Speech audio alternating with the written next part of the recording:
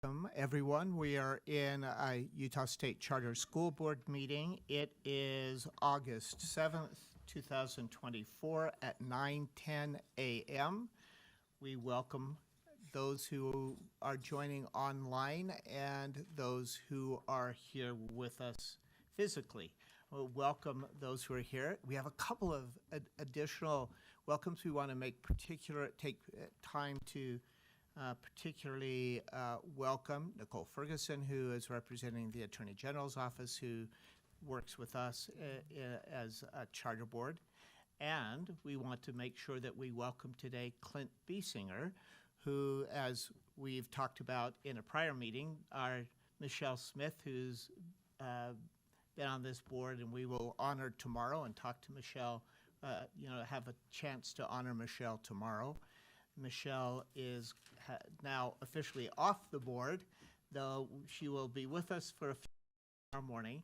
And Clint, Michelle's position. I know because he's going to board, though he hasn't yet been by the Senate. Therefore, when he's not voting, because he probably would like to. Confirmed the end of this month, we hope, and join us officially in September and be sworn in our September meeting.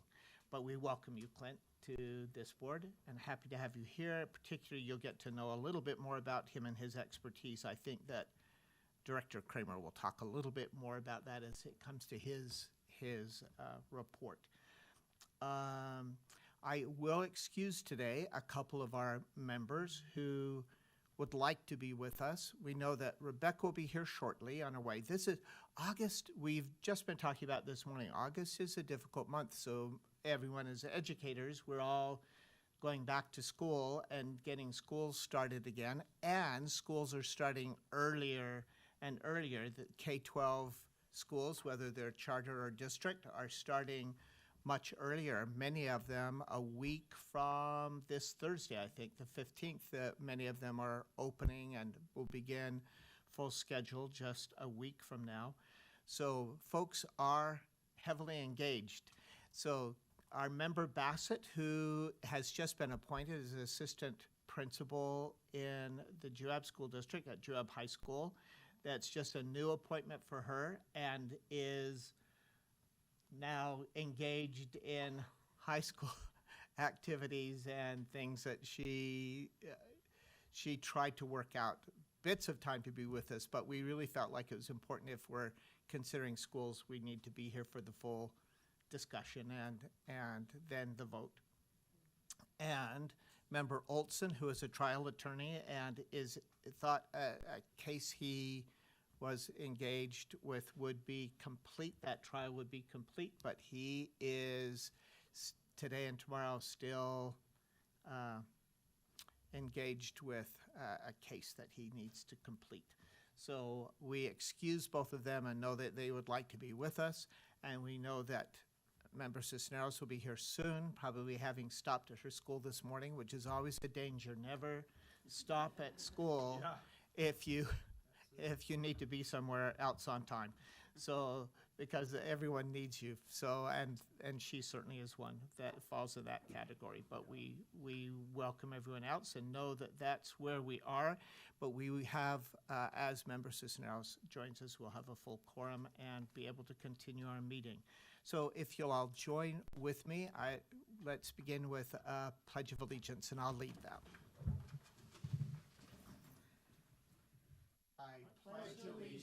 To the flag of the United States of America and to the republic for which it stands, one nation, under God, indivisible, with liberty and justice for all. And this is such a great time to do that if you've all been watching the Olympics. When I saw the flag just now, too, I think of we've seen a lot of the flag, and I think Utah is also cheering for 2035. We loved hosting the Olympics before, and actually we did a really good job. hosting the Olympics, and we're looking forward to that opportunity again. Some of us will be a little older and certainly not skiing, but we will appreciate those who are. So great. At any rate, I don't think we have any public comment today. No, not online or on the, have signed up. We will hold the consent calendar, which appears on our agenda. We're going to hold it for just a little bit so that member Cisneros can arrive, and then we can take a vote on the consent calendar. So we are going to leave that for just a moment. And Vice Chair Phillips is going to talk to us about another important piece of business which we would normally be taking care of at this time of year, close to, but she'll talk to us about that timeline. Thanks. Thank you so much, Chair. It has been the tradition of the State Charter School Board to hold its election for its officers in August.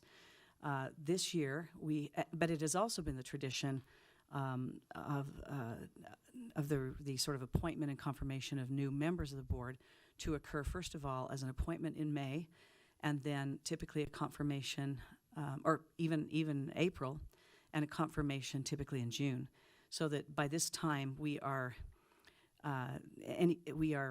replaced any members who have transitioned off or their terms have ended and so on. So this year we have found ourselves months behind that process. I don't know if it's because it's an election year or because the vetting process was lengthier than usual. I'm not privy to that. But we find ourselves happy to have Mr. Clint Biesinger as an appointed member of our board, not yet confirmed and not yet sworn in, to replace Michelle Smith. My replacement, as I'm transitioning off this board as well at the end of my second term, has yet to be appointed and will then need to be confirmed and then sworn in. And we have been told by the governor's office that the appointment will occur in November, which may mean that individual will be confirmed by the end of November, though we do have Thanksgiving we're competing with. So it may be December, and so that new member may not actually be on our board sworn in until January. So you're stuck with me for a few more months. That will get me time, I hope, to finish up a couple things I'm working on with the USPE that are really important to me. And I'm excited for that opportunity, though I am also very excited to pass the baton to the new board member who will replace me. That board member will lead out in a number of areas and will be a great addition to the board. In what this has done, this kind of changed and delayed timeline, it means that a couple things for us. We are delaying our election of officers for this reason. We have a very, very full agenda in August, such that we had to have 2 days of board meeting. That's rather unprecedented. We've done that 1 or 2 times, I think, in the history of the board for this purpose. And very often we've done that in January when we've had full applications and additional legislative items. But because of that, we will... I'm in charge of sort of overseeing these elections, and I am asking board members to begin now considering the following. Chair Bowles is continuing on the board and has indicated his interest in running for chair this year as well. That does not preclude others from throwing their hat in the ring and determining that they too would like to run for chair. But I wanted board members to know that that is Chair Bowles' intention.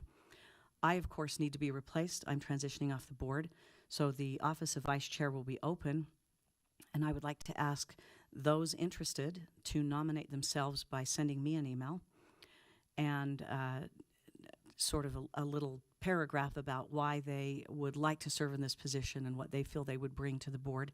So that could be something that ultimately I would pass on to board members in advance of the board elections. The board elections will occur in October. The advantage of that will be that we have a full month and plus to have board members contemplate running for this office and to provide that paragraph and their interest statement, so to speak. And we will also have an opportunity to have Mr.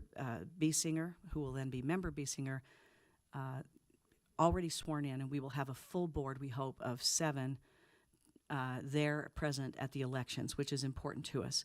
We would love our new member who's replacing me to also have that opportunity, but that's not logistically possible. So we will go ahead and have those elections in October, and again, be thinking about your interest, your ability to commit the time and effort to the vice chair position if you are interested in serving in that capacity on our board. And we will welcome all interested members to vie for that position. Do board members have any questions about that process or the reasons for our slight delay, 2-month delay, which sort of corresponds, by the way, to the 2-month delay in the appointment and confirmation of Mr. Biesinger? Any questions about the process or? Yeah. Do you mind if I just add a couple of quick comments? Absolutely. You might have mentioned it, so if you did, my apologies, but I just had a couple of notes I wrote down. One is that everything that you just said is consistent with the bylaws of the State Charter School Board. And then another is that as vice chair, you lead out on this effort and that you will delegate some of those aspects to the executive director. And so if there is a robust election that's taking place, that I'm happy to support as according to the bylaws and things like that. And then just one other thing that I thought of as you presented this so well, because we're in a bit of a different type of year, right? And it was just that nominations, you can, as a board member, you can present yourself, and then also board members can nominate a board member to also serve. So 2 ways to kind of get into the mix. So just a couple of. I would suggest too, as with other positions, if you do nominate someone other than yourself, that you perhaps consider in advance whether that individual is so inclined to serve, because often we really admire and hope for someone to be in that position, but they're personally not in a position maybe to put in the time, or they have no interest. So just maybe have that conversation privately with someone that you would like to nominate if you are not nominating yourself. But it's an exciting time. We have a great leader in Chair Bowles. We have a lot of board members that I would consider veteran, who are in a position to lead and if not, to contribute in significant other ways. And we have an opportunity to kind of change the flavor, if you will, in the next era, as we have some board members transitioning off and others transitioning on. So it's an exciting time for our board. Thank you so much. Thank you, Vice Chair Phillips, for that update. Yes, Member Spiker. I just wanted to formally say thank you to Vice Chair Phillips, one, for your service, your mentorship, sage and wise wisdom and advice, not just for all of us on the board and the charter school movement in the state, but for me personally. And I'm grateful that we get to work with you for another 6 months. So thank you for being willing to stay on through this process. And would we be surprised if anything was on time? So it's okay. No, we're always on time. I mean, on the bigger. Sorry, maybe that was inappropriate, but I'll still hold by that. So thank you. Thank you very much. And I'll echo that too. I suspect we both speak for all the members of this board to say thank you for being willing to extend. After years of service in this position, it would be very easy to say, oh, thank you, but I can't continue right now. But we appreciate you continuing with us so that we can have a smooth transition and have new individuals in place, and because we all believe in the work of this board and the charters in the state. So we appreciate that you do that. All right. Let's move now to our executive director's report. So Director Kramer, it's up to you. Thank you very much, Chair Bowles. We don't have a projection, and that's okay, because there's only a few slides, and the slides are more to organize the executive director's report. There's nothing fancy to look out in the reports anyways. One thing is to just already look ahead to the next board meeting. September 12th, 2024 is our next meeting. After it is October 10th, 2024. Our new fiscal year is upon us. It's a busy time of year for all of our board members, but your engagement and your service is so critical to the success. And so we don't think we can remind you enough just when those upcoming dates are. We remind ourselves as staff, I know Marie and I, when's the next meeting and all the planning that goes into it. So September 12th and then October 10th. And then, as Chair Bowles mentioned, just a warm welcome to Member Biesinger, who's appointed, not yet confirmed. And so I just wanted to talk a bit about his professional background. And then just personally, we had the chance to have a breakfast together and just get to know one another a bit, and then to hear from Clint too. So we've built that into the executive director's report, is to just hear from Clint as well. But Clint just calls out in his resume that he's passionate, and that is absolutely true. And he's passionate about financing charter schools and help keep the dollars in the classroom, getting those dollars to teachers and other classroom needs. And he has worked in this area, in this space, so to say, for decades. And his most recent has been as the founder and managing partner of Roundtable Funding, and that's from 2019 to present. And they have done successful funding for some of our charters in Utah and out of the state. A lot of the portfolio of what Mr. Biesinger does is outside of the state. But in the state, Benjamin Franklin is a pretty well-known school, one that started years ago, and their growth in Eagle Mountain is one of the Roundtable success stories, right? Because they identified, here's a need, here's how we can help with the funding and the solutions to go into it. Before that, a director at Verpath Global Investments. Before that, a founding partner at Salt River Investments. And so you can get the gist here is that we're ecstatic to get this type of expertise into our board, especially as we work so hard on bonding and financing and buildings and the other aspects of charters.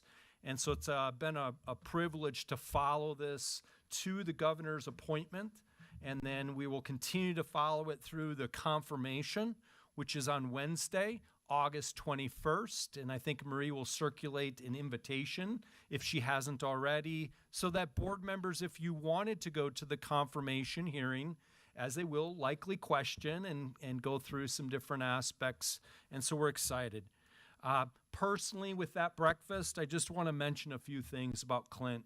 We talked about family for the first 20 minutes.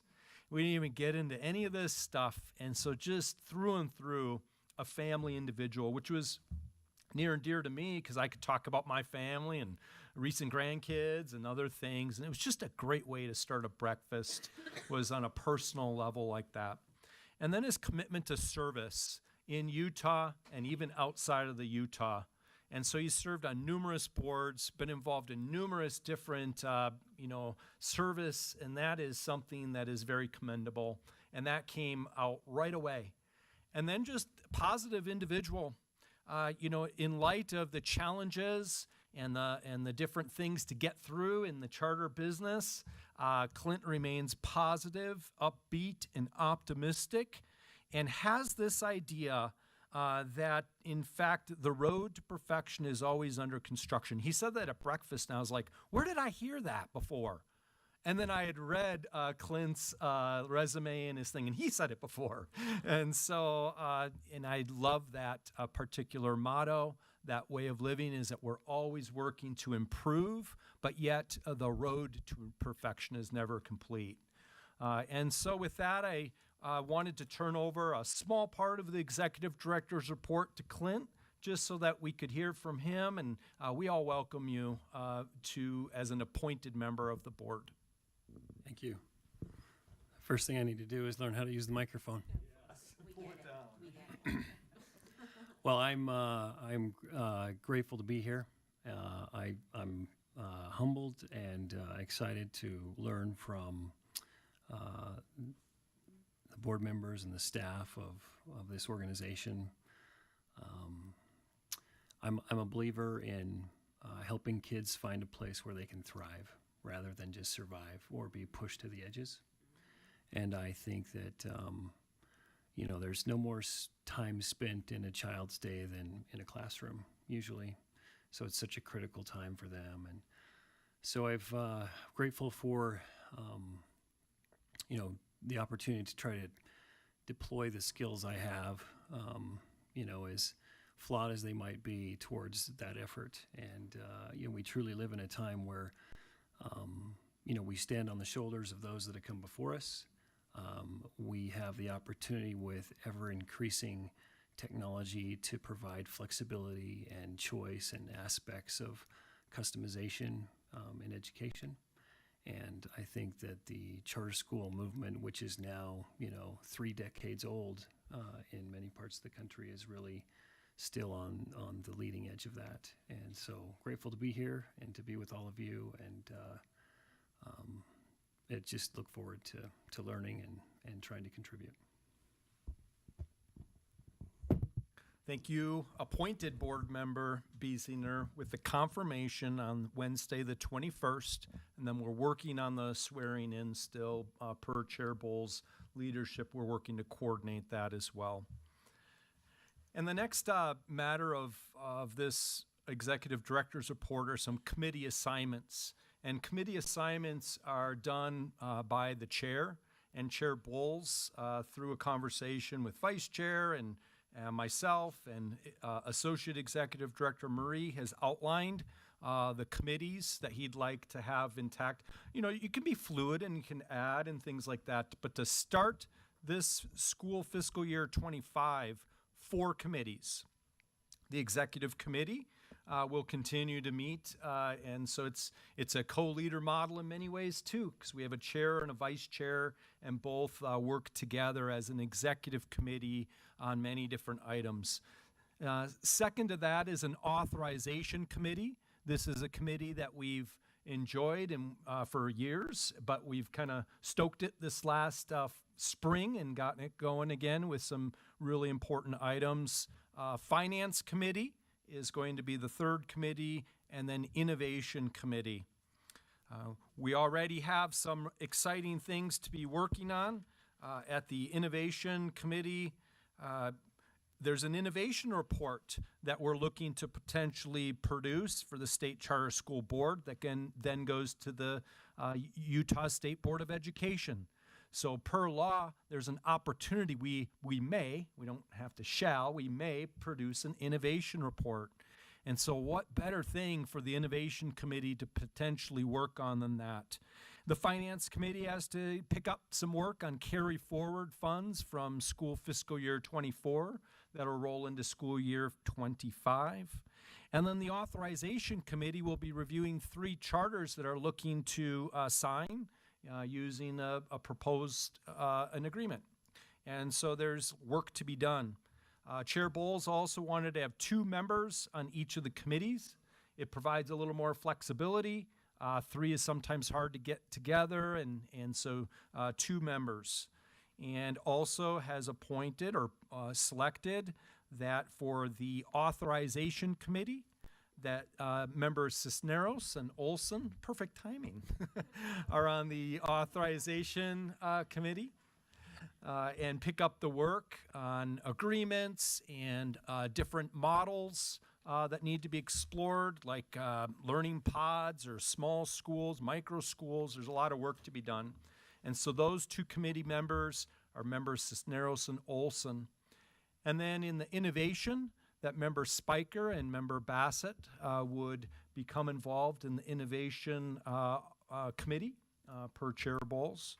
And in the Finance Committee, that be member Biesinger would serve on the Finance Committee.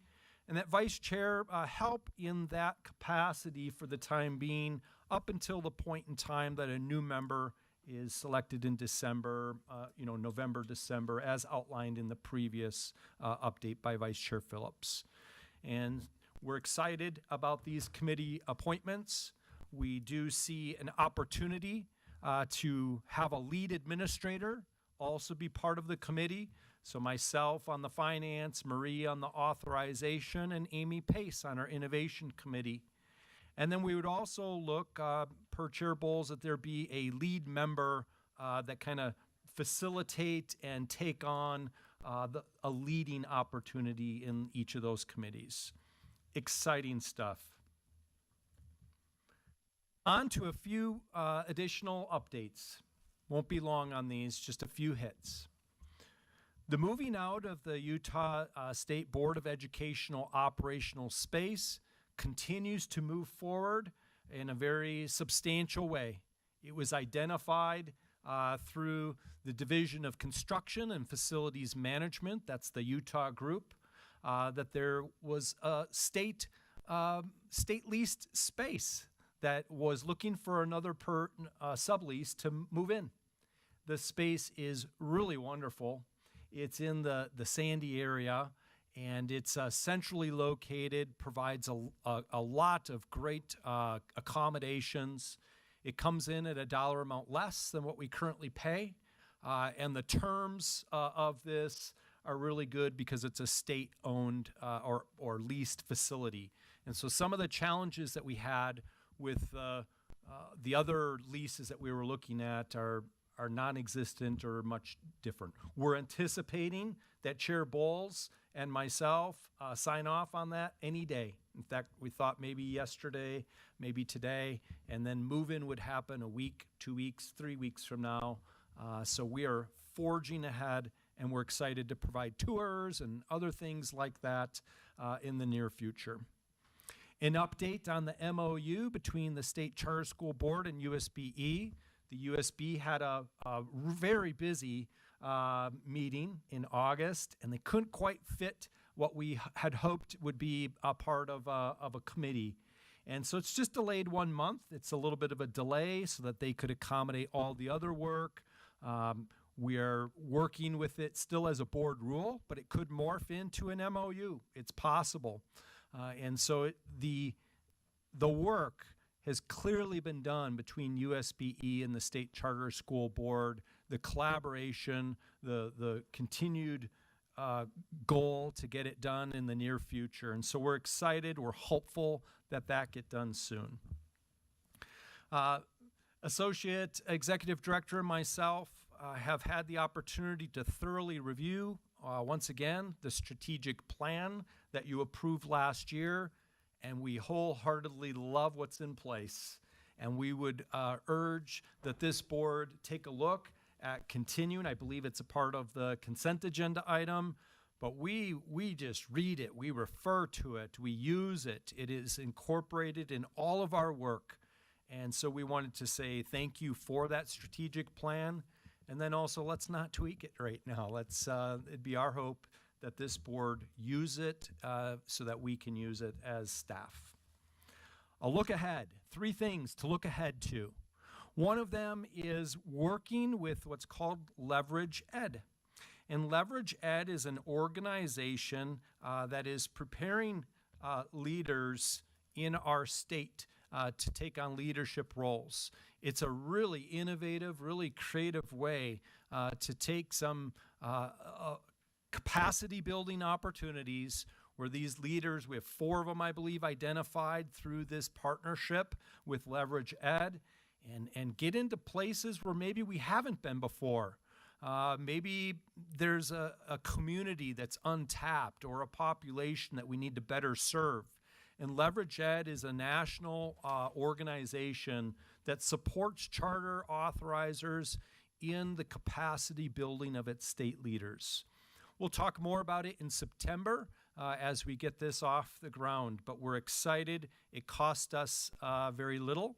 We just have to pay it forward, which works well for us because we love service and we love to pay it forward first. So any leaders that are getting trained through our partnership with Leverage Ed will in fact need to train and mentor and help out the capacity building of future leaders.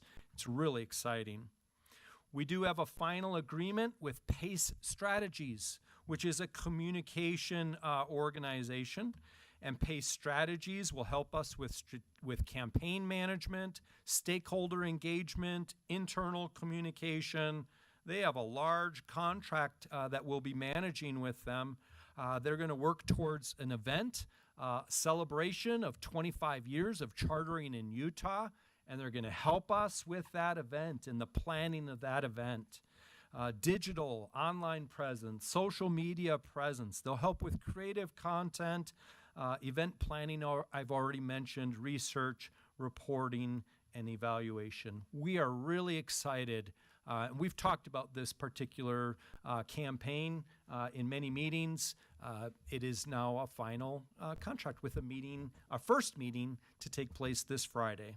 And that's an update that I wanted to provide to this board. And my last update for the board is just that we are setting team and individual goals. And so those team and individual goals, some of them will look a lot like this year's goals because we didn't meet all of the goal or all components of the goals. But one that we anticipate that you will see in both team and individual goals is a real commitment to the processes that we use as the State Charter School Board. Reviewing our processes, picking 6 to 8 important processes via Traction, which is a book that we're using and a study that we're using. How do we do this so that all of us adhere to those processes, right? And so we know we have good processes, especially for things like a proposal and for our application, but what are the other things that are near and dear to us that we need to document? And we know that is very likely to be a team and individual goals for fiscal year 25. Thank you for providing me an opportunity to give an executive director's report. And if there's any questions or comments or anything else, Chair Bowles, I will turn it back to you. So a lot going on. Thank you, Director Kramer, for that report. We have a lot going on. As you'll see too, throughout the state, not only among the things that Director Kramer just talked about, but we have through this today and tomorrow 7 groups who are interested in now opening new schools and would like to do that. And so we are looking forward to hearing those presentations, having read applications from all of them, and we're looking forward to it. Before we do that, I want to acknowledge that Member Cisneros has now been able to join us. We already talked about, we know this is a busy time when you work in a school and trying to balance everything, and we so appreciate her making that happen for us today. But let's go back now to the consent agenda. As we have a quorum, we can take a vote on that if we choose. If this board chooses, there are 4 items on that consent if you'll look at it. Any concerns with the consent, anything anyone wants to pull from it or comment? Member Cisneros. Chair, as you'll notice, Itinerant Early College High School's governing board has requested that their bylaws be updated. I want to just put that as an administrator at Itinerant. However, that was a board decision, not anything that I'm directly impacted with if you need my vote. So I'll ask if any member of the board has any concern with Member Cisneros voting on that item.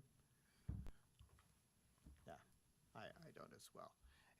She's not making a financial decision or something that will affect her individually. So let's look at those 4 items. Do I have anyone else, a discussion or motion from any other member? Yes, please. In terms of the bylaws being proposed by Itinerant, those bylaws are simply coming into compliance and also promoting best practice. So it's almost a just pro forma improvement to their bylaws that, again, does not present, in my opinion, a conflict. Yeah. Meeting schedule, just updating to code, yeah. All right, thank you for that clarification too. All right, any additional comment? If not, I'd entertain a motion.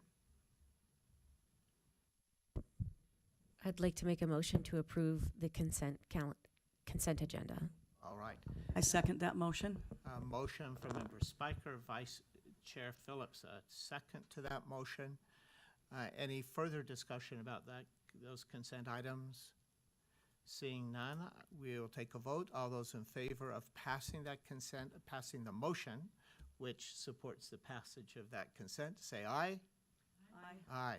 It's unanimous. So the consent agenda items are passed. Let's now move to what we've all really come for, the exciting part of starting to hear about schools. Yes, ma'am. Before we start, we are going to be relocating because we can't get the projection to work All in right. here. So, we're gonna go to the room that's behind the front desk right here. Marie knows where we're going. But you'll All right. need to just gather your things and, Do you want to do your introduction in there just prior, or do you want to do it first Yes, before we they've move? got us all set up with technology and streaming in room 156. It's right behind the main desk. So we'll relocate over to there. And IT has apologized for the interruption to our meeting today. We do want the schools to be able to show their videos and, all right, let's move and then, as we, in here, that's not gonna happen. Yes, it's been streamed. Great. And they'll get us switched. Would you like us to? we just can't get the monitors. Yeah, let's grab our nation. Grab everything, yeah. Take two. Audio's good enough, right, Nicole? Yeah, I think we should be okay. How are you? Very good. From the Utah State Board of Ed indicated that prior to the meeting starting, that, I thought we were saying the microphones, but all we were doing was coordinating through that, there wasn't anything else. So, bring some of that in a text, but I only got it. Towards the screen. Okay. I only got it just now, but I couldn't think of any problem.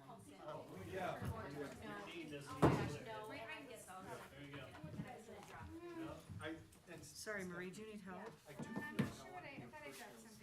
Maybe it was just. I thought something, it sounded like something just banged against the table. Make sure you're good. Okay. How are you? Good, how are you? Very good, thank you. Amy, the basket is on the bottom of the cart if you want for Kurt and the. Okay. Okay, so nobody here for me on Zoom today. Oh, thank you, sorry. No, I'll bring it in for you. Dessert Carrie did not. He's listening, because he's texted me a couple times, which was great. I love to hear from him. Let me get this through. Oh, sorry. Sorry. Amy, I saw the email about Cambridge. Sorry. So, I don't remember one thing that was in any way inappropriate. Oh, no, did he think we did? so I wanted to give you a heads up. Yeah, so that he knows. Yeah, and I would Anything we said that make it more like a 30-minute instead of a, 15-minute instead of a 30-minute in September. Yep. Sorry about that. No, it's okay. It's on the agenda, we can talk about. Kind of really a lot already, Yeah, so I don't know if we need that. okay. Hope we got it.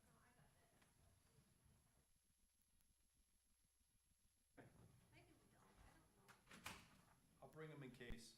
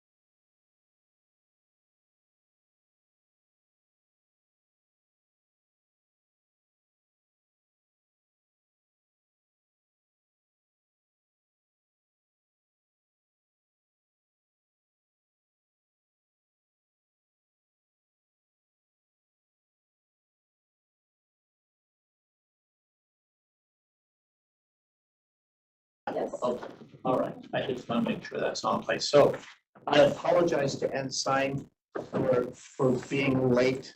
We really worked hard not to do that, but as you can tell, not completely under our control today, but we apologize that you're having to wait to get started. We'll try to catch up for others during the day. But as we begin, we are still just as excited to hear from you. So having read the proposals of 7, we have 7 proposals that we've read, we've looked through, and now the opportunity to hear from the schools. And Director Stephenson is going to talk through the process. Yes, so we'll do a quick overview just of the SCSB authorization process, and then we are excited to have Ensign here with us today. So far, what our applicants have done, all applicants watched our 8-minute video about an intro to public charter schools. And then all of our applicants have a one-on-one meeting with the State Charter School Board staff where they submit questions, and those meetings take about an hour where we get to know them and kind of design a custom plan of what we need to do to help support them and meet them in their goals. With that customized support, sometimes that looks like groups want to check in every week. Sometimes they say, we will turn in our proposal in June and see you then. And so it's really customized to what each group would like to have support-wise and how they feel like their needs can best be met. Our applicants, all of them, had their proposals complete and turned in on time, and then they have completed a video introduction that you'll get to see today. This quote is kind of something to keep in mind as we hear from our groups. It says, proposal writing is an important skill. Much of your success will be determined by how well you can convince others that the work you want to do is worth doing and that you have the ability to accomplish that work. So again, in our proposals, what we're looking at is this an idea that is worth pursuing, and is this the group that can make this happen? So this isn't the final step. So if they are invited to move forward today, each of those groups, or I guess technically tomorrow, when our board makes that decision, what happens next is that each of these groups will then attend a mandatory post-proposal boot camp. That's when we give them the big introduction to all of the different departments and sections at USBE and all the movers and shakers they need to know here. We continue to provide that customized support, making sure that they feel like they have the people they need to connect with and the questions answered, however they best have those needs met. Their applications will get completed and turned in November 1st. And then they also will begin having pre-operational training and workshops that they'll be attending. And then that decision where the board decides actually if they would like to charter this school occurs at our January 2025 meeting. So for today, it's just evaluating those proposals. If this is something that you would like to hear more about, if this is a group that has that capacity to bring that idea to life and to be a successful public charter school.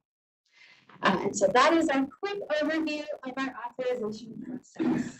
I would love to now introduce you to Ensign, Chair Bowles. If you would like, I can continue on or send it back to Let me you. say just 2 things. One, it's a reminder, it's important, and Director Stephenson already said it, but remember that this is a time also, if there are things that you want to comment, we may say, please move forward, but you may have some things that you want them to work on to hear the full proposal. If you're invited back in January, these are some things that we're interested in hearing a little bit more about. Would you please complete this? We know that this is maybe a work in progress at this point. And so there may be some things that we will say, these are some things, and everyone's taking notes about those. These are some things that we're interested to hear a little bit more about as well. So just know that that's where we are. This is not, they're ready to open tomorrow. So this is a step in the process. So let's invite the Ensign folks. This is the advantage. We all get to be around a table closer together and being in here, and ask if you folks would like to come and join us up at the table, and then we'll watch a video together and then have some discussion. And a quick, just staff review that we'd also like to share, just as far as a quick staff analysis. So we'd like to introduce you to Ensign Leadership Academy. As far as the technical components of what they put in their proposal, this is a classical education model, and they're looking to locate in the Lehigh, Saratoga Springs area.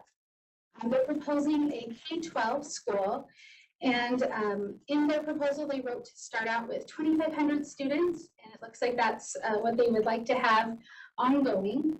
They aren't asking for any waivers, and this group is a 5-member board.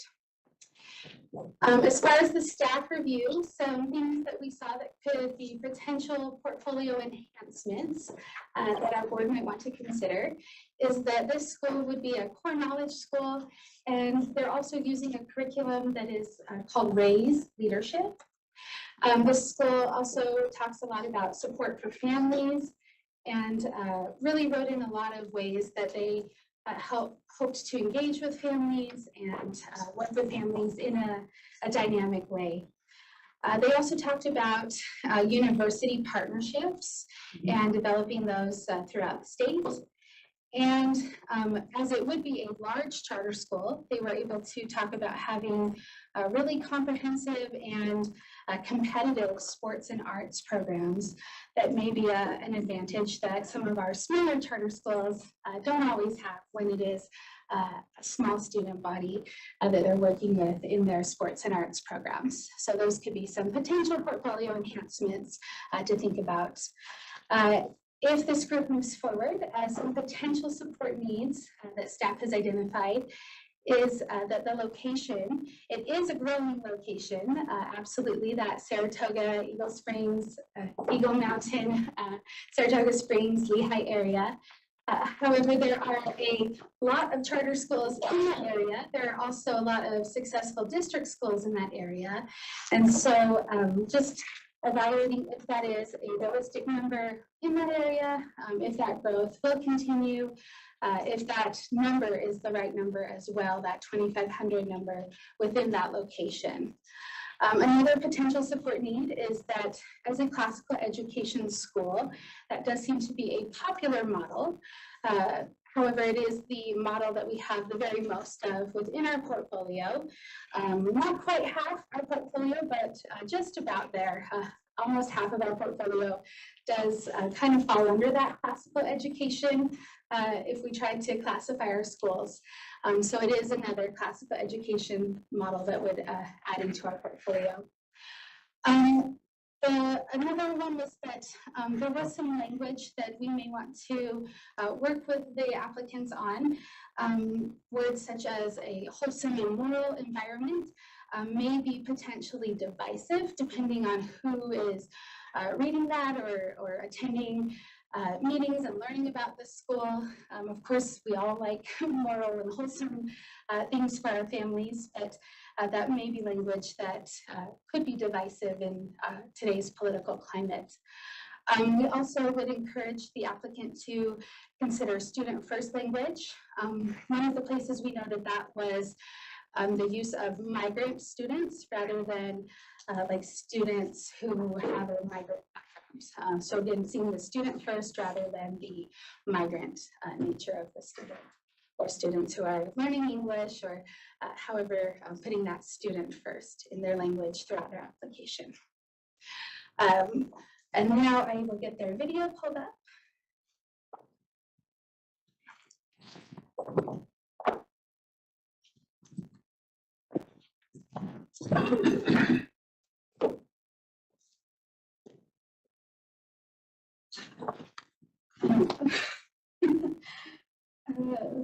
Jerry close by still. Nope, I will. Jerry's gonna be sick. They did play well beforehand. Maybe it's playing anyway. No, it's playing, but without attended video and audio. Yeah, we would have hoped for. I do know we had it playing earlier, so I'm not sure where our problem is coming from. Let me stop sharing for a minute and see if we can get this resolved here. My apologies, board.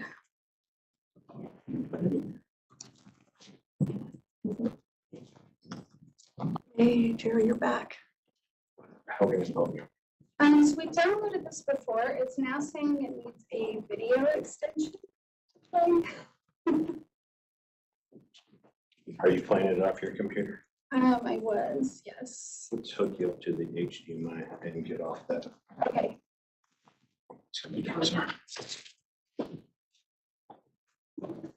This is your, where's this one? No worries. Actually, it makes those of us in education feel a little better that this happens to all people because, you know, right when we're in the middle of teaching a class It or. can happen to Jerry, it can happen to. That's everybody. exactly it. That's exactly it. I Very can't tell you so how many dumb. times I've been teaching in the classroom and the tech doesn't work. And you're going back to old school. Luckily, I took up. I always had an overhead projector in the corner of my room, Oh, yeah. always. You know, I actually was joking with some of my students that absolutely, I remember learning how to make my own overhead transparencies in my tech and education class and when I was in university. And that was the tech to learn how to make our own overhead projection transparencies. And I thought, oh, especially when I had a fresh pair of transparency markers, I could add all kinds of glitter pictures to them. I stopped sharing because I realized you. You know. You're right. I did my own projector breaking. You're younger than I am. I had threading a 16mm film projector. That's it. Right. I might have had that. Or how about the mimeograph? I was gonna say, I photocopied that way. Smell. At the beginning. Yeah, purple on your fingers. Socrates opposed the technology of his day. He didn't allow any of his students to take notes or to read manuscripts. They needed to look into his face to get the true. He had to be the deliverer. Can you imagine what he would think about? Well, they had incredible oral memory. That was a skill. Violated his rules. And that's how we know about Socrates. The dialogues. The deal, the detail of Socrates is only because Plato violated his rules of no manuscript. And this is that savvy student saying, I'm violating your rules like Plato when I check my Instagram. Celebrating right now. After the fact too, because he remembered. I think I heard something similar as I was listening to somebody talk about AI and how folks are feeling about AI. Can you imagine? Oh, no, Jerry's can you imagine if, you know, that really the idea of writing was blasphemous, that it was cheating to write. And now we're like, Well, the interesting thing about the ancient world is reading and writing weren't necessarily taught together or as collaborative skills. So you had people who could read, but couldn't even read. You know? You do? Yeah.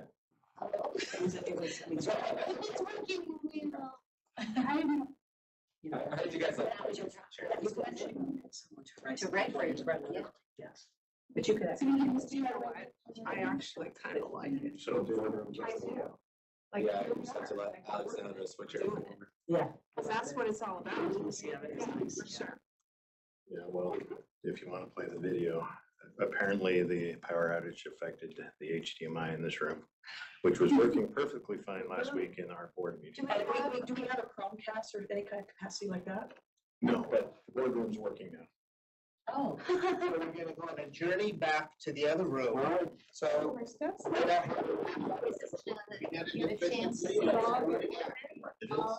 So, This is the first time this exact thing has happened. the perfection is under construction. You're the man of the hour with that. You know, I didn't get my exercise in this morning, so I'm starting.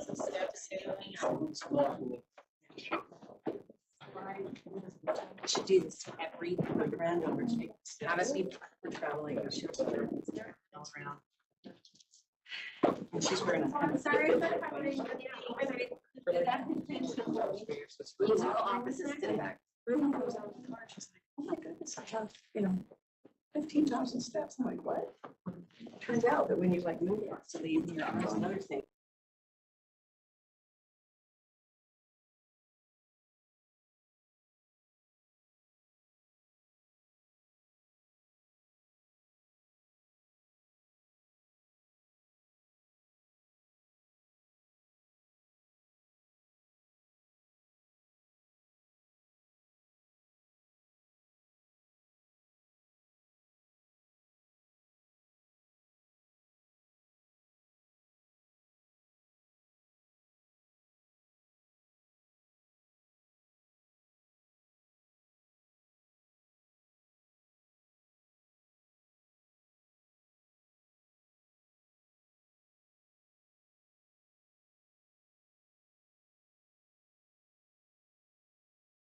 About the flag, so thank you. You're welcome. Okay. I have really short legs. Like Lily Tomlin.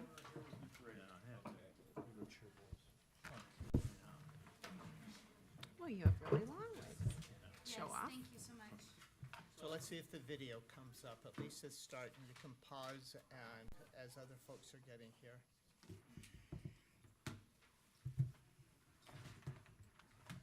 Would you like a mint? Please. You can dig in there.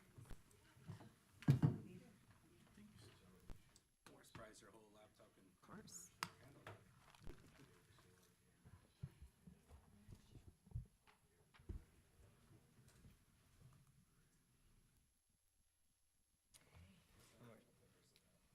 Marie's making sure it comes up, so. Yeah, so this is helping us get our steps in, right? That's what Clint was just saying. That he needs his steps today, so.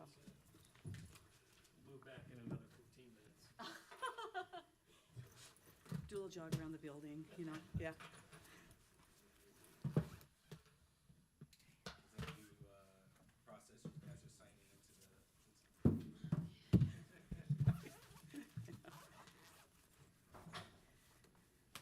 Somebody said, you guys are so patient, and we're like, oh, we're teachers.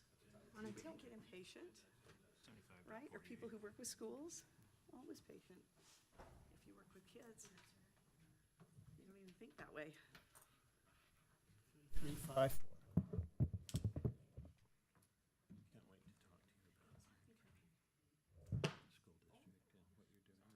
I did that earlier, actually. The table just moves. Do not know. Whatever, yeah. Looked at our scores. Could be anything. But that's really important. Okay.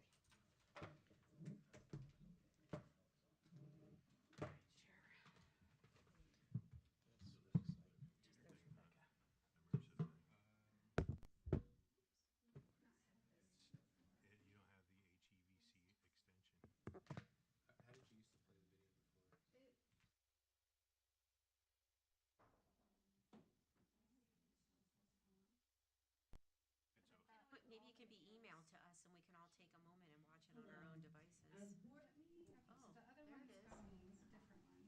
there it is. It's a good sign, though.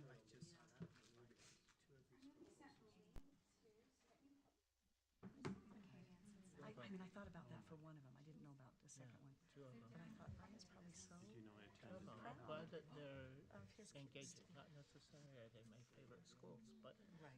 but I'm still glad that they are jumping in. Isn't that fun? I want to see that.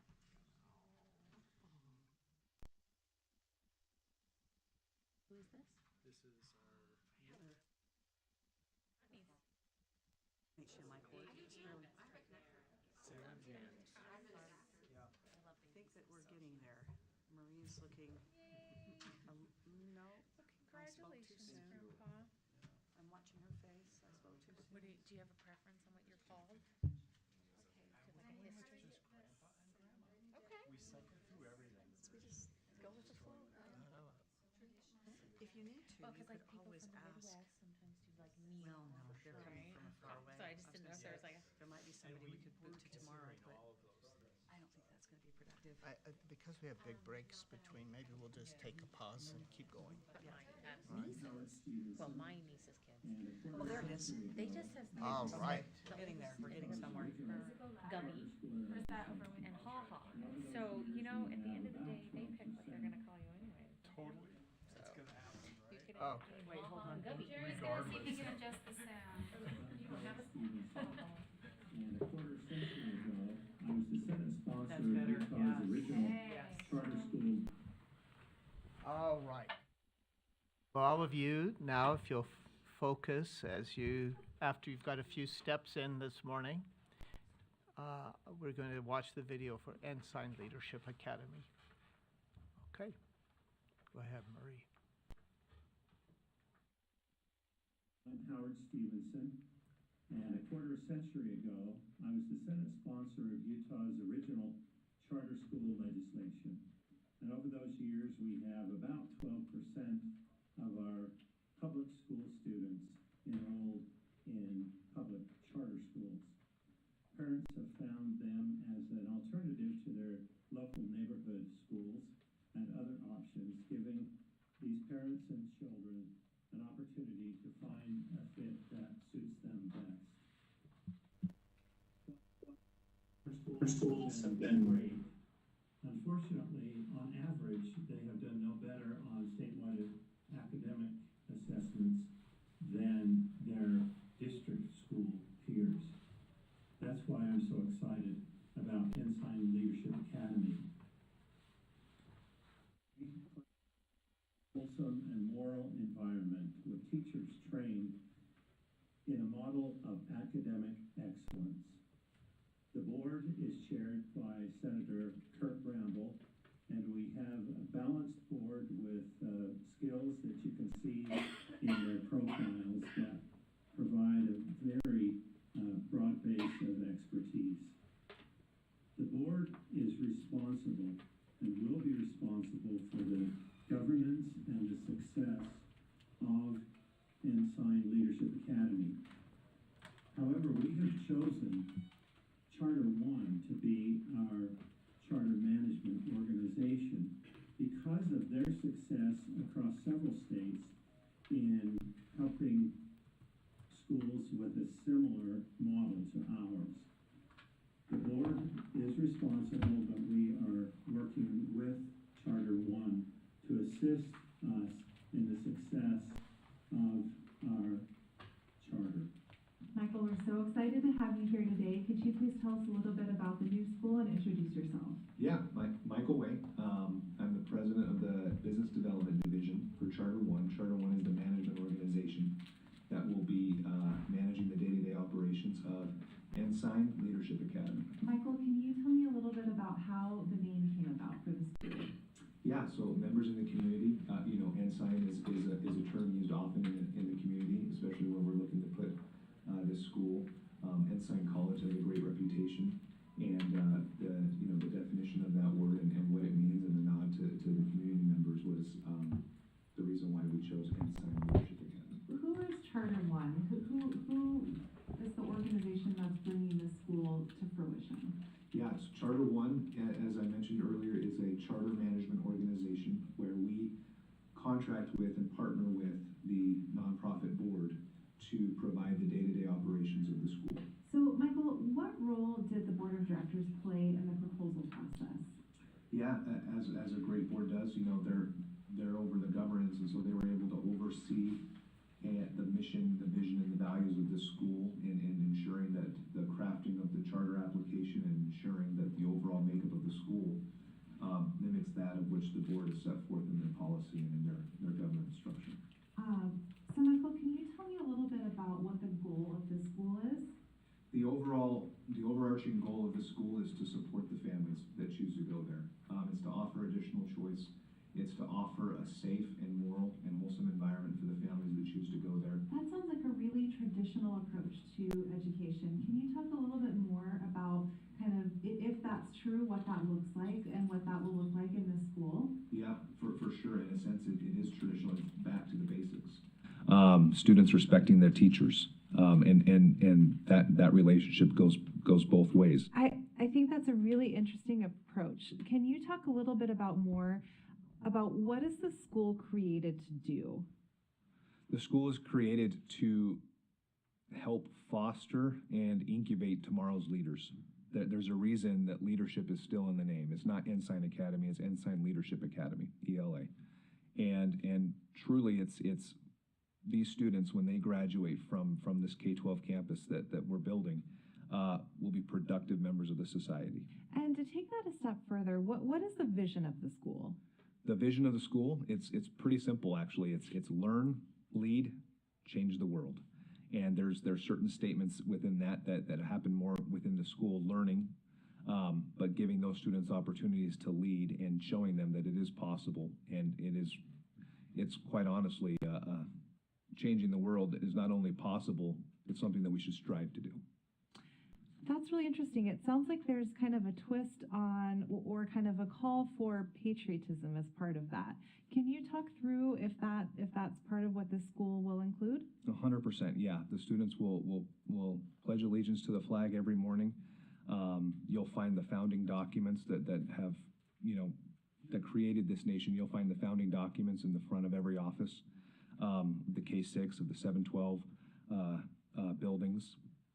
And honoring our tradition and honoring those individuals that literally gave their lives for this country. And can you talk through some of the reasons why parents would choose Ensign Leadership Academy?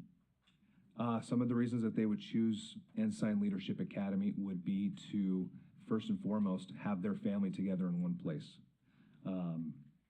Big brother and little sister both going to the same campus. Yeah, they'll be separated, but the family is together, which really helps with school pride, which really helps with ownership of the school and knowing that your family goes to that K-12 campus.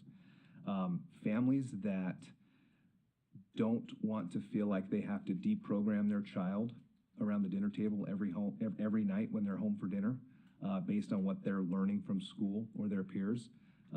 Having the understanding and the comfort that what their student is learning is academics, and what their student is learning is something that they won't have to deprogram when they get home from school.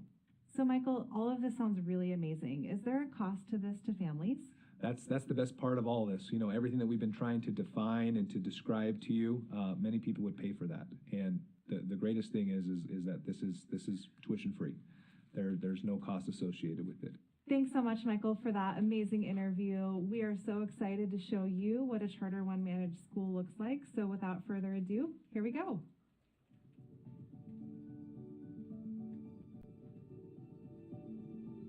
Whenever you walk onto the campus, you feel the love, you feel like we're all connected. There's always smiles going on, and they're always laughing and just happy.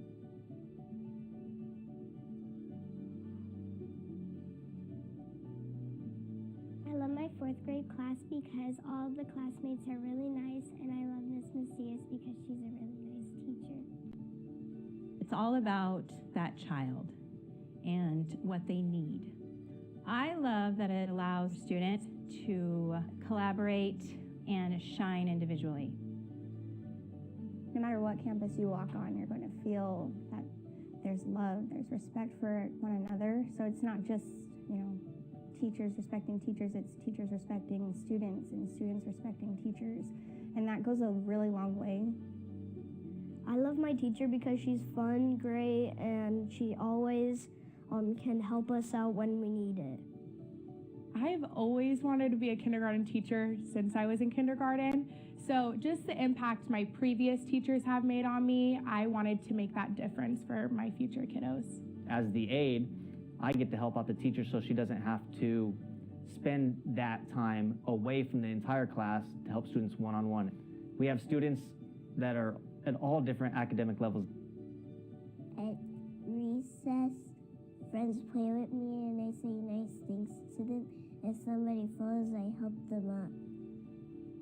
A leader to me means that being respectful and having accountability and integrity and service and excellence and all the raised values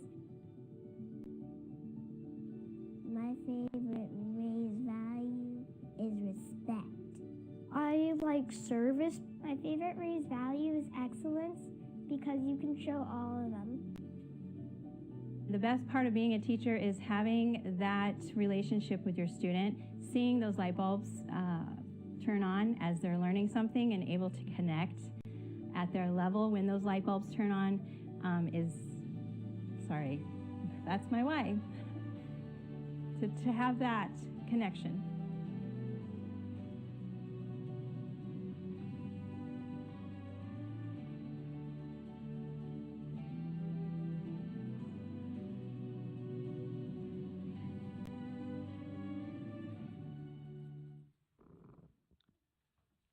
Thank you for that video. We've read applications, the video giving us some clarification. Now's the time, board members, that we can talk to and ask questions. If you have clarifying questions or you want to ask for some response from the folks who are here today from Ensign Leadership Academy. Of course, we know one of those members really well, but I'm going to have them each introduce themselves so you'll know to whom you're addressing your questions. If you would do that, thank you. Yeah, you just pull the mic towards you, turns it on. That's all you have to do. Everybody looked at me. I'm not on the board. I'm helping them as a consultant, and I am the contact person. Tell us your name. Matt Throckmorton. Matt, thank you. I'm Howard Stevenson. I served in the Utah Senate for 26 years, 2 generations of school children. And my focus there was on education improvement. Nearly 30 years ago, I was the Senate sponsor of Utah's charter school legislation, together with Representative Brian Allen and Mike Leavitt. The governor was also supportive. When we started, charter schools were woefully underfunded compared to district schools. And over the years, we improved that, so now they're more on par. We also didn't anticipate this board. The state school board reviewed all of the applications, and it was just too big of a lift given all of their other responsibilities. And so this board was created. And it was mentioned earlier, the pathway to perfection is always under construction. And I can tell you that this board has had its ups and downs. It's been in the news in ways that we wish it hadn't been, in having to deal with situations with charter schools.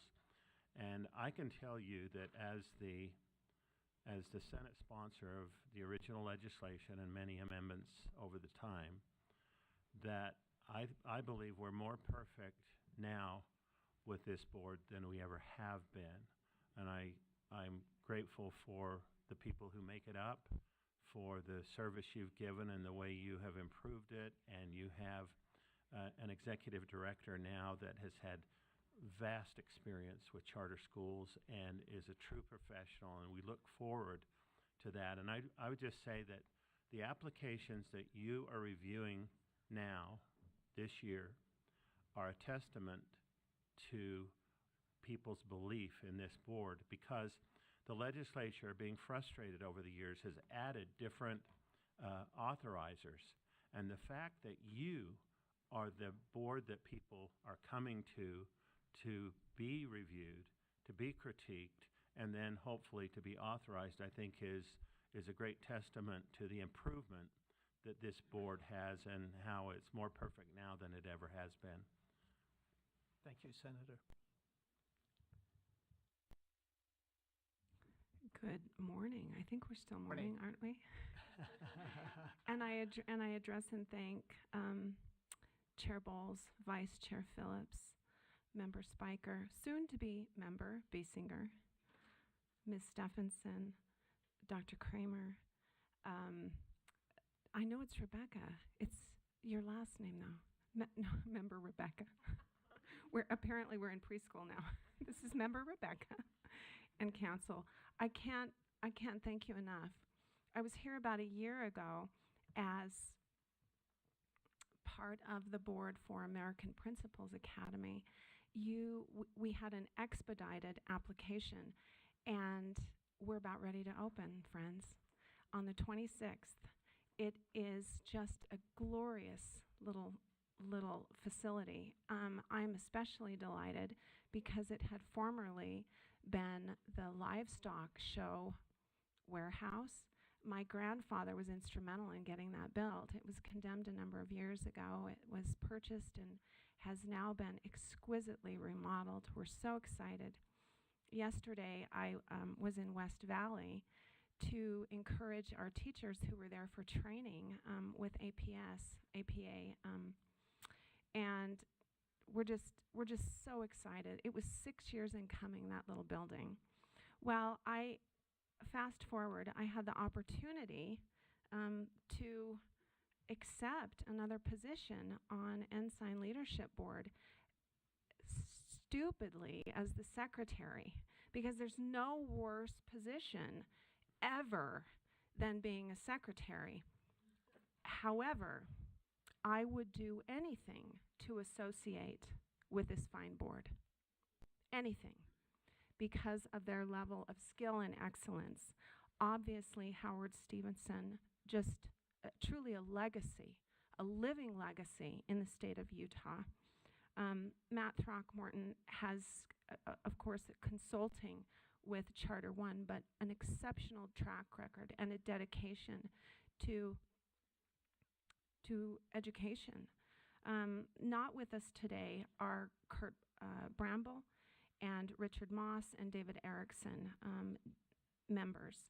David and Richard will be here tomorrow. They had hoped to join in, but with IT problems, they're not able to make it today. At any rate, when I was approached to join the board, I couldn't say no, even with the secretarial responsibilities. I had to join this team. All that being said, I'm actually on the Iron County Elected School Board. And in fact, it was really interesting, Doctor, it's Spiker, is that how you pronounce it? You asked me a year ago what I would do to bridge. And my answer was then, and it is now, anything that it takes. Because every single kid matters. Every single student matters. I personally see the future of education, especially given statute that identifies parents as the primary educators of their children. I see, as Howard envisioned more than 30 years ago, that charters are the wave of the future. And I speak as a 27-year classroom veteran from a public high school, nationally ranked, with my overhead projector in the corner always. I opened up Advanced Technologies Academy with a remarkable team, New Design in Education in 1993. We ended up becoming nationally ranked, always in the top 100 magnet schools, usually in the top 50, sometimes in the top 10, and with some regularity in the top 1 through 3. I have given my entire life to education. My own background involves special education as my son is on the spectrum, and I fought aggressively for over 10 years to make sure people with disabilities have the accommodations and the dignity that they deserve to be educated to reach their full potential. That's a long introduction, but I felt like I had to justify why I'm back here a year later, only because I'm working with such a fine group of people, and I so believe in charters and bridging the charter and community-public connection. Anyway, thank you very much. Thank you. Thank you for those introductions. Now turn to the board for questions you might have, clarifications you might require. Go ahead, Mr. Biesinger. Thank you, Chair.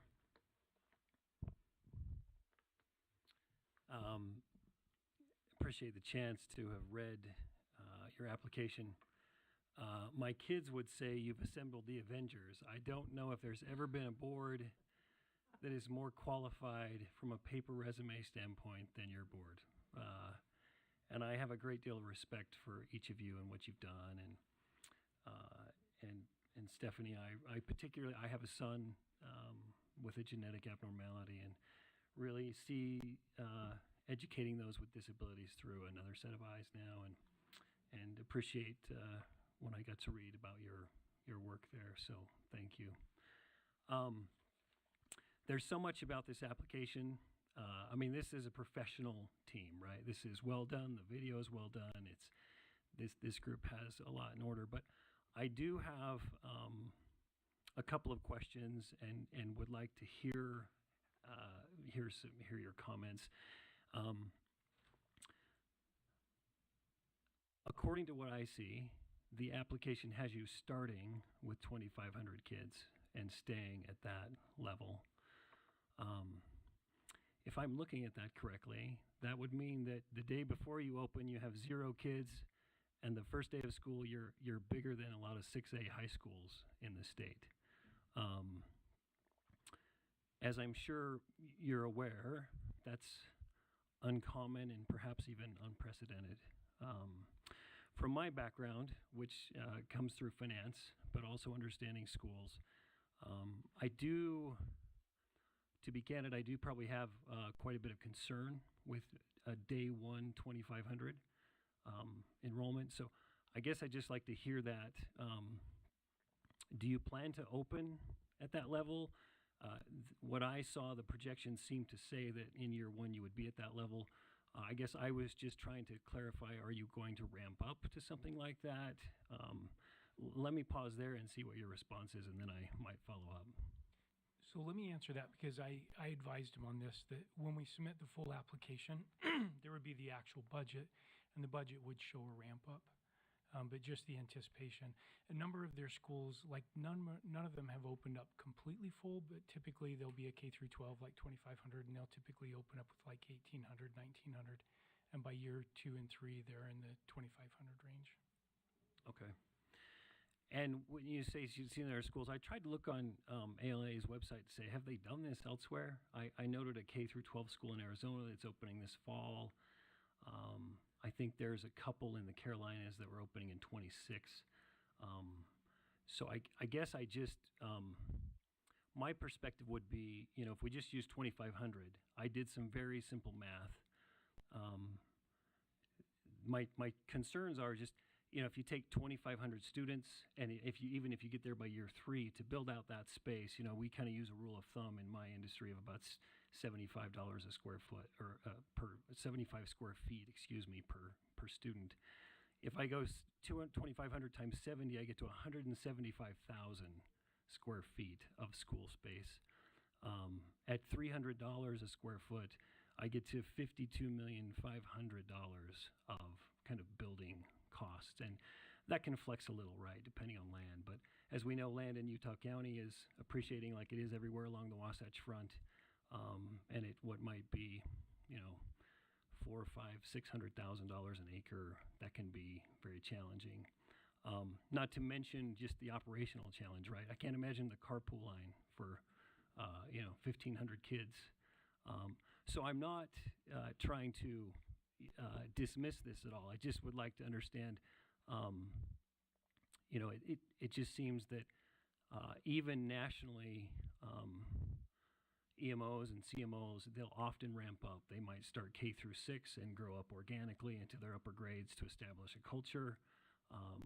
They want to dial it in. They want to get it right for the kid. They want to develop that and kind of walk before they run, maybe. So I guess I'd just like to hear the board thoughts about those kind of concerns that I have and might be shared with others. Really quick, like we can give examples. I don't know if it's appropriate to name names of schools, but when they're approved for 2,500 and they show up for 1,800, yes, the pickup drop off is quite the scene for the first 6 weeks. But it's shocking. Like I've been in charter schools for 20 plus years, and the big charter schools that I had done prior are 600 or 700 students, and you hold your breath at that size. Most of them in the South, they tend to be 150, 200 students. And so when I first walked on the campus of an ALA school, it's always shocking. But their model fills up, and they've been very successful. You mentioned some of the costs. Some of their facilities are in that range, and when you have that student population, it covers the tab, and it's part of the success, right? Because if you have the facilities, you can do a lot of the things that attract families. And, so you kind of scale them both up. So, but we can demonstrate all of that, in the full application. We can show the model, show the growth, show how it's all worked out. Also, the financial risk of paying for the building, of course, is handled by Charter One. They're the ones who bear the risk of the financing of the building and that kind of thing. A new board has no credit rating, can't get financing. And so I've often said throughout the history of charter schools in Utah that it's the building owners that are carrying the risk, not the charter school. And so the fact that Charter One is willing to do that and to build out a 2,500 facility, which is about half elementary and half high school separated, that as a board, we're not worried about it because they are the ones carrying the risk. And hopefully someday, as in the case of so many charter schools, they finally get a credit rating and are able to buy the building themselves. But I don't know that we will ever do that. I'd also like to point out something else about Charter One. As you know, most charters in Utah have a charter management organization that handles the back office, the finances and the compliance and all of that. This is going to be different than that because they are not only going to be handling the back office, but they're also going to be assisting with the day-to-day educational offerings of the school, the training and all of that. So this is a more robust charter management arrangement than I think we've ever seen in a Utah charter school. Great, thank you. I have a couple other questions. Can I finish my thought? Sure. And then Go I don't want to dominate, but thank you for that. I'm curious, did the board come together and seek out an organization like Charter One, or did Charter One kind of look at this market and the potential and try to assemble a high-quality board? It's kind of a little of both. I, several years ago, was in Arizona. I consult with Arizona State University on educational issues, and I took an opportunity to tour the Charter One schools there and was so impressed with the climate, the student respect for one another, the wholesome and moral environment that, as was mentioned by Ms. Stephenson, that may make people question, oh, is that really PC? And I tell you that we own that, because what I saw in Arizona with the Charter One schools was something that I would want for my grandkids. And so it was kind of a little of both. But their success across the nation, not just in Arizona, but in the Carolinas and other places with this model, is a big part of the reason that I wanted to be on this board. A little of both. I like the idea of classical education. I like that. I've already referenced that I was at Advanced Technologies Academy in Clark County. And despite the fact that we were a technologies-based high school, where we really got on the map was because we ended up, over the course of a number of years, moving into a classical model. And, it's worked for millennia. And I love that. I appreciate that there are more than apparently 40% in the state that fill that model. I think that's true because it works. It's the history of Western civilization, and I love that. I have known Matt Throckmorton since high school, and we talk shop a few times a week, don't we? Maybe, well, or text at least. I mean, I'm insufferable at a cocktail party. Well, I don't drink cocktails, so that's a problem. But then I'm always talking education. And, you know, like, and I loved it when we had to move. I loved it when we had to move into that room. I thought, oh, we're going to do it now. We're going to like get on this. We're going to do it. And somebody's going to pull out the overhead projector. At any rate, Matt and I were talking about this, and I said, I love it. I love it. I want to be part of that. Can I be part of that? Howard Stephenson, are you kidding me? Kurt Bramble, are you kidding me? I mean, I'll cook a casserole as well as take notes and produce minutes and all that stuff. So I think a little bit of both. I think it's just, I think great things happen when people are really earnest and good models exist, and I think they collectively find one another, and I just feel fortunate that I get to tag along and take notes. Does that answer your question a little bit? That's great. I just have one more question, if I could. Not as common in Utah, but definitely common around the country. Charter management organizations, which are nonprofit, and education management organizations, which are for-profit. I believe Charter One is an EMO. How is the board? I've seen these organizations provide great support, and I've also been at times feeling like, you know, I just feel like a lot of dollars are leaving the classroom for a big development company, and maybe not being accentuated on behalf of kids. So I can see how this goes both ways, and it sounds like in your research you feel like this organization has a great track record. But I guess I'm just curious, how has the board negotiated fees with Charter One, and is that a per student? Is it a percentage of revenues? Some of those things are kind of common in the industry. They add up to be pretty big, especially if you're going to times it by 1,000 or 1,700 or 2,500. So I guess I'm just curious what the board's understanding of that is, and what your posture is about that. They actually haven't got to that point, but as you know, like there is a standard fee, and something also, I've seen this with other, you know, CMOs and EMOs. Most of the fee goes back in services, right? So instead of a school hiring their very own curriculum director, they have a team of, and a data team as well as an academic team that provides supports. You know, at times they'll fly out to the campus, but they have weekly meetings. There's also all the HR. I mean, it's just a full service. And so most of the fees go to hiring staff who provide all those services back.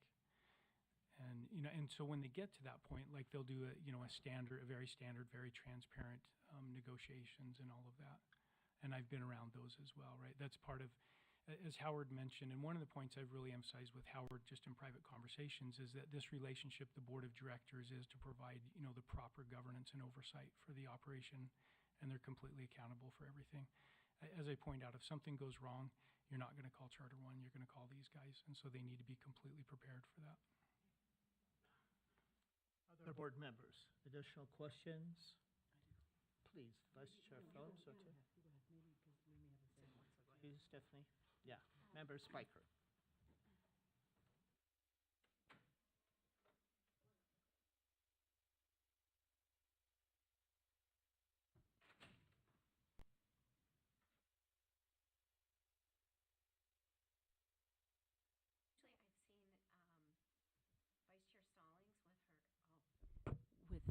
The screen, and I bought it for this meeting, and I left it on my desk today so I could, but I guess thank you. Those were some of my questions as well, so I appreciate those, the line of questioning, and I appreciate to all of you being here. I had a chuckle as you mentioned the Avengers, as like, this is a powerhouse team, and it speaks to also your understanding of really the power of the charter school movement and what we can do. I just would like some clarification, and I think we heard in terms of the mission, in terms of a moral and wholesome environment, which again, I'm a parent, I completely agree. I'm also an educator, and there was just, if you could help put this together for me and help me make sense, there was a point in the video that as a career educator and as a teacher educator at Weber State University, to hear on a video in the State Board of Education that one of the goals of this school is to deprogram to ensure that we don't have to deprogram our children because of what they're hearing in classrooms every day from their teachers. I have to share personally and professionally, I thought that was awful.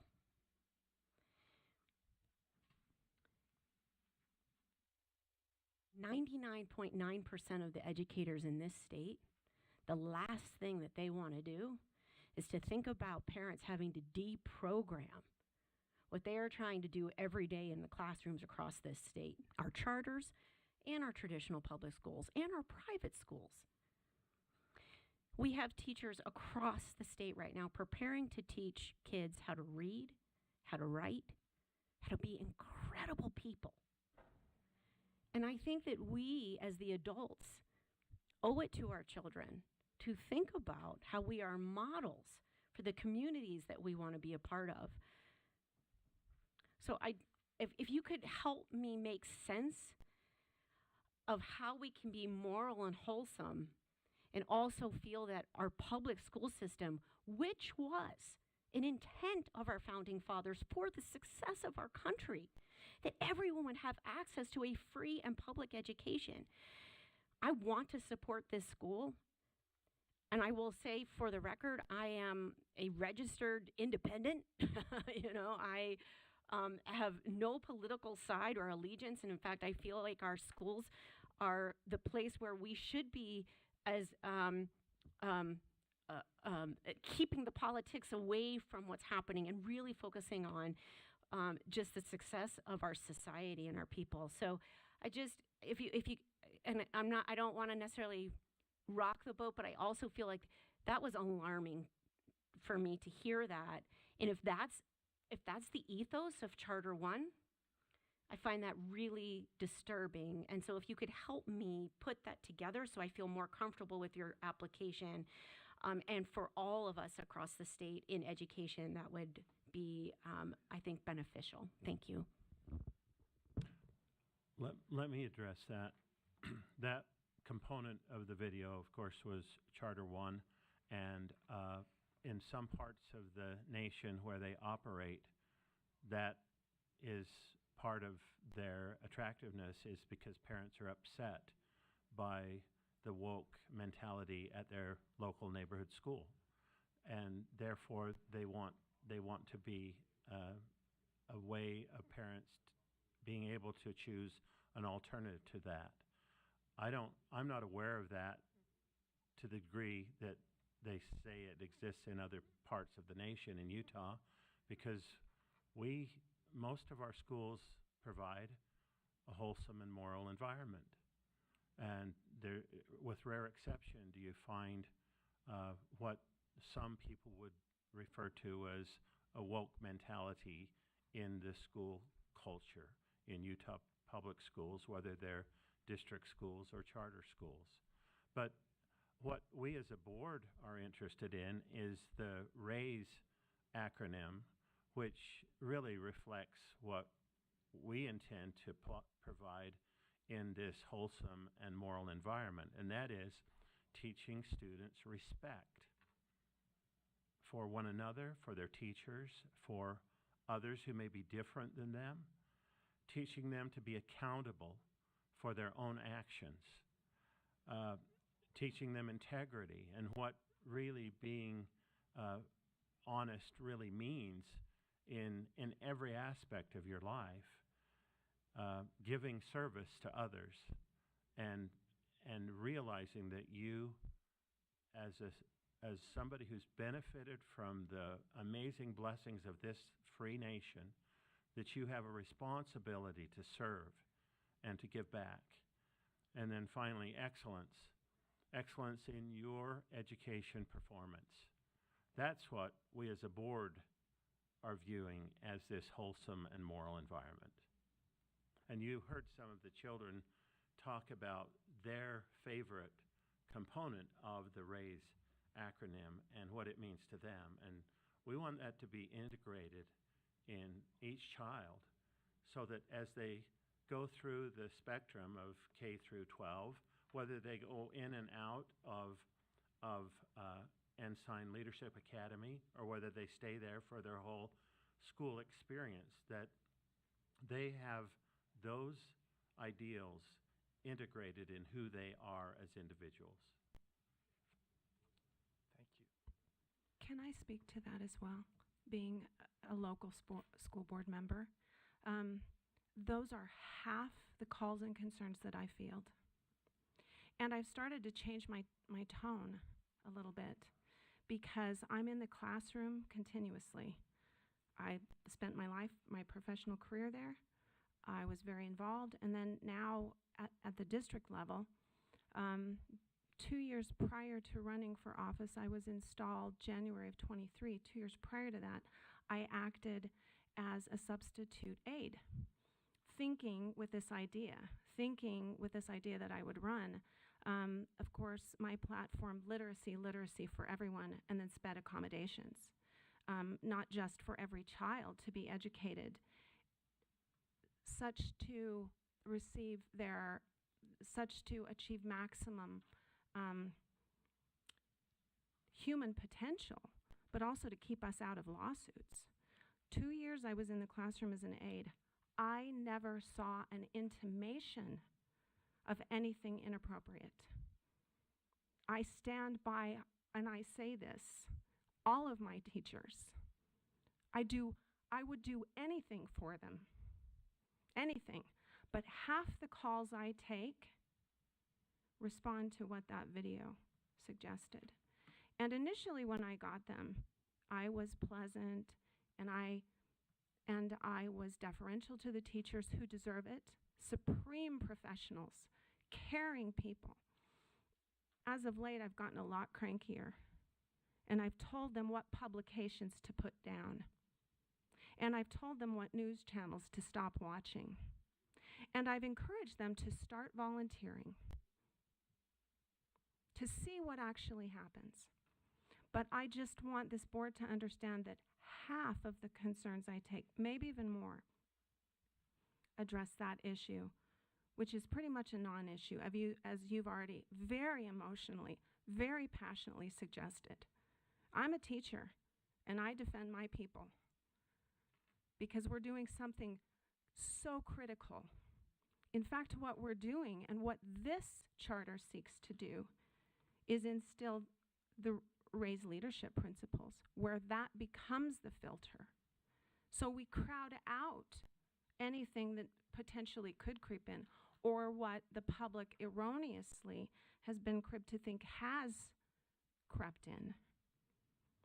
I appreciate your concern, and I want you to understand, though, that as a public servant in that arena, this is a real concern, and we see it in the media. And I don't really buy it. I think there are these select cases, but I couldn't agree more with Howard and with Charter One's idea of the leadership principle. Anyway, thank you for letting me address that. Yeah, no, thank you both for your response. Oh, please. Yes, ma'am. Yeah. So, Mr. Way is one of those who's having technical glitches, so he can hear us, but he's not able to participate. They tried to turn their camera on and such, but he just sent me a text and he said that that use was completely misunderstood. It was, their focus is on, they want to have staff members that were not engaging in those types of things. And so, and if I can just add from my own observation, Charter One and their schools have had every challenge that every public school has, bathrooms, all of that, and they handle it so incredibly well. Like they had a situation, I don't know if I should say this, but they had a situation with, a prom queen situation. And, they've got 20 plus schools, thousands of families, and it went all the way to the top. They paid that attention to detail. They didn't just say, go handle it, just say no, and that's it. It went all the way to the top, and they talked to the family, they talked to the student, they talked to everybody involved. They found a really appropriate solution and just completely respectful. And one thing with their raised values, if you were to watch the video again, which you probably won't because you have 8 of them to watch, right? In the background, you'll see on the wall, all throughout their buildings, you'll see these chevrons, right? There's 5 chevrons, and that's respect, accountability, service, integrity, service, excellence, which is actually the core values of the United States Air Force, which Rebecca's got dialed in, as well as the Civil Air Patrol. But you'll find that these raised values, they aren't just hanging on the wall. They're in their core documents. They're embedded in their lesson plans. They're embedded in their student handbooks, parent handbooks, staff handbooks. And whenever there is a problem, to include that situation that I mentioned, they always say, respond using those 5 values. How was respect not upheld? How was accountability not upheld? And so, they're fully engaged in that. And so I hope that helps the understanding. Thank you so much. And I'm aware, I know time is of the essence, and I do want to say I so appreciate that. And I do not, I don't feel that's your intent behind what was said. I think that we can all agree that this is a really interesting political time for us. And unfortunately, our schools have become one of the battleground areas, unfortunately, for our children. And so I think that we just have a responsibility to think about the language that we use, how we choose to partner, who we do business with. Because again, I agree. I think you might be getting half those. I'm not surprised. And I can also tell you that the majority of the fears of the students that I teach at Weber State that are future teachers are afraid of those parents. That is why they're leaving the profession. That's why 50% of my students are quitting teaching in the first 5 years. So I think that we just have a really big responsibility to think about the language that we use. And for heaven's sake, there are bad doctors, there are bad lawyers, and there are bad teachers. And it's 1%. So I think we just want to be aware, and I think that's feedback to Charter One and their marketing materials for people that are educators, just as much as often something that somebody that's on the far end liberal side might say something that is misinterpreted. I definitely misinterpreted that then, right? So there's lots of room for us to understand that there's misinterpretation on both sides, or all sides, really. So I think ultimately we're all here for kids. We're all here because we want to make a difference in education. We definitely know we can do better and want to be better. And so thank you for being here and addressing my question. And thank you. You all know my passion point. Thank you. Could I add one final thought? May yes, we sir. move on for just a minute, Yes, sir. Matt, if you don't mind? And then if you still have that at the end, we'd love to hear it again. But I just want to try to make sure we're trying to catch up in time a little bit, if that's all right. So Vice Chair Phillips, would you like to? Thank you. And I think my comments are going to be more focused on the idea of what I would like to see should you be approved for the full application, because there are some things that I would like to see clarified or perhaps adjusted for me to feel confident about looking at a full application or when the full application would be looked at. So the first thing I want to say is, because of the board capacity and because I do think that even though this is a classical model, that combining it with leadership and with the sort of civic characteristic or civic value instruction is a nice grouping, that I would be inclined, and particularly because you described excellent curriculum also with regard to your character instruction, with regard to your core academic instruction. And I really like the idea of taking the core knowledge sequence through high school. I think that is innovative as well, even though it's very classical, and it's a lot like, in that regard, like some of the other schools in our portfolio, because that is actually true. I'm a person who will probably never worry about how many schools we have with classical education. As you know, I'm a Latin and ancient Greek teacher and ancient history teacher, among other things, and so this speaks to me, and I like the art component. The things that I would like to hear more about, and then two concerns I have. I'd like to hear more about your partnerships. Is your partnership with Arizona State SEOP, is that going to be expensive? Is that going to be on top of some of the other fees that you're already paying for the management company, as well as for the use of the proprietary curriculum? Utah Valley and I did not look up Park University, but Utah Valley, when we partner with our public universities, it's a different kind of partnership. But when you're partnering with an out-of-state SEOP, I'd like to hear more about that if your application goes through. I'd also like to hear a little bit more about who has developed your 9 through 12 core knowledge sequence, and if it's just, you have great capacity on your board. With Stephanie as an educator, and her connections, that's going to be a great a great resource. But I would love to know whether that's done and you're just tapping into it, whether it's something that you'll put on high speed if you are approved in January. The two concerns I have parallel a little bit Mr. Biesinger's concerns in one regard, but the first concern I have is your discussion about pedagogy is sort of all over the place. The Socratic method is wonderful, but how would it be? And it's. I want to concede that any pedagogy is, to some degree, a combination of pedagogies in any school. I understand that very well, having been a teacher for nearly 4 decades before I retired from the classroom. But a Socratic method is very different from direct or explicit instruction, and the inquiry-based instruction is also, particularly coupled with STEM, is also very different from the Socratic method.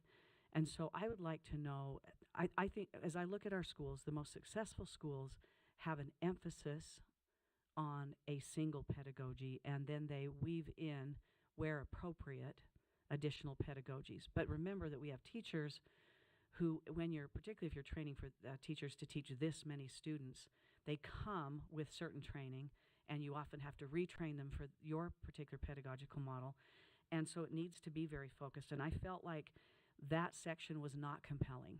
I would like to, although each of those pedagogies can be very successful, I would like to see an emphasis on at least one, or possibly a primary and a secondary, particularly going with your curriculum that you've already very, very well described, certainly to my satisfaction. And then like Mr. Biesinger, I'm very concerned about the 2,500 students. I think that's unrealistic given the history of enrollment in our charters. I'm not sure we've ever had a charter school in the state ever come close to that in year one. Even our online all-state schools have not ever come close to that enrollment. So that would be completely unprecedented, and I'm not sure it's realistic. I would much rather see something that is graduated or a stepped enrollment schedule. Certainly, we have had precedent for 1,000 students to be enrolled. That's happened. And I think that you need to consider two things that may not have been true in the past in describing this board. And we appreciate the recognition from Senator Stevenson that we have intentionally improved our processes, our culture, and our purposes.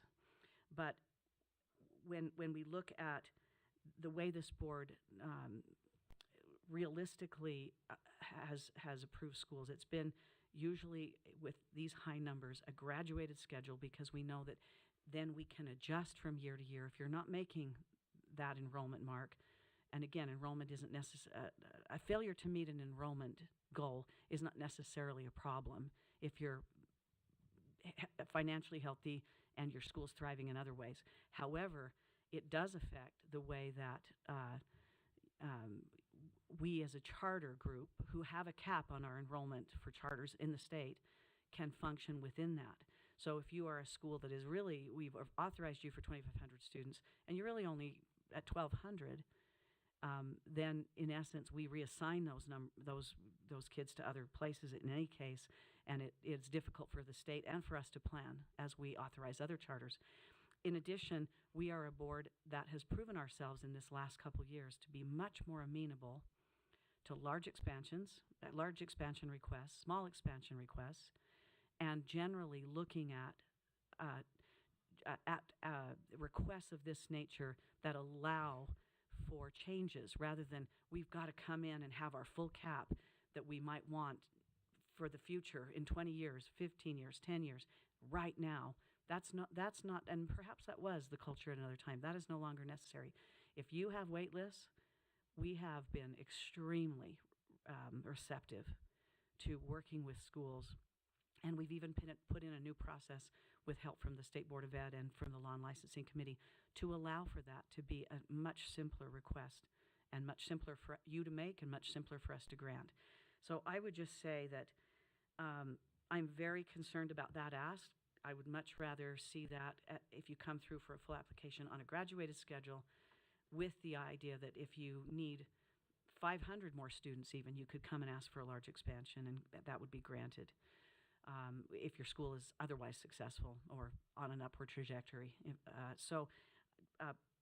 Please just take my comments for what they're worth. They're an effort to say, on the one hand, I really like and I want to hear more about this particular model. I've, as one board member, I don't speak individually, but just in this context, I would like to see this as a full application. But I would like to see the improvements in the areas and that I described in order to feel confident about pushing forward that full application. Ma'am, could I just say that 2,500, it's 100% on me. When they were drafting the proposal, I'm like, just do the max amount. And then when you submit the actual budget, they had planned already to stagger it up significantly. And so that's 100% me. But the Charter One and the board, they had planned so that. Let me add that to that as well, if I could, just briefly. Charter One, one of the schools I visited in Arizona, of their many schools there, of this footprint, was not fully utilized as it came on. But the risk of that is on Charter One, not on Ensign Leadership Academy. And our budget is funded on the number of students who show up. And so we would rather have the facility built complete and not start with a small facility and have to add on, because that's part of the beauty of these schools in Arizona, is that they really are wonderful functional buildings that serve 2,500 students in K-12, and that's on them if we don't get our 2,500 in the first year. That's on the capital side, of course, Senator. Right. And we're also thinking the operational budgets as well, which can be difficult. So what our caution is, and I think that's why everyone's mentioned it, and it was number one on my list as well, that 2,500, because when you see it in an application, it looks like that's exactly what you mean, not we'll adjust it later. It becomes problematic if we're trying to help a school to be successful. So we're saying, if you move to a full application, will you relook at that? Because if your finances, operational as well as capital, are based on 2,500, it feels unrealistic based on our experience. Can I just make one quick comment? I appreciate the comment of Charter One taking the risk, but in about every lease agreement that I've seen between the actual school and the developer or management organization, there is a long-term lease, and that lease does have increases in the years ahead that are stated and final and anticipate enrollment growth. And so while I do think it is good by the board to maintain flexibility and transfer the risk of any sort of building to the charter management organization, or EMO in this case, in the real world, I just would really advise the board to review that carefully and make sure there's flexibility in there versus just a self-created lease path. Because the challenge with schools is not that we have a lack of passion or a lack of care. It often comes in the financial modeling. And if you build a building that you would have to build that would be so big when interest rates are no longer 2% and 3%, but now they're 8% and 9% and 10%, schools just get into trouble very, very quickly, and they find themselves taking too much of their budget going towards a facility and not being afforded towards salaries and operational support. So I just echo these comments and would ask you to review that very carefully. I appreciate that so much. And all of these questions, the board will be traveling to Arizona in September, and we will take these kinds of questions and concerns with us, because we need to have answers too before we enter in an agreement with them. And that's our intent, of course, is because we have a lot of experience among us having done this, that we really, our intent is to try to help schools to be successful and not start off already in a deficit or in a problem. So that's our intent. Vice Chair Phillips, any additional comments? Member Cisneros, any questions? I'm going to go through two or three just really quickly too, that if you were to move to a full application, these are my concerns. We already talked about the 2,500, because if your finances are based on that number, it can be, that sounds very problematic to me, and I'm not sure the school can be successful based on what we know relative to how individuals register. Now, not to say that Saratoga Springs and Eagle Mountain are not growing. They are. And that's sure. You just have to drive down Pioneer Crossing one day and you know how jammed that area is. It is just jammed. But a market study is more than just, are there numbers? A market study also says, is this something individuals in this area want for a school? Do they want this school? That's part of the market study as well. And I'm not sure that you have been to that market and said, just because we build a building doesn't mean it's going to fill up. You know, it's not Field of Dreams in all cases, right? But it says, will it fill up because also folks want this kind of a school in their community? So that's part of it as well. So I'm interested in that if you have talked to the community to talk about the kind of school they're looking for, in addition to the numbers we know that are there. You've kind of talked about what a Charter 1 school is, and this is just my own side note, which I know we do all the time, but I always have this little bit of state procurement laws say that if you're using state dollars, we build a school, but then we go through procurement to have individuals maybe that we hire to do the school. This feels always to me like cart before the horse. I know we do it. It happens, but it's kind of like another entity is driving really, and it doesn't match our purchasing and procurement law. So that's just my own concern. So something to think about how you work through that. I know that you're using a lot of E.D. Hirsch work, which I love as well. His work is primarily, and I think Vice Chair Phillips said the same thing, up through K6, but I'm not hearing what does that program look like 7-12. How does that cultural literacy, that work that he's done, continue up to what is the curriculum beyond that point? I have an understanding of what that is, K6, but it's really, individuals would need to know what that is through the full K-12 program. I know these are kind of random, but you also have to teach teachers. Some others said that as well. There will be teachers who come from university programs who don't know that.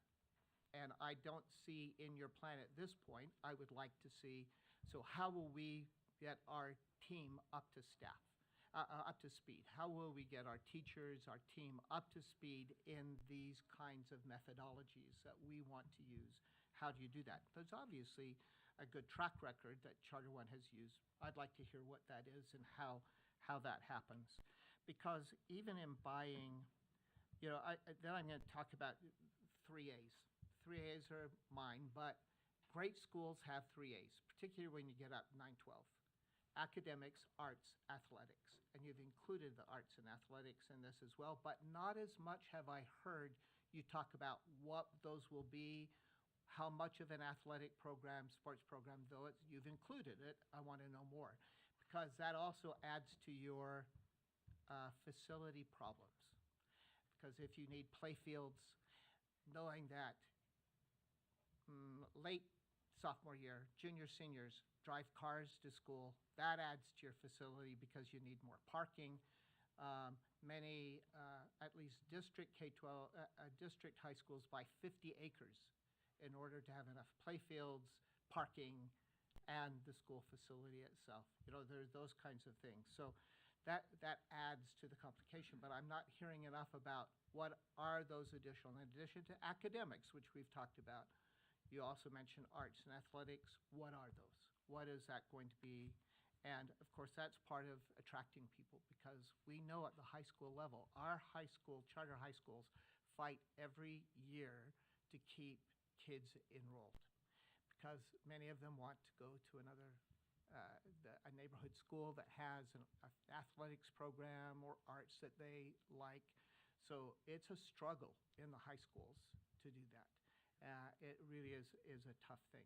I'm a little bit, I have a doctoral student right now writing a dissertation about that very issue, so it'll be kind of interesting to see. But I also was interested about the partnership with Arizona State University. I love Arizona State. When I was on the WestEd board, last name of B, I always sat next to David Berliner, who's emeritus Arizona State University professor, one of the nation's great educational leaders and scholars. But we in Utah kind of like our Utah things as well. We're kind of picky about that. And we haven't really taken something from other states into Utah. I just have to feel comfortable. Also, what will that look like?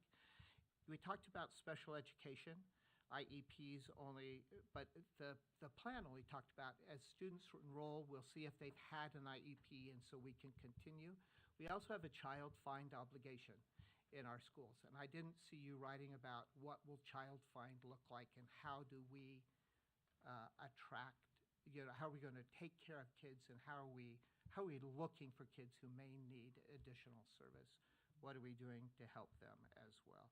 I think those are my major concerns, and there are all kinds of things that can be addressed eventually, but those are things I would look for in a more complete application. That's all. Yes, Vice Chair Phillips, go ahead.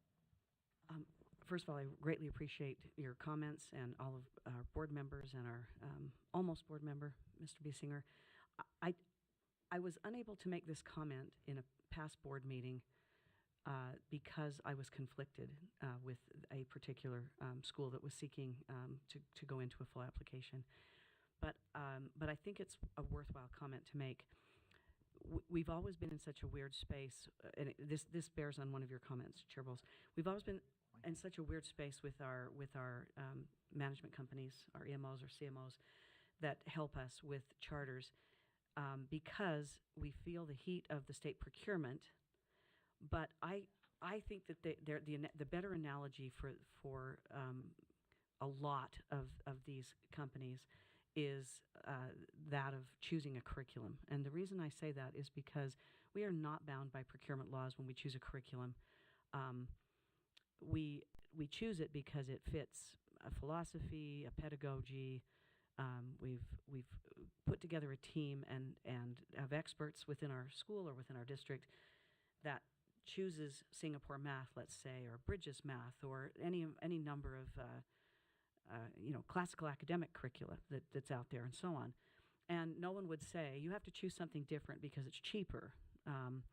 We would say no, this actually is the best curriculum for what we do, and we also just think it's the best, period. Now, then sort of playing the devil's advocate, sometimes management organizations can charge what we would consider, what a reasonable person might consider, too much. To your point, that it leaves the classroom. It isn't directed to teachers and the students, which is what the majority of money should be directed toward. And with a nod to the explanation given by board members and consultants, if that money does turn around and provide services, it is kind of being redirected back in those ways. But I think we have to be careful because not every school would be in a position to procure from the several management companies that are out there because of the differences in model, the differences in goals, the differences in content. So I think that what we want to make sure happens is that the negotiations are transparent, as has already been suggested. These would be that there is a justification, right? The same way we justify choosing a certain curriculum for why you would choose a certain company, and that it is clear to those looking on from the public that that choice therefore makes sense, because that is what we do with curriculum, but it is also best practice in trying to protect public monies. So I think I just wanted to make sure that there is a case for being very for choosing some very specific companies based on proprietary curriculum within those companies or models within those companies that fit the vision and mission of the school at hand. So I just think we need to be sensitive to that, because it's not as though you're going to necessarily go with the cheapest EMO, because it has nothing to do with your mission and vision and offers nothing to your school, you know. So I just wanted to put that on the record. And Vice Chair Phillips, I knew where she was going when she started. And that's why when I made my comment, I said, this is my own personal concern and struggle. And I do, because we have two conflicting pieces. It's kind of, there's a conflict in the law, because it feels like always, and we do it. I said that as well, cart before the horse. And if we want curriculum that is Singapore math, for example, we may choose that, but then we want that, but then we start negotiating for textbooks and go through a purchasing process for the textbooks that represent Singapore math, and then the cart is not before the horse. So that's my own personal kind of, and maybe that means there needs to be a change in statute in a way that makes that more allowable. We kind of break that each time, but that's where we are.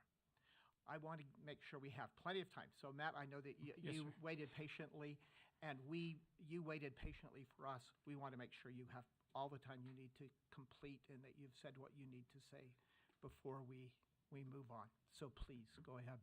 I love all this feedback. As a consultant, part of my job is to give good advice, and we already discovered I kind of not necessarily botched it, but it becomes an incredible opportunity for the Charter One team and the board to just demonstrate how they're going to scale up, how that, how the facility, all of that scales up. And as I said, that's what I don't think they've ever opened up a school completely full, close, but then by year two, like they had one school with over 4,000 on the waiting list. So their model, mission, vision, all that is well received.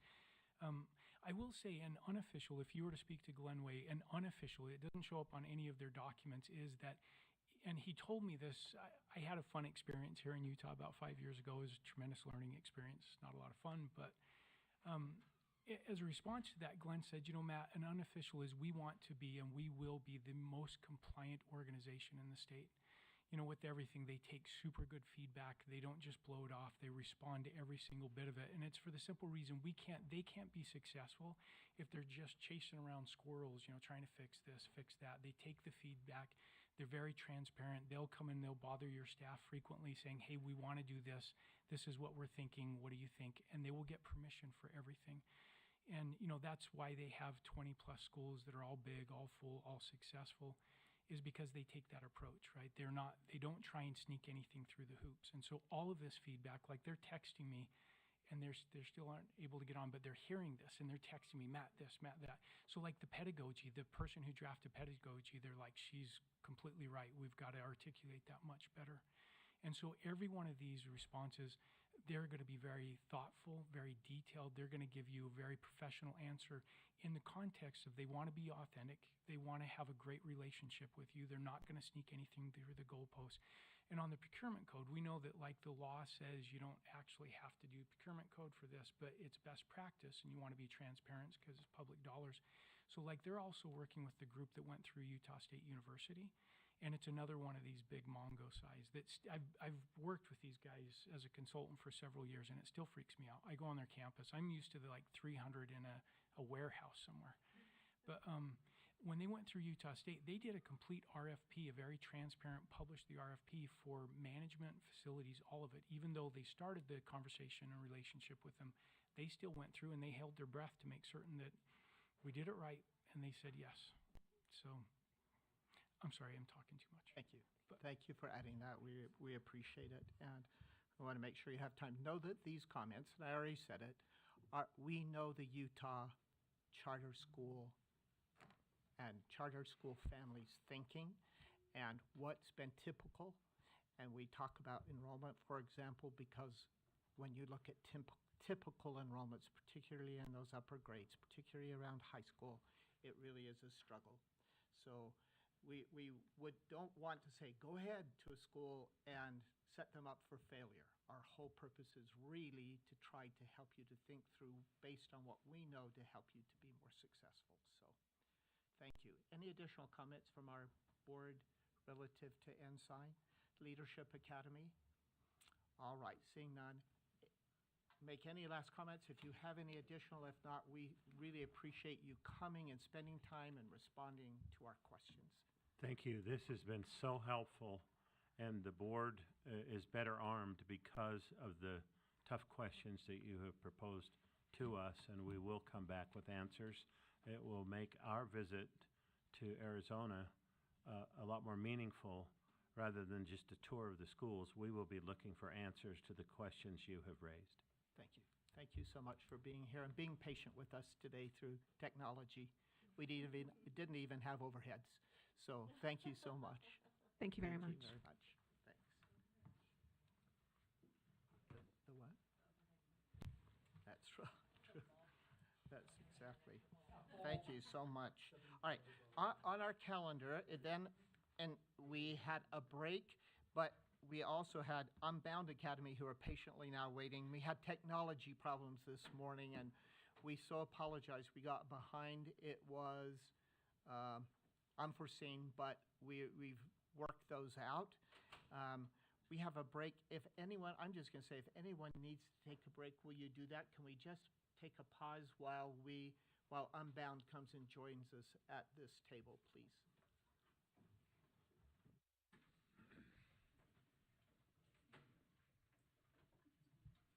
So, is the tech issue still happening? We have two people who were gonna join us on Zoom. No, I think we're all set, but we can't, well, Yeah, there's Steph.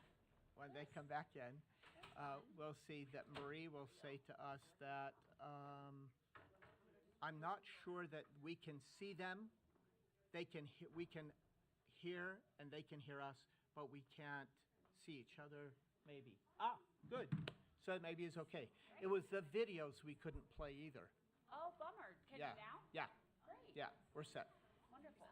Yes, okay, we're gonna, be right back, Steph.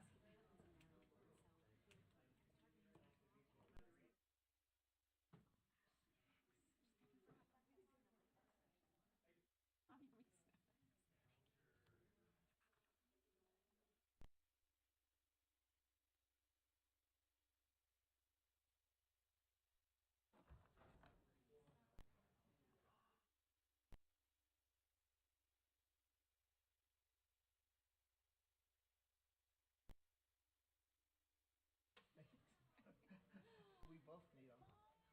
Good to see you.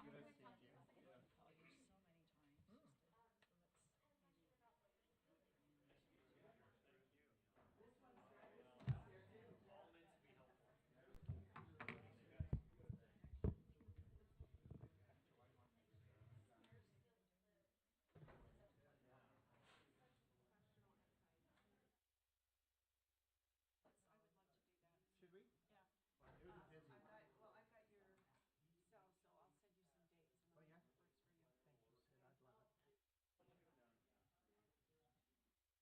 Is that Nate Marshall that's in your program that's doing that? Yeah. Yeah, he sent us a request and we had, I don't see any reason why that we can't give it to him. But it's true. Yeah, it'll be confidential. We won't know what school it comes from, but it will give all of the schools an aggregate set of information. There's a chance that Mikkel won't be able to make it. Do they go? Why don't they? It's not easy. The high schools have the hardest road to hoe. Elementaries, people come, and then high schools, it's hard. People lie. That's true. And they register for 2 or 3 schools, and at the last minute. Oh, you mean enrollment? Lie, and they won't tell you because they're afraid of. We call it charter hopping. Charter. Why would they want that? And it's like, well, we know from national studies that they want small and safe. And the Regardless small of the class condition. size, I keep thinking, is a big plus, but I don't know that until we do the The funny study. thing is, the data doesn't really show out that instruction improves. If you're a good instructor, you can instruct 40 or you can instruct 12, right? In fact, I always wanted to class about 18. great. That's the sweet spot for me. But we end up with kids who, did you even read that we're in early college, high school? Like, every class is honors or college. If it's only on a 3rd grade reading level, perhaps we're not This the is right not fit bed for you. choice. We're Yeah. still coming. Oh, Okay, great. we will do everything we can. They want you for a teacher. I'd be in your class. I would. Another DLW goes whole from Harvard Business, and so then I was like, studies on Harvard Business, and they're gonna struggle. Harvard Business case studies are the best. I love that you do that. In my HR class, I use them a lot, so.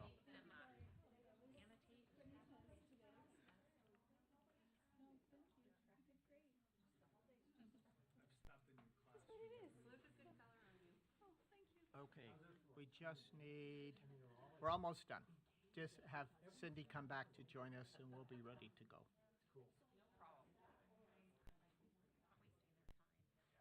Marie, do you want to introduce them? I'll turn the time back to you and as we do. Cindy will be back in just a second, I think, so. Yeah. So as soon as Cindy comes in, we'll go ahead. Dr. Stephenson, you are the best snack buyer. If you are who to thank for that. What is it? We're looking at your name tag. Oh, okay. I'm like, I hear my name. We were knowing.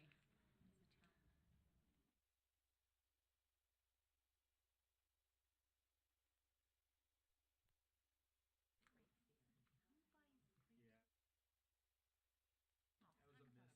Produce fail. I'm the only one eating them because I'm the only one. Spit out 3 seeds. I accidentally bought seeded grapes. Oh, I was Right? like, Yeah. what was Produce what fail. was the snack fail? Yeah, yeah. I learned that the seaweed snacks were the snack fail from last time. I will not buy those ones again. When those become a dare. I you know just it. experiment. You don't know what everyone likes. I'm back.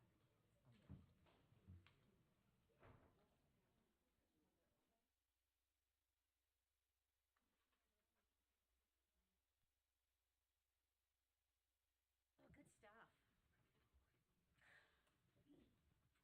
What? Just good, good. Are you Good teaching stuff. this fall? Yes. Yeah? One on Monday, Okay. 2 on Tuesday, 1 on Wednesday, 1 on Thursday. Oh my gosh. It's Brian, crazy. You're so busy. It's crazy. Full-time job. It's crazy. Yeah, you are. Is it? Are you full-time faculty or is that all? Oh, you are. Okay. Yeah. I'm full-time. I got, yeah. Did you And I want- think because I'm clinical, so I teach more than do research, so. But so this last year I got full rank. You know that, I told you that, right? Yeah. All right, we're ready to begin. All right, board members, this is Unbound Academy. Director Stephenson will give us a little introduction. So as you're finding your notes, you were randomly drawn what order you'd present, but not necessarily the order that we read applications. So to sort back and forth, find your Unbound, and we're ready. All right, thank you, Chair Bowles. So yes, I'm happy to introduce Unbound Academy. As far as their technical components, their model is a 2-hour learning model. This is a statewide online school, as written in their proposal, and they're seeking to serve students in grades 4 through 8. In their proposal, they wrote that they would like to start out serving 250 students and growing up to 2,000 plus students over the next few years. They are not seeking any waivers, and this is a 5-member board. As far as our staff review, some potential portfolio enhancements that we saw was that the 2-hour learning model would be something that is different and innovative to add to our portfolio. They also have a high focus on AI technology, which would bring some additional innovation into the portfolio. They were able to articulate and identify that innovation and speak of it in a lot of really clear ways that I think would help with their marketing and as they're seeking to explain that to the community as they move forward. That was another strength that staff identified. Additionally, staff identified that there is a lot of board member expertise and varied backgrounds of the board members, and that even though this is a very innovative school, it is built on a wide number of educational theories. As far as some potential support needs that staff identified, the online enrollment numbers growing to over 2,000 may be a rather large number, especially where we have seen some decline in online enrollment space over the last few years, and we have seen multiple online schools opening still, and so just increased online schools, decreasing enrollment, and then another school entering that has a high growth target may just be a support need that's identified there. Additionally, within their proposal, they spoke about teachers as well as guides, and so just some clarity around what those different roles are and who holds those, what sort of licensure that looks like, what sort of oversight is being provided there, maybe some support that would be provided to this group. And then just the last identified support need that staff brought up was making sure that any AI use and data collection, that there are proper permissions in place, as well as if there are parent or community concerns, that this applicant has thought through how to address that with parents or with a community that may have some fear or concerns about data collection or AI use with their students. And so, Chair Bowles, we will, oh, actually I have the video. Yes, thank you. I will get that queued up right now too.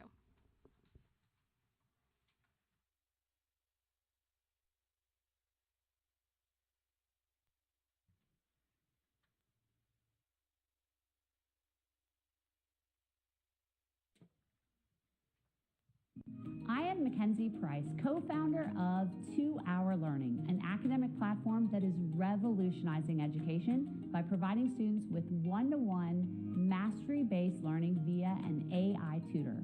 I also started several private schools built on the 2 Hour Learning platform, including Alpha School, GT School, Sports Academy, and Next Gen Academy. Today, though, I'm talking to you as a board member of Unbound Academy, a Utah nonprofit that has partnered with 2 Hour Learning to bring this platform to public school students in Utah. Most importantly, I am a mom of 2 girls who helped me realize what is now a fundamental belief that we all have, that kids are limitless. It is our job as educators to provide them with an environment that helps unlock that potential. We have done that at our schools by delivering on our 3 commitments that students will 1, love school, 2, learn twice as much as students in other schools, and 3, develop life skills. I will explain how we do that, but first I'd like to introduce you to the rest of our board. Stephanie Beduria, head of K-8 at our existing affiliated schools and academic expert. Andy Price, CFO of our existing affiliated schools and math whiz. Mikkel Anderson, homeschooling mom of 5, Utah resident and business owner. And Trisha Johnson, Associate Vice President of Instruction for Bridgerland Technical College and resident of Logan, Utah. Unbound Academy is built on the belief that every child deserves access to a personalized and engaging education. We harness the power of technology and innovative teaching methods to create an environment where students thrive.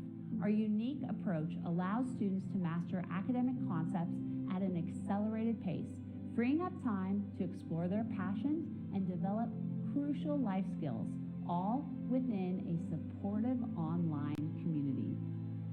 We are aligned with the State Charter School Board's mission to support all Utah students access to quality public education by offering a unique and effective educational model.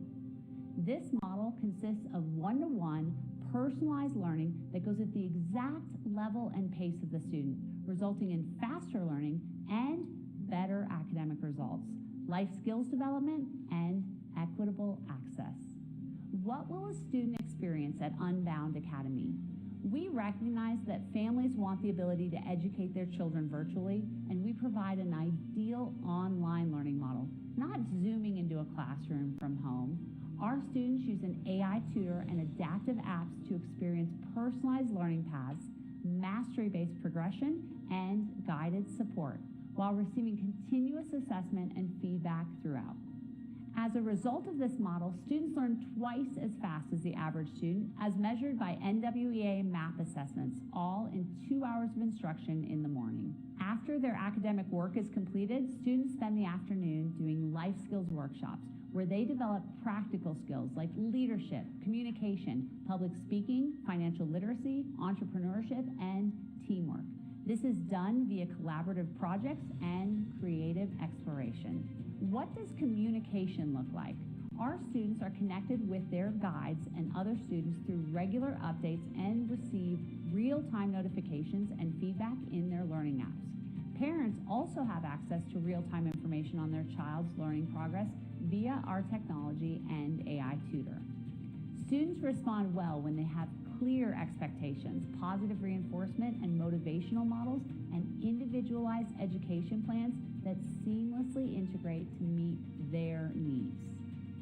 We are excited for the opportunity to launch Unbound Academy and bring the 2-hour learning experience previously available only to high-end private school students to all interested families in Utah. Let's jump in.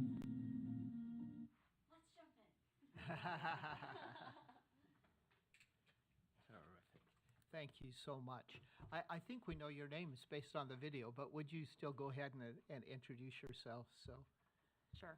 I'll start. My name is Mackenzie Price, and I'm the founder of 2-Hour Learning as well as numerous schools and chairperson for Unbound Academy.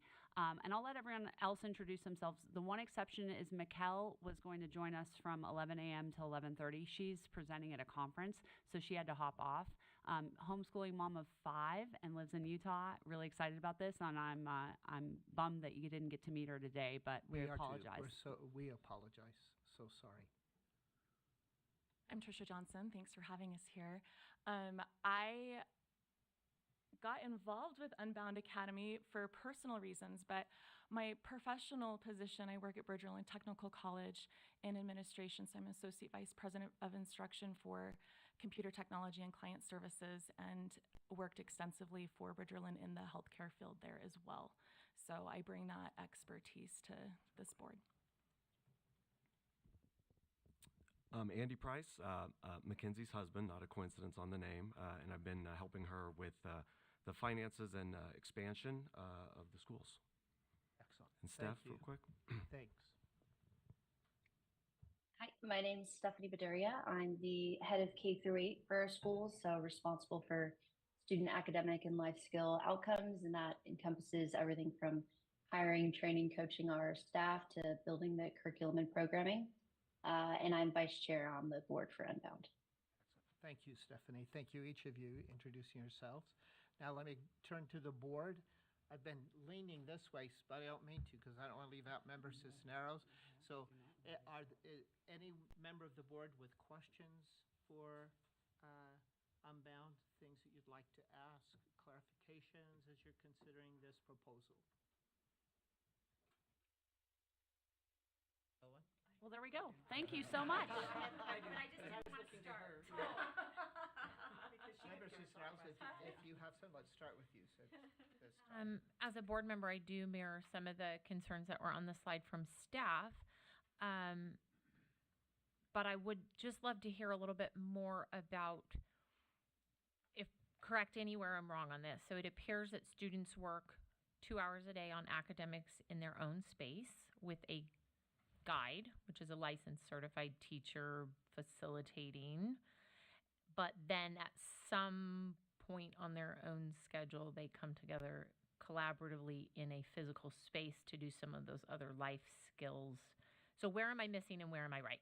Yeah, well, you have some of it right, and I'll just do a quick summary of that. But what the day will start in this virtual environment is our students will use what we call 2-Hour Learning. It is an academic platform that is run as an AI tutor with adaptive apps. Each student is working at exactly their pace and their level for what they're doing. This is very, very different, and maybe you saw that from the application, than traditional school. This is not a teacher in front of the classroom model in a time-based system where kids are going through curriculum all in the same kind of pace. As a result, what happens is you'll have students, you could have 2 7-year-olds, you have 1 7-year-old who's working on math that day, doing addition and subtraction. You have another 7-year-old who's doing algebra.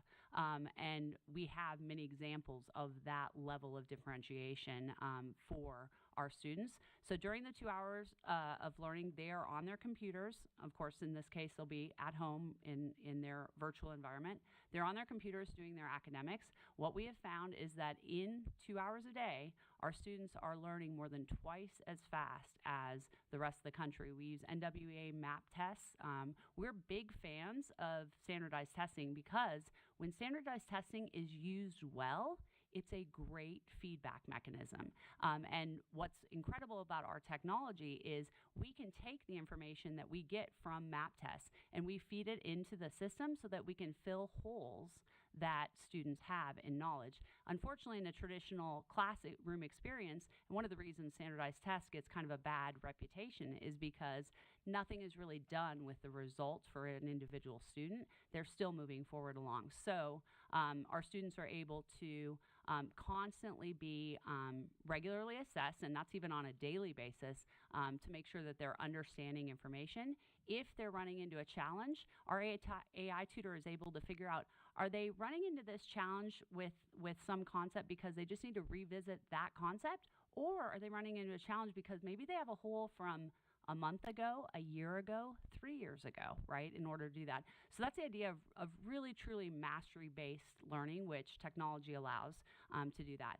After the 2-hour learning is over, then we have the rest of the day, because one of the things we know is parents do not want their kids sent home after 2 hours, right? School's a bundle, and there's many other things we can do. And so we spend the rest of the day focusing on developing life skills, which I think is something that, is critically important for raising young people today. And we're doing that through still a virtual environment, but we're bringing students together, working with guides to do these virtual workshops. And we've got a lot of examples that Stephanie can speak to as well. But that's basically what the model of the day looks like. Students are doing their own one-on-one academics during the morning, and then they come together for workshops in the afternoon.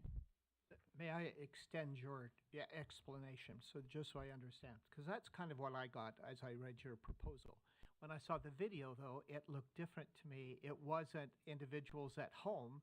Yes. It was individuals in a collective space. Yes. And so that was what was confusing. Yeah, you know what? That's my lazy B-roll. We were using B-roll footage from our in-person schools. We have not got, filming from in a virtual environment.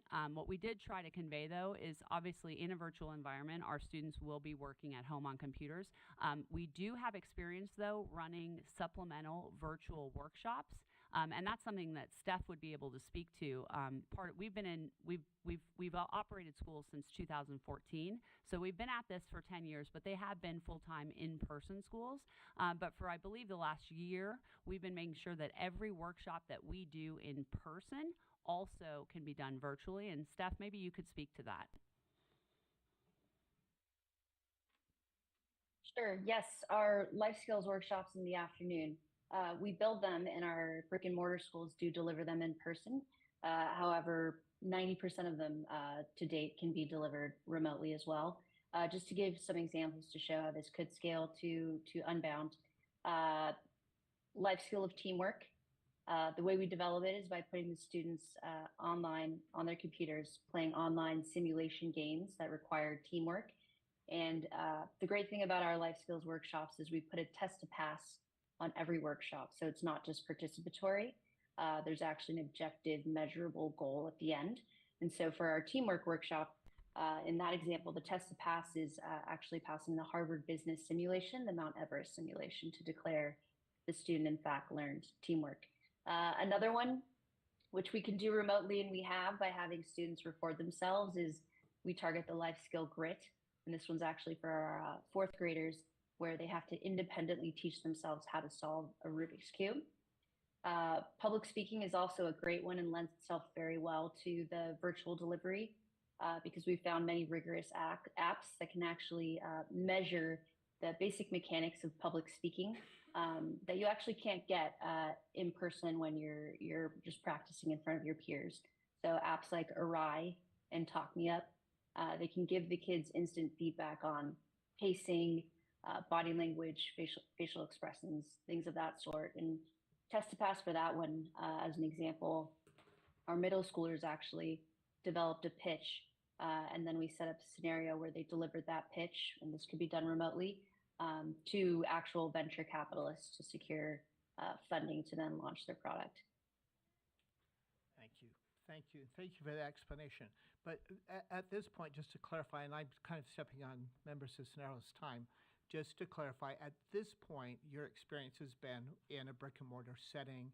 This would be your first virtual, though you have developed methods to do something that would be completely online. For full-time school education, we have virtual programs that we have been running that have been supplemental programs that we have had a few years of experience doing. Not a criticism. No, I'm just I agree. But clarifying. yes, this will be our Yeah. first full-time virtual charter experience. Right. Thank you.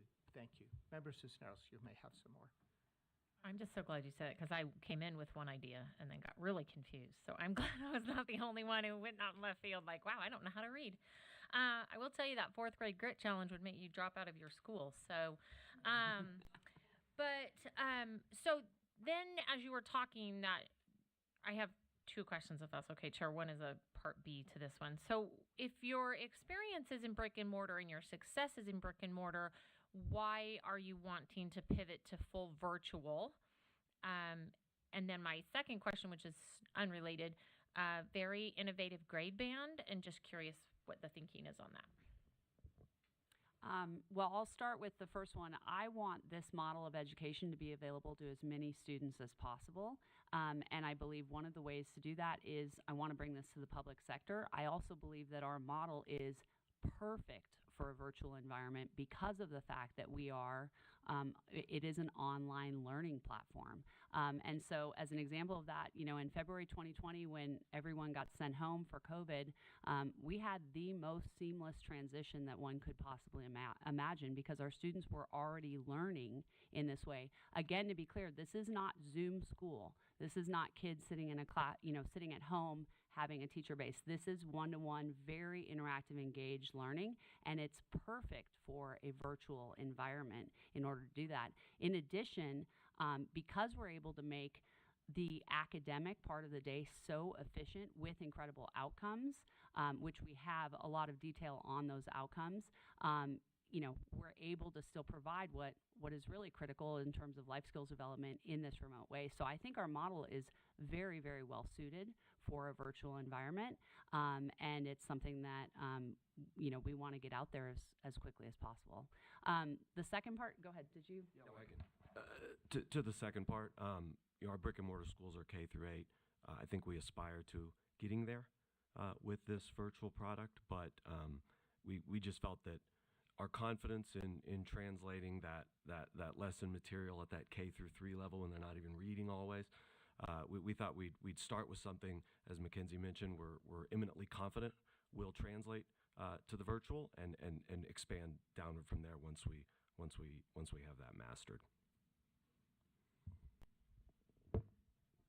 Yes.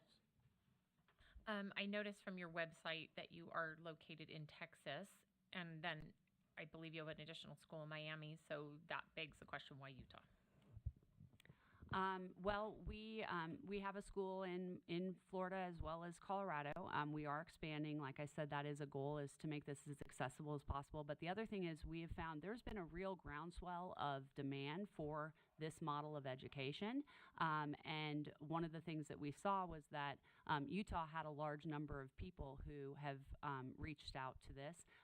One example is how Tricia came to us, as well as Mikkel, of parents who are saying, I want this. We did a survey. We had almost 9,500 people say they would like to see this come to Utah. So what we've been doing is kind of going where the demand is. We've been very fortunate with this model and the results we're getting, that we're getting a lot of attention in the press. I also have a very large social media following of parents who are, and actually administrators and teachers also, who are craving this change. And so as a result, we've had a lot of outreach to us saying, please bring this model here. Go ahead, Andy. One more point, because I know Ms. Stevenson brought it up in her summary, and I think it was part of your question on the teacher guide.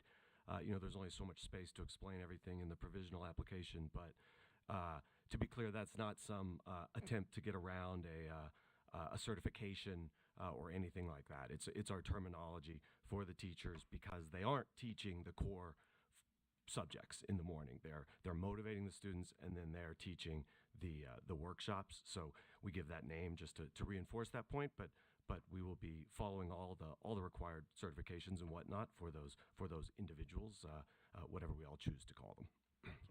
Thank you so much. More members who knows. Other board members, questions?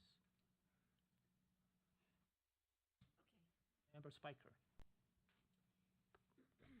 Thank you again for being here.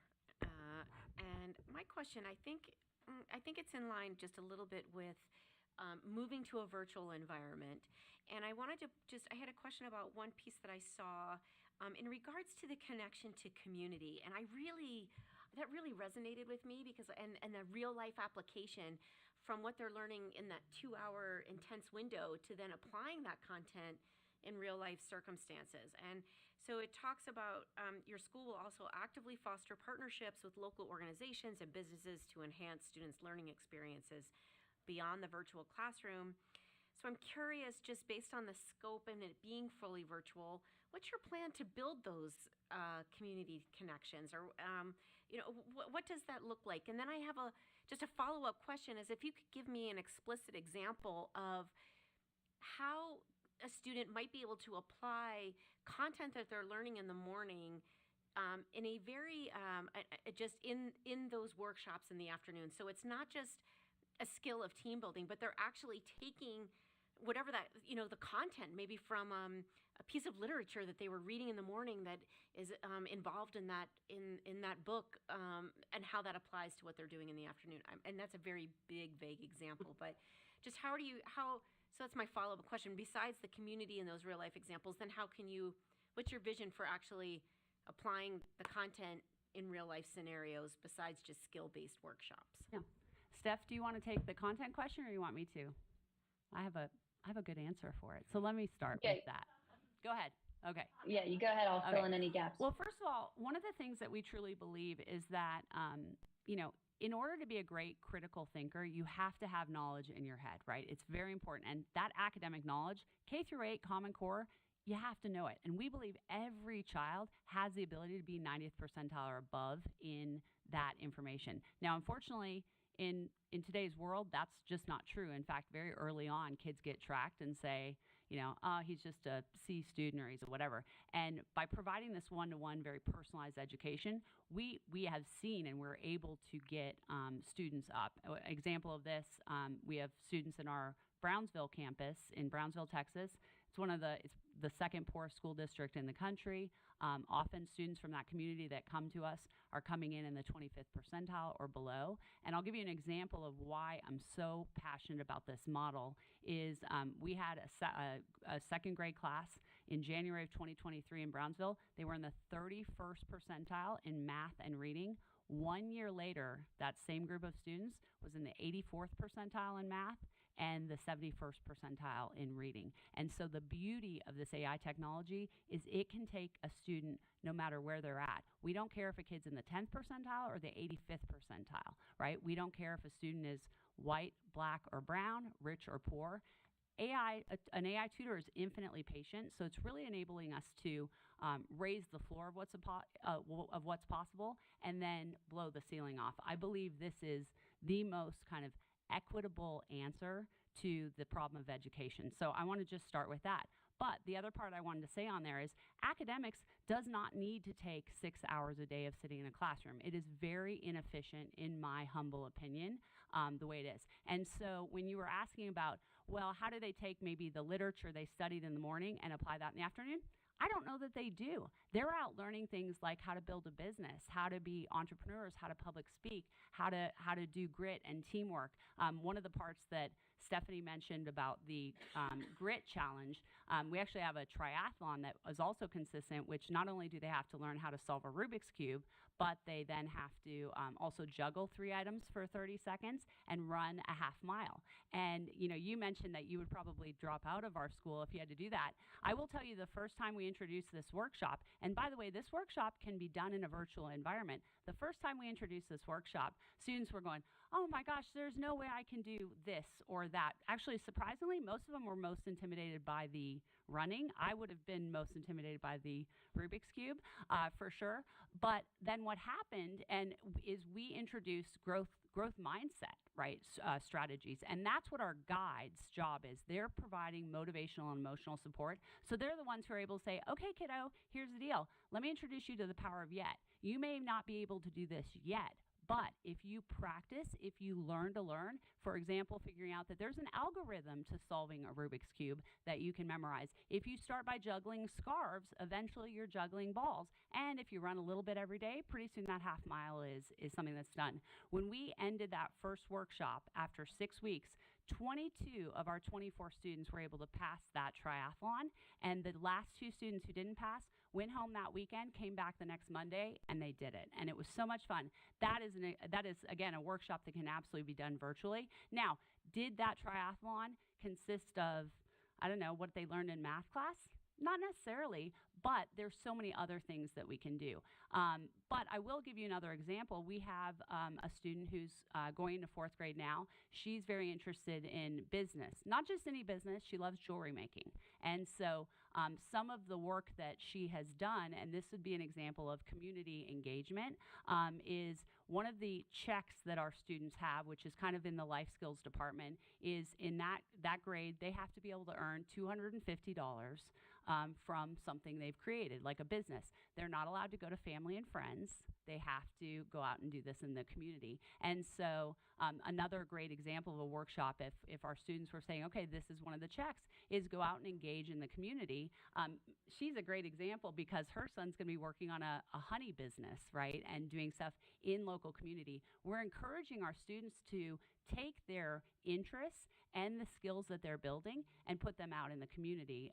Now, in a virtual environment too, in Utah, it'll be really interesting as we grab our population and see who's enrolled. If we start getting enough clusters and pockets of things, it would be great to also have opportunities for students to come together, to be able to work together. But the beauty of the internet is that it makes this huge world much, much smaller. And there are so many things that students can do to, be encouraged to grow relationships within their local communities and also be able to impact communities in other ways.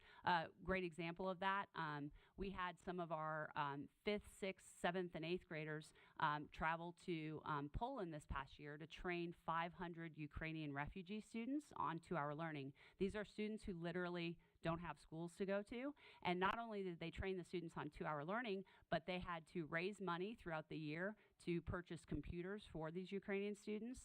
They had to call businesses to get donations for how they were going to raise the money because, again, we weren't allowing them to go to parents. They had to go out in the community and do this. And they had so many life skills that they were developing, and they ended up, onboarding and training 500 students in a week. There's so many ways that we can get students involved in their local communities and doing things. Do you have anything you want to add to that? Okay, great. No problem. I think I answered both questions. Additional questions from board members? I'm now looking this way. Go ahead. Click, please. Thank you.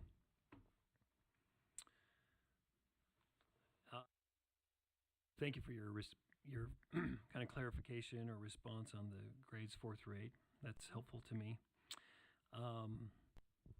I guess I come at a lot of things from a numbers perspective, although I am more mindful of kids than numbers. But I brought my numbers guy.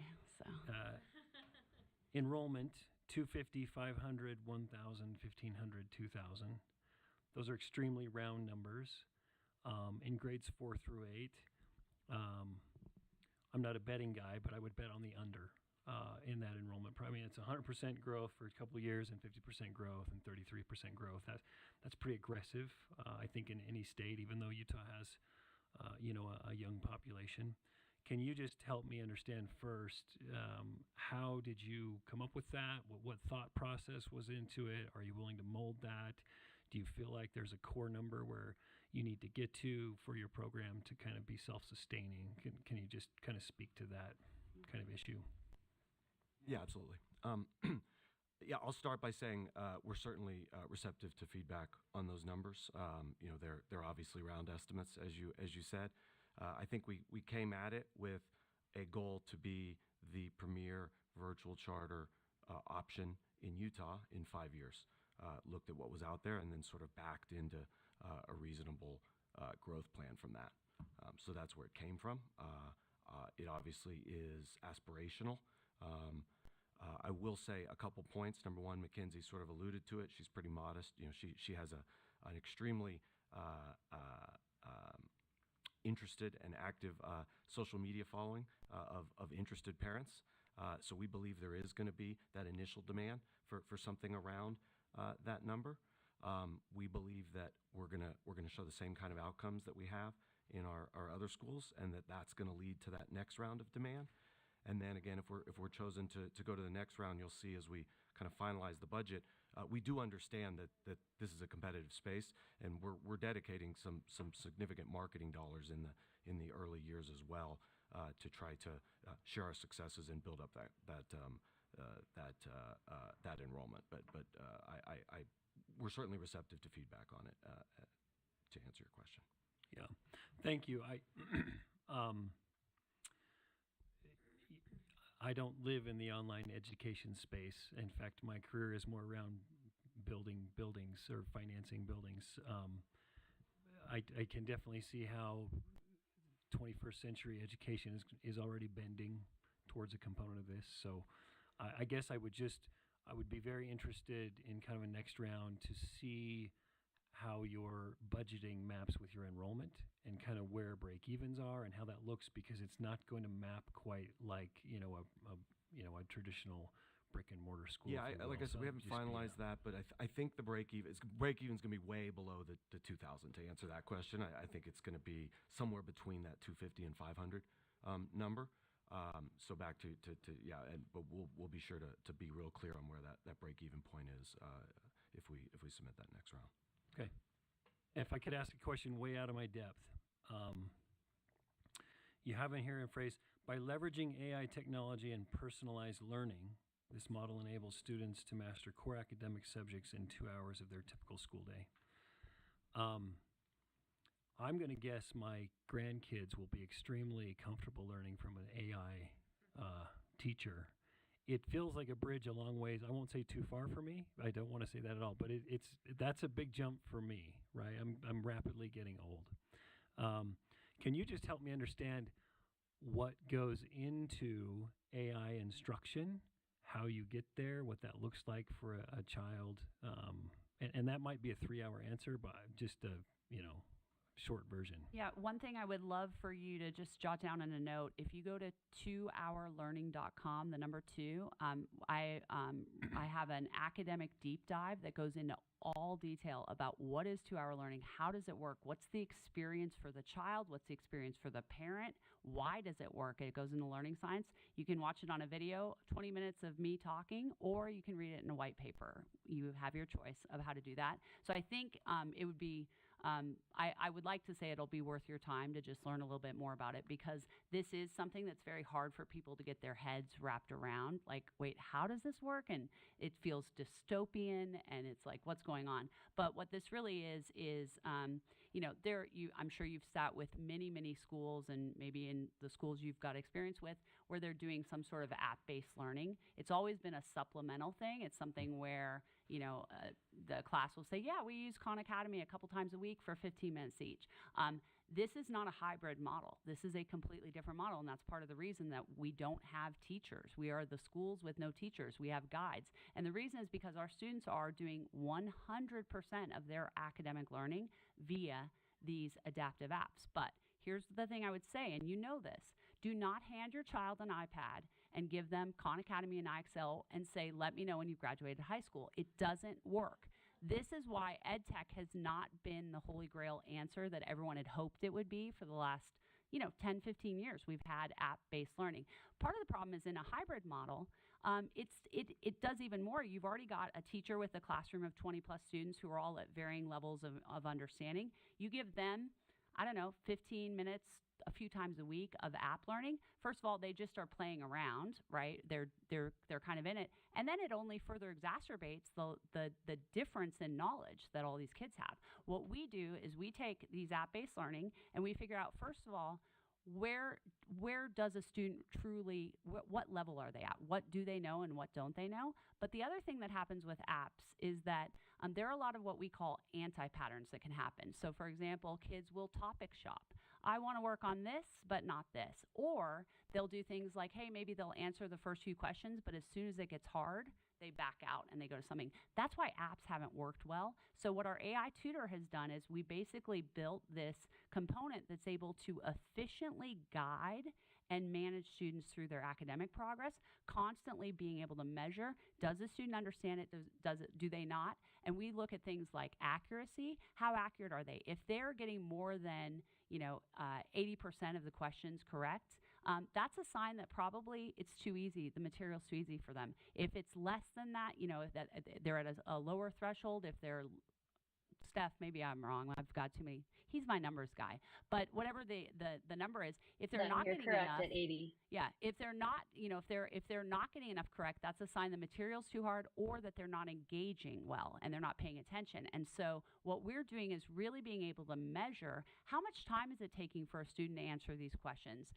And we're really seeing that. So that's kind of the beauty of what AI technology, and I know AI has become the buzzword in the last year. It's been around for a lot longer than that, and we've been able to kind of harness that ability to make sure that apps are used well. The other thing that you probably know is not all apps are equal at all grades or subjects, right? And part of what we've spent the last 10 years doing, because when I started our first school in 2014, we were doing this. We were using apps. We had started at the beginning of this, but we've had 10 years of experience to know, you know what, this app is terrible in general. This app is great for science in, middle school, but it's not good before that. This math thing works. Certain students, right, depending on that. One of the things that we're very proud of, and I hope this came across in the application, is we don't have admissions tests. We're a private school that doesn't have admissions tests because we don't care where a student comes, because we know we can meet them where they need to be and we can help that. The other thing, though, is that we are very much able to help students who have learning differences, right? We have 10% of our population at our Austin campus is dyslexic or dysgraphic. We have students that are on the spectrum. 60% of our students at our Brownsville campus identify as neurodiverse, and that's the beauty of these apps, is that they really meet kids exactly where they need to be. You have the ability to do video, audio support. You can reread questions. You can go at the pace that's right, as opposed to being put on a train in a traditional classroom and hoping that you catch on. And then, of course, because we have this attention to mastery, we are able to make sure that kids don't move forward until they have mastered this certain level of material. So I know that, it seems a little strange to say, oh my gosh, my kid's learning from an AI tutor. What we found is hundreds of students and their families who realize it's really cool because it is engaging every kid. And that's why we believe that when kids become competent in their learning, it leads to confidence. That's how one of our commitments, kids will love school. We survey kids every 6 weeks, do you love school, yes or no? We even ask them, would you rather go to school or go on vacation? Our most recent session, we had like 92% said they love school. 65% said they would rather go to school than go on vacation. Not as high as the 90%. That's a hard bar, but that's one of the things. And we believe when kids actually understand what they're learning, they like it a lot more. Plus, we make the afternoons great. And that's the other key to the 2-hour learning model is, it's only 10% the EdTech app of making sure that the kid is at the right level and pace. 90% of what makes a great learner is they have to be a motivated student. If you're not motivated, it's not a good thing. And so what we found is give kids back their most valuable resource, which is time to go do these other exciting things. And getting to work on the workshops that we have in the afternoon is kind of where the magic happens, right? And we encourage kids, hey, crush your academics in the morning, and then afternoons are opened up to go do all these other cool projects. That leads me to I have one or two follow-ups. What does the day look like? I've heard reference to academics in the morning for 2 hours and then kind of the fun workshops in the afternoon. Like, if my child is enrolled in this, are they expected to kind of do something at 9:30, or is it flexible to them? And so I'm just trying to understand kind of what's fixed and what's more flexible. Steph, are you? Yeah, we have a schedule again, we would certainly put in the next application. It's generally going to be fixed, though. It is 2 hours with the appropriate breaks in the morning, lunch, and then certain workshops, because the workshops do tend to be group based. So those are typically synchronous or mostly synchronous. So there's a schedule that's going to look very similar to what you're familiar with. Yeah. The other thing is, 2-hour learning, it's important that it's done within 2 hours, right? The goal is not to have kids take that 2-hour learning and spread it out over, which, that could happen if you're in this kind of relaxed environment where they do a little. And so that's the other part. And we do this, we have a lot of experience with this, is making sure that we are compressing that experience for kids so that they are motivated to get that work done. In fact, this past academic year, our average time spent was actually 1.7 hours per day. It was even less than that what they were doing, and yet our results, we had students learning on average. It was 2.2 times faster than the rest of the country, according to MAP test. We take growth. Anticipated growth that MAP does, and we will double that score. So if a student's expected to go up 4 points, we expect that student to go up 8 points, and that's how we measure it. Our top 2/3 of our students are averaging about 3.5 times faster learning, and our top 20% are at 6 times faster learning. It's really amazing what this technology can do, and it's incredible how quickly kids get excited about it. And then the other thing I just think is, I know I'm a talker, sorry. The other thing that I think is important to mention is the transparency that our model offers to parents. The ability to truly be able to log into our Dash system and be able to see every day exactly how much your student is learning, what they've been doing. This is not I get a report card from a teacher every 8 weeks with a grade. This is truly great results, and again, I really hope you'll take some time and watch that video so you can see what that experience is like for parents. Thank you. My last question. I can see, and you referenced top performers, and if there's a certain child with a certain wiring, this is certainly going to be a great fit. But if you're talking about opening up a public charter school, you're going to get a breadth of kids statistically. You don't have to speak to this now, but upon further application, I would be greatly interested in understanding the support for the entirety of a group and what that looks like and how that's, what that offering is and where that's, just a description of that. And so I know I've taken some time. I don't want to take any more, but I would be, I can see this being a great supplement. I'm trying to see this as a holistic solution. And that's where some of the gaps for me are currently. And it's probably, again, because I'm old and boring, but I would appreciate it, kind of being addressed. It actually works better as a whole solution than as a supplement. I actually don't believe this is an answer as a supplement. No kid needs more school after school, right? And that's part of the thing. This is where we really have taken the efficiency and the gift of being able to compress that into this. But I would say that the way our two-hour learning model works, it's like every child has an individualized learning plan. Vice Chair Phillips, go ahead. I've really appreciated the various questions and answers from board members and from this board, respectively. And I'm interested in this very innovative proposal. I think it's very intriguing, and it leans toward what we've learned for a long time about the importance of mastery and also how personalized learning should be connected very strongly with competency-based learning. I have a couple questions, and the first is actually for staff. I'm wondering how are our statewide online charter schools currently in terms of their enrollment? So in other words, I know during COVID, it was beyond robust, right? And a lot of people stayed in those online statewide programs. I just want to make sure that there continues to be a demand for it, and I think that there is a demand for it, but is it a demand that we need another school to help, support? And is it at this level that has been proposed? So I'm just going to leave that dangling out there because I know you're going to have to do a little research. And then I'm going to ask a few more questions that are more directed at board members. So first of all, love the idea of mastery, love the idea of AI making this personalized education adaptive and powerful and also self-paced in a sense, because we can have a kid do the 2 hours, we can have a kid do 3 hours if needed, who might need accommodations and modifications of some kind, or just needs a little more time. And some kid might even finish in an hour. We have some speedy people out there, some speedy students. Love all of that. I think it's wonderful and efficient, and I love efficiency. What I'm wondering is, so as just a first quick question, is the curriculum that's embedded within this AI program aligned with the Utah core standards? Only because we are required as public schools to teach that. We can teach beyond that, but we have to have that. And to your point about the importance of standardized tests and at least being a data point or several data points, like NWEA is throughout the year, that give us growth, give us sort of benchmark and proficiency and so on.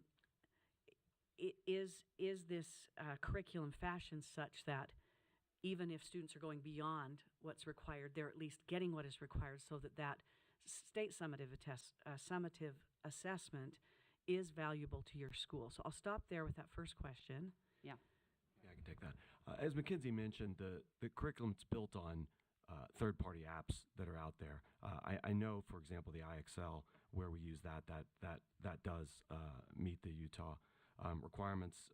We haven't done the full mapping. We will as a part of this final process, but we can build, if we're committed to building any holes ourselves where there are any gaps, if we're using a non-IXL app and it's missing a couple pieces, but we understand that requirement and we'll meet that. And that's what I wanted to know, is if you were sensitive to that, looking at that, knowing that you might have to, a lot of the curriculum we buy, whether it's digitally delivered or otherwise, has to be modified in order to make sure that we're meeting our obligation that for compliance.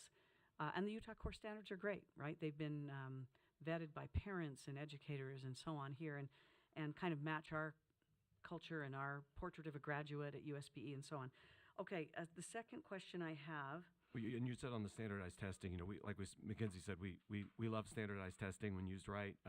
We do use the NWA map so we can have a sort of nationwide comparison for our schools, but we also utilize the local state tests. So the Texas schools Great take stuff. the STAR test, and we are absolutely going to be taking the Utah tests, and sort of more standardized tests, the better as far as we're concerned. Well, and the other thing is with the way we use our standardized tests, the culture around that testing, what our students have learned is, hey, it's just feedback, right? It helps me know what I'm at, where I'm at. It's not this anxiety producing, oh my gosh, we teach to the test all year long. It's just, hey, it's another week and this is where we do these. And that's the beauty of what can work. And, a lot of alternative education has thrown away the idea of it's not about standardized tests, it's about project-based. And that's why, again, it's very important to have your head filled with real knowledge in order to become a great critical thinker and have it be the launch pad for the rest of the things you do, which, again, is where life skills comes in. Absolutely, thank you.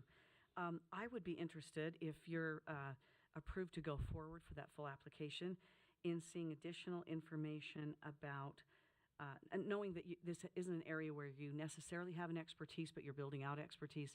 I'd be interested in hearing more about how your curriculum online and through AI or non-AI, I'm assuming non-AI, would deliver CTE pathways, enrichment electives that are required by the USB, for instance, for graduation. I would be interested in, I found that there was not as much detail as I would love to see in the next phase. Great in this feedback. proposal, and I realize you're very limited in space in this proposal, so I'm sensitive to that. But just, I would want to see more about what happens after the 2 hours when AI isn't there and the core curriculum isn't there. I want to see what's happening with those kids for the next phase. I can speak to that a little bit. One thing, although I'm not here in an official Bridgerland capacity, being a part of the technical education system, I am in a great position to help Unbound Academy bridge any gaps with the CTE. As you know, the pathways from K through 12, technical colleges, degree granting institutions is a huge push that we've been doing in USHE and USBE. And I really, as I have learned more about Unbound Academy, I don't see any reason why any of those roadblocks couldn't be successfully implemented to meet those requirements. And I absolutely agree with that. What I would just like to see is in the next phase, I'd like to see that described in more detail, because that would give me a lot of confidence that that could be accomplished post 2-hour core learning. And then the two other questions that I have, the first one I think might be a little more complicated, so I'm going to ask it first. I'm having a hard time seeing, even though I love everything, I'm intrigued, I should say, by everything you're saying. I want to love it in the next phase, would be I'm having a hard time seeing what is the role of a teacher in this school? What is the actual role? AI is doing a lot of the core. It's self-paced, it's engaging, and it's adaptive. Where do the teachers come in, and what do they actually do? Yeah. Steph, I'll let you take that, because Steph trains, hires, does everything, and is on the ground every day with the guides that are working.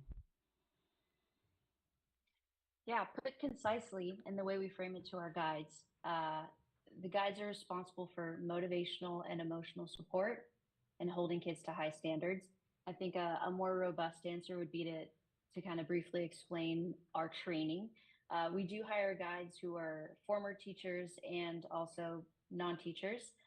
For Unbound, in our current application, we would have credentialed teachers. And me, I also used to be a teacher myself, so I've actually built this training with teachers in mind, thinking, I truly believe that this is the kind of work that teachers entered the education field to do, and it's to change kids' lives and to be a close mentor and coach versus writing lesson plans and grading tests.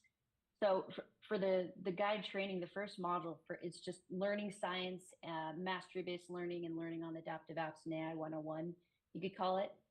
Second module is how do you build rapport with students? How do you get to know them 360 degrees? What do they love? What do they dislike? What are their strengths? What are their areas of opportunity, both inside and, what more importantly, outside of school? And then this enables guides to connect with kids where they're at. The next model is a pretty big one. It's motivation. So it covers topics from intrinsic to extrinsic to goal setting, to celebrating wins, no matter how small, to make sure that we're consistently increasing kids' confidence and self-efficacy. And then the next module is emotional support, where we dive more into emotional intelligence, teaching growth mindset, teaching kids grit, coaching them through challenge. And last module is high standards. Research shows that classrooms who have teachers who have high expectations of their students do in fact end up having kids with higher academic outcomes. And so that's a huge part of the guide job. What it looks like practically day to day, as Andy mentioned, a lot of the day will be fixed or synchronous. We believe that's a huge part. Again, research shows online learning is most impactful when it's synchronous versus async, because it develops a sense of community for the learners and they don't feel isolated. So guides always start the day with a launch. Launch is brief, it's 15 minutes. Again, it's community building, and it kicks the day off with a growth mindset concept in a really fun and engaging way. During 2-hour learning, the students would be at home on their computer working independently, but they would get pulled out once a week to have a one-on-one chat with their guide to check in on how is the week going, where are you struggling, and then on the life skills side of things, what are the project-based things that you're tackling this week? Are you stuck? How can I help you? And again, just continuing to build that strong trust. And then the afternoon, the guides are facilitating the life skills workshops. And again, we bookend the day with the closing, which again, we see as a fixed, synchronous, again, community building opportunity to give high fives, shout outs, and recognize kids who achieved awesome things throughout today.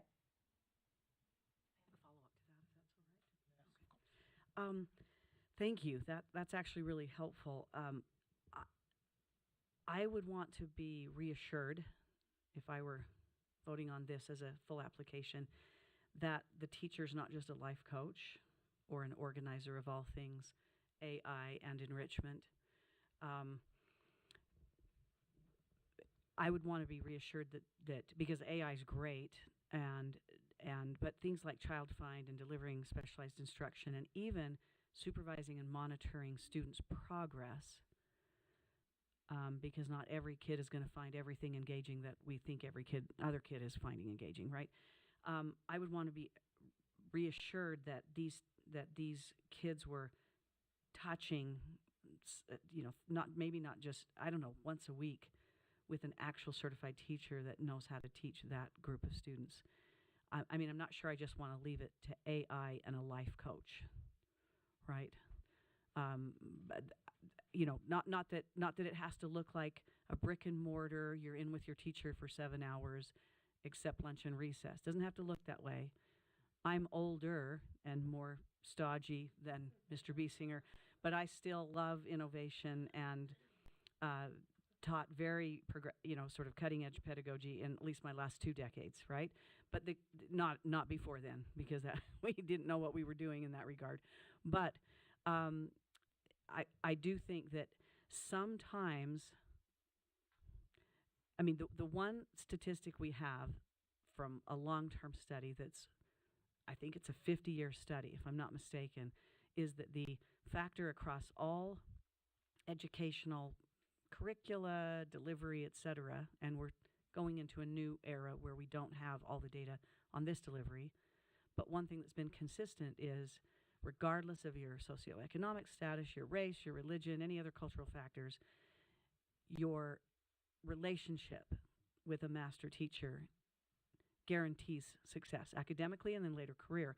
So I'm just worried if what we're looking at here is simply AI and a life coach that's teaching motivation and organizing, all that's good. Those skills are amazing. They have to be there, not minimizing those rather. But I'm having a hard time seeing what the role of the teacher is. And also, Utah's, our laws and our compliance do require the students to have interaction with a certified teacher with an active license, right? So we just have to, I would want to hear more about that in your full application. You don't need to over-explain it today. I'm just sort of voicing what I would want to see a little more of if it went into the full application stage. Yeah. Well, I think what Stephanie highlighted, the 30-minute one-on-one that's happening every week, but what maybe got lost in that translation is the morning connection and the afternoon connection where the guide is working with them, as well as all afternoon, right? All the afternoon stuff when they're doing these awesome, cool projects, right, and working in these workshops together. A similar question that often comes up that I'll hear about, and this is true in our in-person schools, is people say, what about socialization? Where's that connection if kids are sitting and learning on computers? And the answer to that is our students get so much more human time than kids in traditional classes do because they're compressing that time in academics. The majority of the time is kids being actively talking and interacting and doing team activities versus sitting in a classroom largely being quiet and listening, right? It's not socialization that she and I are sitting next to each other, right? It's not that. And so that's one of the biggest things we say is that efficiency. So our guides really are connecting with these students so much more during the school day than a teacher is, who's spending most of their time disseminating information, right, in a lecture type of thing versus this interaction. Now, I will say, though, to the other part of your question, and we'll go through this, but when you say, it's just AI and a life coach, our guides are coaches. Their job is motivational and emotional support. They are not teaching. So now they're going to be certified teachers because we have that rule, and they're, as Stephanie said, and we find this to be common, we get thousands of interested applicants to come work for our model because they say, this is what I wanted to get into the education field to do, is positively impact students. What we've really said is that artificial intelligence has been able to elevate human intelligence. Let's use people for what they're really good at, which is connecting, motivating, getting to understand the why of a kid. When a child's feeling challenged, whether it's with their math homework or a project that they're working on, that guide is coming in saying, hey, let's talk about what is it that you're telling yourself? What's your inner critic saying? How can we change that? What are some strategies that you can use? What are some tools you're doing? You're not going to see our guides teaching a kid how to carry the one and go over here. They're not going to be doing that, but they are going to be saying, what tools have you looked at to learn? We want to raise self-driven learners who are really proactive in their education, not passive. I sit and I wait and I take the curriculum and as it goes. So the relationship and connection that the adult in the building, which by the way is critical to our model, you will never catch me opening a school that's just a bunch of kids with their computers. The adults are doing that special thing, and that's kind of what makes this great. I'll give you a very short anecdote. I spoke at South by Southwest EDU this last spring. I brought one of our guides on there, and we talked about this idea. We had a classroom full, or a huge room full of teachers, basically. I said, how many of you are scared about AI? They all, this. By the end of this experience, they were like, this is the job that we got into, and this is the kind of relationship that helps create motivated students, right? Versus those kids who get lost, right? And you know what? Teachers only have so much time in their day to do that. We have really freed up the adults' time to make those connections and figure out how to motivate students. That's why we have students doing so well, and why we believe every student has the ability to get to be an exceptional learner. Okay, thank you. And last question, although I'm hoping for an answer to the enrollment one. But one of the things I've become more patient with in these initial stages is board members who may have a conflict of interest that is financial with the curriculum or the delivery or the devices or what have you. In this initial phase, I know that sometimes it takes that expertise and that interest, excuse me, to get an application off the ground, a proposal off the ground. But I'm just letting you know, I think it certainly would be a problem for me. I think it would become a problem for other members of the board. I'm not going to speak for them, but I think it would be if, for instance, because you're the owner, I think, or founder of 2 Hour Learning, that you continue to stay on the board when that was adopted and procured. I get to go home. Is Yes. that what you're saying? Great. I'm no saying problem. you not just get to, but you have to, no, right? totally understand, and he'll go through that. No, I appreciate your point about the expertise at the beginning. We've been trying to figure out how to thread that needle. We did put a little paragraph in the thing. We're fully committed ahead of assuming we get that far, the January sort of go no go, as I understand it, to have a board that is a majority of fully independent people. Also, we're committed. It's not what you brought up, but a majority of Utah residents. We think that's important as well. And that is not the case today. I want to be transparent about that. Myself, Mackenzie, and Steph have some affiliation or another with 2 Hour Learning, which is going to be the curriculum partner, at least for the early phases of this, as we're saying. I'll say one more little point on that, because again, I want to be transparent. You'll see it again if we get to that next phase. 2 Hour Learning is going to be the curriculum partner. There's going to be a payment per student for that. This is not going to be one of those situations, though, where 90 to 100% of the funding is getting passed through to some management company or anything like that. All the, whatever we want to call them, teachers' guides, are going to be employed by Unbound Academy. That's going to be their biggest expense. They're going to have lots of other expenses in there. They're going to, yes, there will be a fee to 2 Hour. We understand that's an important diligence item, and we're going to take care of that conflict. But yeah, I think you said it well. I may use that next time I'm asked, but we really did need the expertise to kind of kickstart this, and then I think we will transition to the majority independent. I just wanted to make sure that was transparent in the meeting, and that that we noticed that. We did notice your paragraph as well, but wanted to make sure that we were all on the same page about how that needed to unroll. And then I just am hoping that staff has an answer about maybe the enrollment for our online schools. I threw together a quick graph for you. So I took our 3 main online charter schools here in Utah. You can see that the bump there, that was 2021. So right following the pandemic outbreak in 2020, we saw a large spike in enrollment. And then following that, 3, 4, and 5 would be 22, 23, 24. The enrollment has fairly steadily declined and returned to about the pre-pandemic levels since then. I did also just look up our newest online school that opens this coming fall. If you remember when they came for their readiness to open check, they were right under that 50% of their initial number when they had their readiness to open review. And then that was at 15% of their max that they'd asked for. So essentially, right now, we don't have any online schools operating at 2,000. No. And they have declined since COVID, which would be expected, but perhaps not to these lower levels, to these lowest levels that we're seeing. Because it's just barely above, or that's below, and so those are barely right below now, their opening. we've got even. one that this last year was at 923, one that was at 962, and one that was at 1745. And then the new school has about 150 students. So you may want to adjust your enrollment schedule because we're not seeing that's, even though you have an innovative idea, that might be realistic. And remember that you can always come back should you be authorized after your full application, assuming you get that far. I don't want to make assumptions because I'm just speaking that you would need to. You could always come back as your school became more in demand and ask this board for additional. But we have been very sort of hesitant to just authorize huge numbers given, the present. Oh, okay, but 2,000 over 5 years though.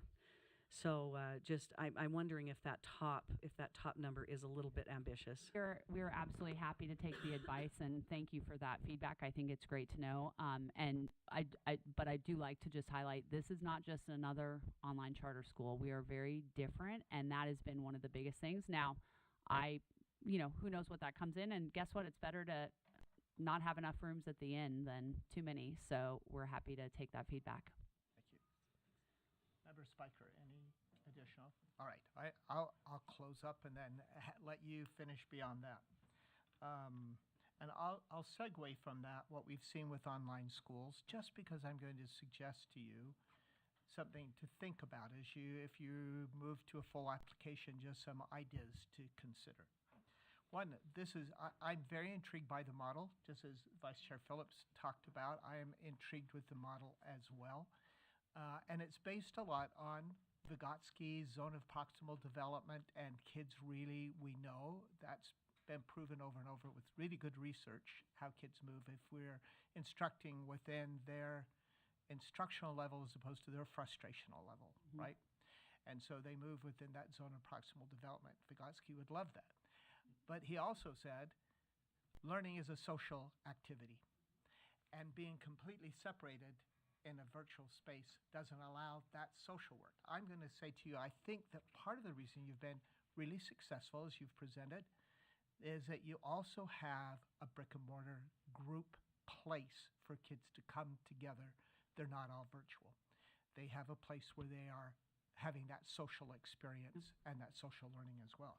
Something to consider if you're thinking about bringing a model to Utah to do that. Can you talk to that as a parent and with the home? Well, I don't need you to respond. I'm just saying if you move forward, that's something I want you to think about. Great, thank you. And then respond to that one way or another. The other reason is because if you have students who qualify for special education services, we're way out of compliance because we don't comply with the least restrictive environment. When you put them online, they are moved to the most restrictive environment. They are in an individual place working individually. It's not the least restrictive environment. It is a more restrictive environment. For that reason to think about. The other one that I thought about, having now my 218th day learning French on Duolingo, Duolingo is not going to be a good way to learn for English language learners, which your proposal suggested. Because English language learners need support in just learning English to access the curriculum. It's not just about learning English. They will learn some English, conversational English along the way, unless it's much different from what I've been doing in French. But it's not going to be the English language support. You need more support there. How are you going to support students who may be English language learners? Additionally, if you talked about homeless students, economically disadvantaged students as well. If so, Utah also has these requirements. For homeless students and economically disadvantaged students, you would think about, do they have access to the internet? Do they have access to technology? And if you have students enrolled in your school, in your financial model, you need to also provide a computer for every student and make assure that they have internet access. So we'd want to make sure we see that. We can in Utah even ask kids to bring a pencil from home to school. Whereas in other states, you go to Walmart or Target at this time of year, there are lists of what teachers want you to bring to school. And we are by law prohibited from doing that. So particularly grades 4, 5, 6. 7, 8 is a little more relaxed, but at least in that 4, 5, 6. So that's something you have to consider in your financial model, where those materials, that equipment, all has to be considered, and how will they get that, and how will it be part of it. I'm partly kind of suggesting, think about if you're ready to completely jump to a full online model. We're seeing it declining in Utah, fully online, and yet you've had a successful brick and mortar AI-based work within that brick and mortar model. Something to think about, maybe that just in dipping your foot into this state first, getting started, that might be you might want to continue that kind of model, just to think about. Great. It's not a deal breaker. I'm not telling you to do one thing or another. You have to consider, but because it creates some additional concerns to go completely online. I think it would be some additional concerns in addition to, even though I really like the notion, and I know what the research around ZPD, all the work that you're doing, I like. I'm also happy that you choose NWEA, that you're looking at not only our kids meeting requirements, but how far can we take kids, which was a big miss in No Child Left Behind, for example. It was a minimum bar. We never looked at how high can we help kids to reach. So those are all things that I am in favor of. But from my perspective, those little cautions to think about, something for you to put in place. If you move to that full application, I'll look for those kinds of things, and that you've made a solid decision. We're doing this because, whatever. All right. Additional thoughts from anyone? And we're happy to have you. Anything else you'd like to share with us before you go? I'd like to bear with me for a few more minutes. Thank you. Coming from the Utah system of higher education and looking at students as we get them from the K-12 system into our systems, we're seeing a lot of deficits in the students. USHE right now, they've hired the Cicero group to conduct a qualitative and quantitative study. And in this last month's meeting, they released some of those preliminary results. You may be familiar with it, I'm not sure, but one of the things that the study has shown is that the technical skills that we're teaching in higher ed are awesome. We're knocking it out of the park. If a student's saying they want to be an interior designer, they are learning those skills. In technical education, we have partnered so closely with industry members, and we have monthly contact with industry members that we're able to make sure to tailor our education a little bit different than what degree granting institutions have. In this study, they are contacting hundreds and hundreds and hundreds of industry representatives to say, what is your feedback in terms of the kind of student entry-level professional that you're seeing? What is great, what is not? One of the top things that they have concerns with is maturity. when I heard that, I thought this model of what they're teaching, it could solve this problem. When they're teaching these life skills, oral and written communication was among the top, and so was professional etiquette. That somewhere along the lines, there's been a shift, whether it was COVID or, who knows where this shift really happened. That's not part of the study.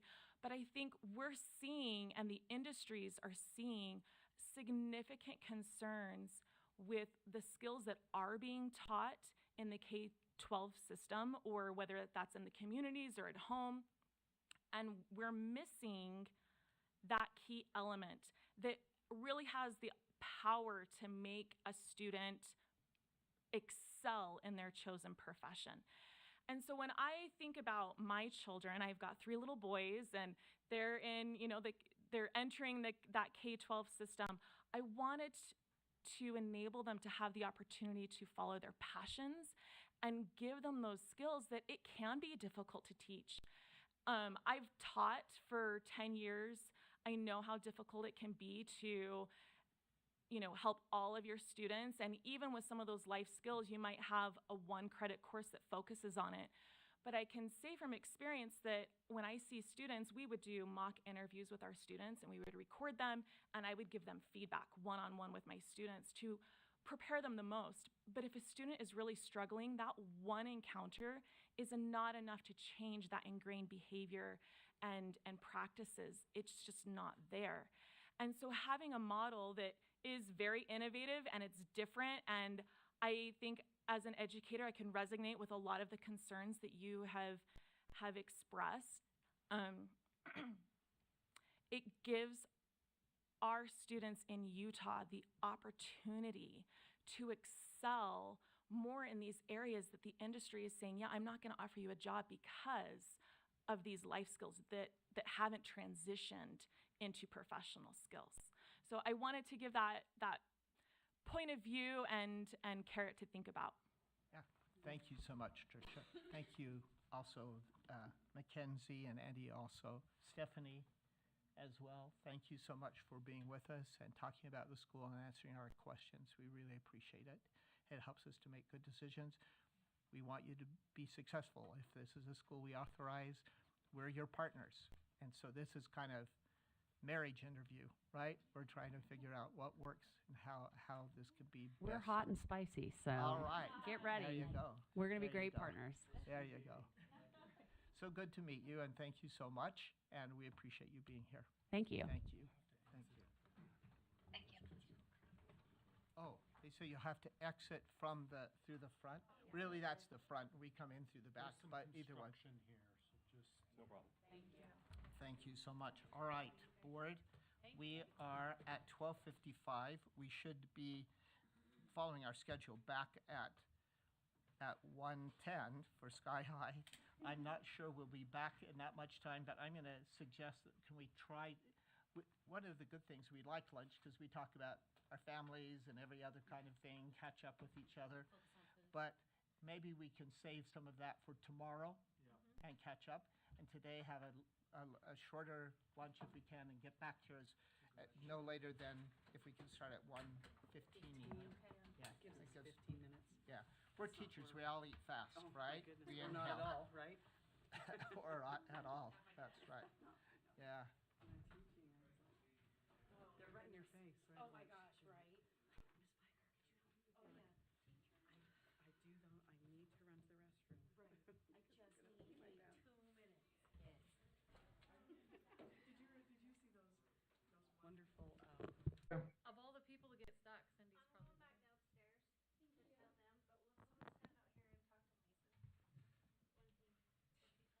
tell them, but will someone stand out here and talk to Mason? Invited to NACSA. Did someone tell you about NACSA? That's on next week's agenda. Oh, Or okay. Brian can give you the teaser. National Association of State, the charter authorizers, and we'd like to go to it if we're able to. This year we've budgeted and planned, so we'd love you to come with us if you're able to. And it is in, I'm sure I've written it. No, I'll tell you, it'll be on my calendar. You rehearsed. I did. Oh, I- that wasn't like a. I've been caught in 3 elevator. Thank you for waiting for us for a minute, we'll try to catch up a bit, and we're ready to begin. Ms. Stephenson. Thank you. All right, Sky High Academy will be joining us online. As far as the technical information, we have about Sky High Academy based on their proposal. The model was not entirely clear, so that's probably something we'll want to clarify today with Sky High Academy. They are seeking to locate in Green Springs, which is in Washington County, southern Utah. According to their proposal, this would be a grades 1 through 12 school, and they are wanting to serve 240 students, scaling up to 500 students. It was noted in their chart, in their proposal, that there was 480 students listed in the chart, but then 500 students referenced in the proposal. They are not asking for any waivers, and it is a 5-member board. As far as staff's review, the potential portfolio enhancements that we found with Sky High, why is the screen not moving forward? Let's try that again. It is frozen up there. Okay, let me stop sharing and maybe try that again. If not, hopefully our IT is close by again. Okay, let's see. Are you trying to show my video? I've got your video queued up. We'll do that in just a moment. Okay.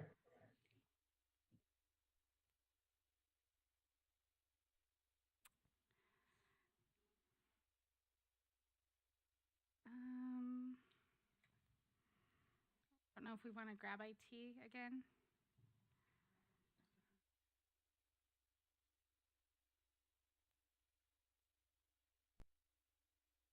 All right, maybe we'll stay right here for a minute. As far as the potential portfolio enhancements, this is a student-centered model, or it was written as a very student-centered focus, and that they spoke a lot about having high goals for their students. They also talked about having mental health supports in place and provided detailed demographics and development trends and forecasts for the area, and really looked at all of the different public district schools, public charter schools within the area. As far as some potential support needs, this proposal was missing the information sheets for 4 of the 5 board members, and those board members all appear that they may have some conflict of interest by all having the same last name, and so we were able to verify who they are since they didn't have those information sheets included. Also in their proposal, it was written as a number of bullet points rather than written out as like paragraphs. And as staff was able to run that through some of our software, it appears that it was 29% of the proposal came from various educational websites, and looked like it was maybe cut and pasted from those educational websites as those bullet points. Again, that potential conflict of interest from the board members. Another potential support need was that the applicant talked about having partnerships with Utah Tech University as well as Dixie Tech, and staff noted that that is the same university with a name change that occurred a few years ago. Additionally, the applicant may need some support in articulating the reason for the school. While they had those detailed demographics and the development trends and the forecasts, that did not seem to translate into the reasoning that then spoke about it just being a good idea for the area, as well as articulating what the school model is that they are hoping to develop within that area. So I will pause that and pull up this video here, and we will share that.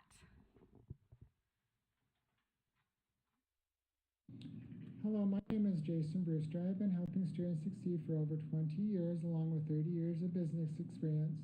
The name of the proposed school is Sky High Academy. How did I choose that name? Since the sky is infinite and I wanted the students to achieve anything without no limits, I chose the name of Sky High Academy so the students can reach for anything. How did the board come together? The board are people that I can trust, and they share the same dream of helping students to be successful, to be themselves, and to be able to try anything. What role did each member play in the proposal process? Each member helped with the mission and vision statement of the school, along with goals and purpose of the school. The goals of Sky High Academy are as follows: to listen to what each student and staff has to say, ensure that all students and staff have the opportunity to achieve high levels of success, align the curricular program to ensure rigor, relevance, and relationship, foster stronger collaborative partnerships between schools, families, and community members, support innovative programs and practices that promote positive student growth, ask meaningful questions to spark and ignite the learning process, go above and beyond professionalism. We want to get to know each student and learn more about their passions, interests, and goals, engage in challenging coursework, create a career plan for every student. Most students see their education as a means to prepare for a future career and set goals related to gaining the necessary qualifications and experiences. Extracurricular activities to help all students achieve their goals. Extracurricular activities will help prepare each student for college and their professional future. Armed with these advanced skills, they can overcome obstacles in their future and achieve success and happiness. Why was Sky High Academy created? The ultimate purpose of Sky High Academy is to educate all students and to prepare them for the future and for a career so that they can be productive members of a global society. Why would someone choose Sky High Academy? Sky High Academy provides excellent academic instruction and help students develop important life skills that will prepare them for success in their future endeavors. Offer college classes and on-the-job training to help every student be successful. To help each student be successful, teacher will create an IEP for every student. The school embodies diversity and inclusion in its programs, clubs, extracurricular, and most importantly in its people. Community and parental involvement engages students with the local community through service and creates opportunities for parents to actively involve in their children's education and in the school community. Integrate technology into all aspects of learning to prepare students for a digital world. How is Sky High Academy different from other schools? This ties into the last question of why someone would choose Sky High Academy. Provides excellent academic instruction and help students develop important life skills that will prepare them for success in their future endeavors. Offer college classes and on-the-job training to prepare and help every student to be successful. An IEP for every student. Embodies diversity and inclusion in its programs, clubs, extracurricular, and most importantly in its people. Community and parental involvement. Engages with technology. Is there a certain population of students Sky High Academy is trying to attract to the school? Sky High Academy accepts any and all students. Sky High Academy strives on excellent academic instructions and helping all students develop important life skills that will prepare them for success in their future endeavors. The typical student, teacher, parent, and visitor experiences are as follows. Student's life is packed with classes, group projects, study time, job training, or internship, spending time with friends, meals, extracurriculars, and more. Teacher's life is packed with teaching engaging lessons, encouraging students to take risks by answering challenging questions, correct off-task behavior, schedule time to review lesson videos, plan to reteach a lesson based on data, record lesson for practice, growth, and more. Parental involvement and engagement include classroom volunteering, chaperoning school events, participating in parent-teacher conferences, other communication with teachers, checking homework, dropping off and picking up their children, working close with teachers and staff to support and improve learning, development, and health of children. Visitor guest speakers' involvement and engagement plays an integral role in the school environment, offering both inspiration and essential skills to students, provides valuable insights into the world of work, industry, trends, and again, real-world skills. How will individuals know where to go or what to do? The school will have the following up all around the school: maps, signs, student handbook to take home. What will individuals do if they have a question? We will have signs up at the school that states, if you have questions, then please head to the main office. Invite the individual to ask the question. Classroom questions, try to call on them by name. This will help to create a sense of belonging. Thank them for their questions to motivate them to ask questions again in the future. What does the communication look like? Sky High Academy strives on building the necessary relationship to engage challenging conversations, trust, transparency, active listening, and empathy. Adapt to nonverbal and behavioral cues, open, honest, and accountability. Teach RESPECT, meaning respect. Be a model and example. What does the discipline look like? Sky High Academy creates and maintains a safe, orderly, and positive learning environment. We also teach and develop self-discipline, and most important, positive discipline. Positive discipline allows students to learn and adapt their behaviors to meet expectations in the classroom while simultaneously teaching them how to make better choices in their path to adulthood. How does Sky High Academy meets the needs of special populations? We use customization strategies, which provides accommodations, modifications, and extensions in the lessons, activities, and assessments. Classroom management strategies. Classroom management is critical to every teacher's success.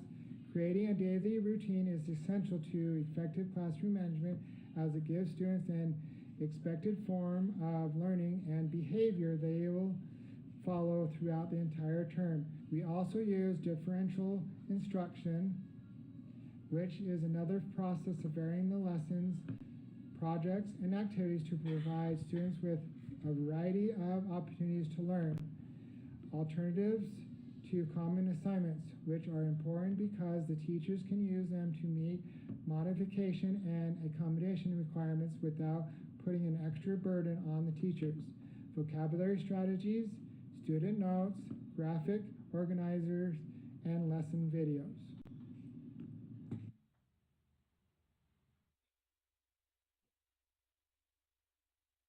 Okay.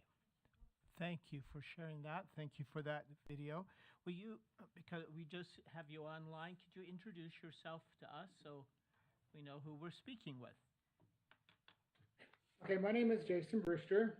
Like I said in the video, I've been teaching for over 20 years and with 30 years of experience, business experience.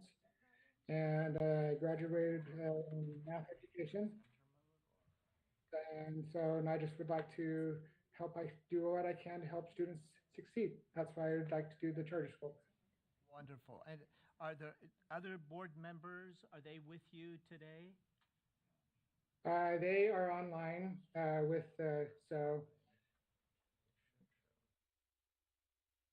online listening in today too as well with us. All right. Thank you. Let me move to the board members. Are there any questions that any of you have that you'd like to ask?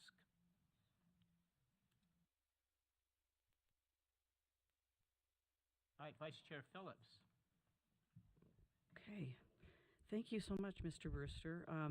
What was very clear to me from your video and from your application is your passion for students and families. And I can very much appreciate and value that. And I also appreciate your background in education. My feedback on this particular application would be that, first of all, and this is very important to us at this stage, and so, Mr. Brewster, it's clear that you have this wonderful background in education, these many years, and in the listing of your board, you in the column you listed their qualifications. But one of the things that we do love to see is a letter, much like the one you provided about yourself, from each of the board members, so that we can substantiate that each of these board members has the capacity to run it, to get this school off the ground. The other thing that's a little bit concerning is we're looking for not just diversity of experience, but also sort of diversity and any resolution of conflicts of interest with people on the board. If you were listening to our last questioning of the charter proposal, you would have noted that we brought up that there can be conflicts of interest that are worrisome. And in this case, we're not sure, but all of the board members have the same last name. And while they may just be, distant relatives or just neighbors that have the same name, we don't know. But that's a question that definitely would have to be answered. And what we're looking for really is people coming together outside of family relationships and outside of, even all from just maybe from one area, so that we bring diverse viewpoints and diverse kinds of experience to the capacity of the board. And then I would just say one thing, because I don't want what I've said to be taken overly critically, but one of the things that I found about this application was that it lacked specificity. I mean, I guess what I should say is you had a lot of specifics in there, but they weren't bundled together with one main focus on sort of a curricular offering, or a specific focus on delivery of education, or a specific item or aspect that differentiates you from just your school proposal from just a really good school, because you want to support kids and help them to achieve higher outcomes, and you want to support families. All schools have those as aims, but we are looking for unique, innovative methods for achieving those things. So one of the things that I would say is, if your proposal is not invited to submit a full proposal, I think that because of your passion and because inside of that application there are some fun ideas that eventually might really be something special, I think that it would be my advice to you as a board member to seek the technical support of our really good staff members who are there to help strengthen and focus proposals. Because one of the things I really love about what you're doing is it's very grassroots. It's very much about the community that you're in, and you have a lot of passion. I don't discount those things, but we also have a lot of requirements for what we want in a proposal, and sometimes our staff can help applicants meet those requirements in ways that advance and strengthen what they're trying to do. And I understand that, so I appreciate that. Additional questions, concerns from board members, things you'd like clarification on? Go ahead, Mr. Biesinger, go ahead. Thank you. I want to echo, do I say chair? I want to say chair. Is it vice chair? I was told once if the governor's not in the room, the lieutenant governor should just go by governor. But anyway, I apologize. I just want to echo Vice Chair Phillips' comments. As I read this application, what I really appreciate is that it just rises to the surface in just all aspects that this is a group that has a high care factor for kids and their successful outcome and their environment that they can be safe in. I also appreciate the fact that it was mentioned in the application in some descriptions of teacher support and how important that is to successful outcomes. So I thought it was great. I'll be candid. I'm not going to be a voting member of this round. If I were, I would tip my vote to wanting to see this again in a year with a little more kind of specifics to it, and I think some of the things that have been echoed. I think this is a great start, but I just don't see this being quite ready to move to the next stage. Now, I don't want to taint any other board members in respect that, and I'm grateful for views that are not like my own, but let me just mention a couple of things as to why my notes. With respect to enrollment, I applaud kind of this K through 12 aspect. I have seen, though, schools that have those kind of grades 9 through 12, which starts to be around 80 kids, then get up to a little higher number. I see it from other situations I've been around, which doesn't mean it needs to repeat here, but the themes that I've seen are that's a small number, and kind of an intimate environment can help and matter, but it is hard to get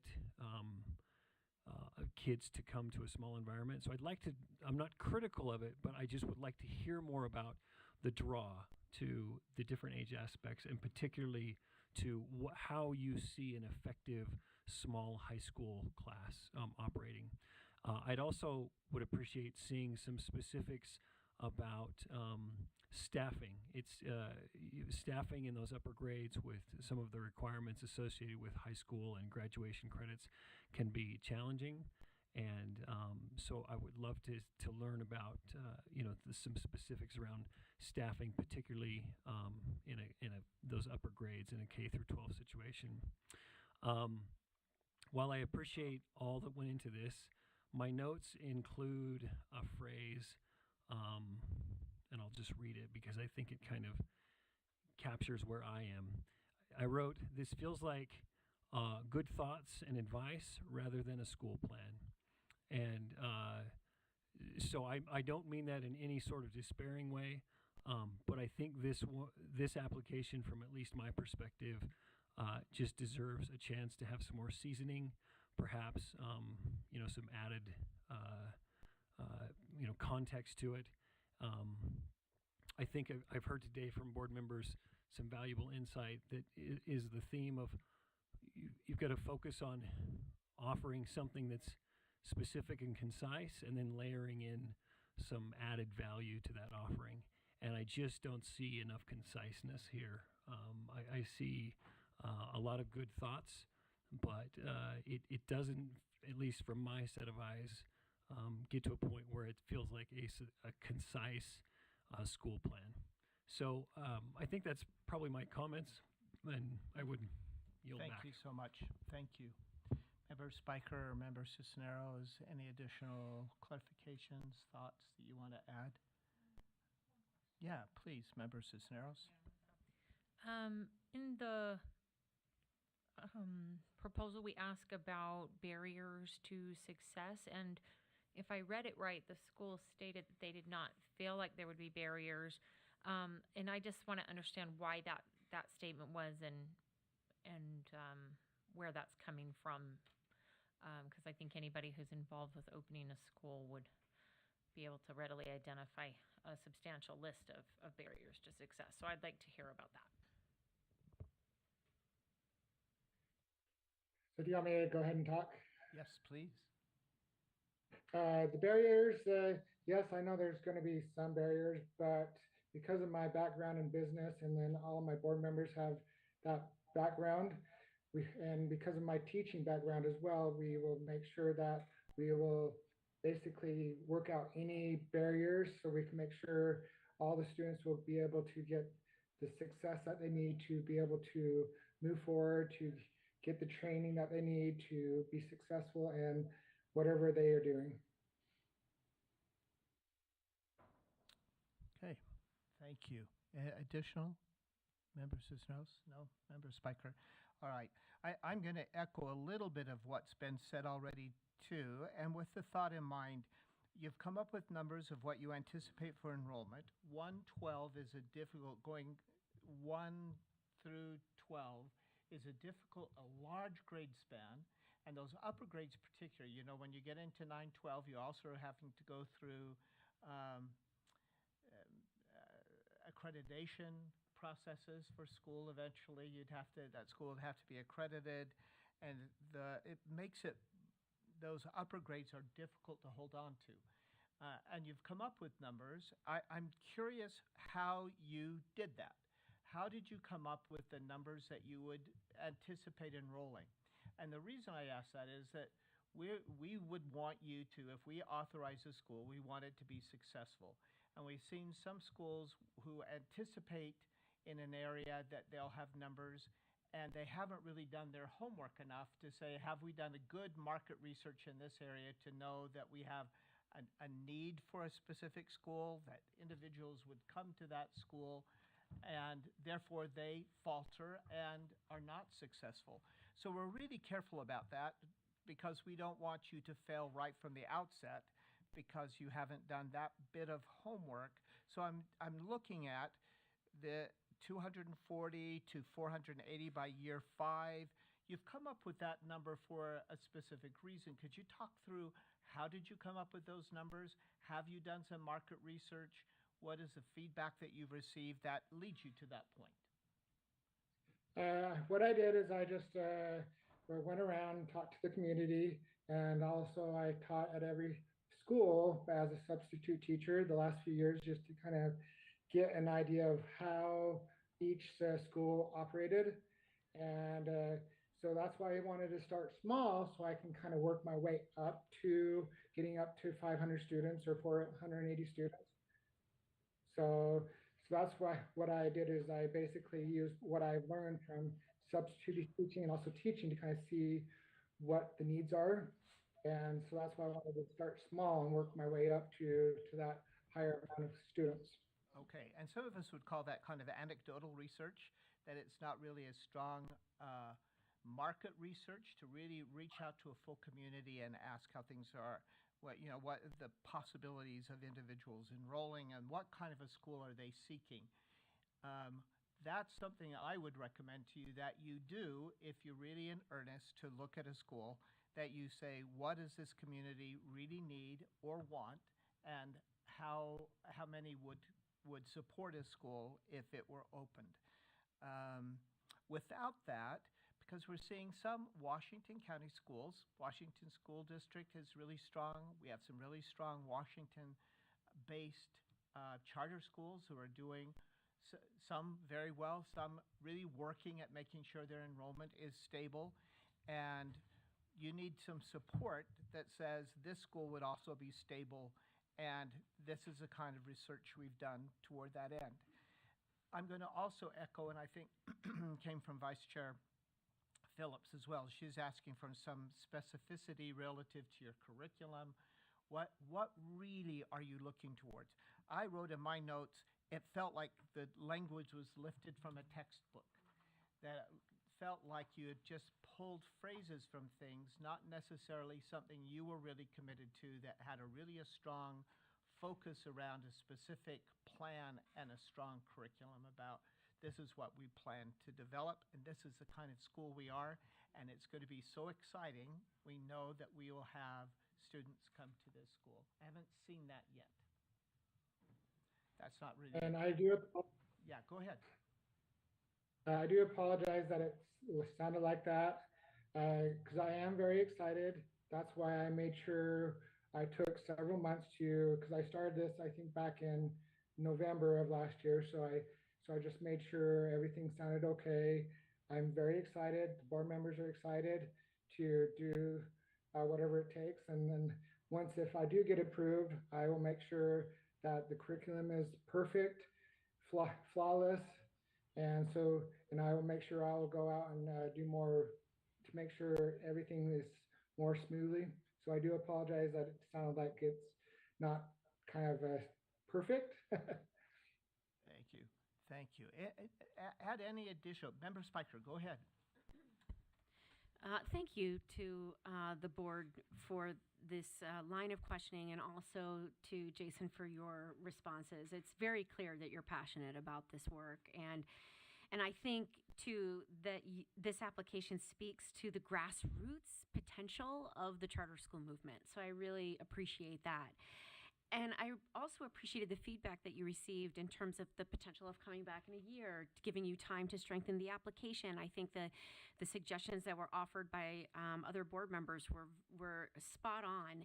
And I would just add one more suggestion. Because of the number that you're aiming for and the breadth of grades, I would recommend visiting some other charters to in our network and within within your geographical area that are a K-12 model. What have been their successes? Maybe what are their challenges? I noticed that you're actually a 112, or I didn't see any numbers in K, and that might have just been I don't know. So I assumed maybe what you weren't starting until first grade. And so again, what are the challenges with that in terms of recruitment and building your base? I think that we have a lot of, it is, and I'm mindful saying this, because none of it's easy, but we have found that it tends to be not as challenging to have a successful elementary charter program when you venture in, and I think we've heard this today, once you venture into those secondary grades, and based on the numbers that you're sharing, it could be very difficult to compete with the offerings in your community. So it just might be a good opportunity, again, as you're gathering all this data and research, to visit some other charters that are going to have different models, but they could offer some great insight in terms of the scope of what you're trying to create. Thank you. Good advice, Member Spiker. Thank you. Vice Chair Phillips? Yeah. Yes, thank you so much, board members, and also Mr. Brewster for this collaborative discussion.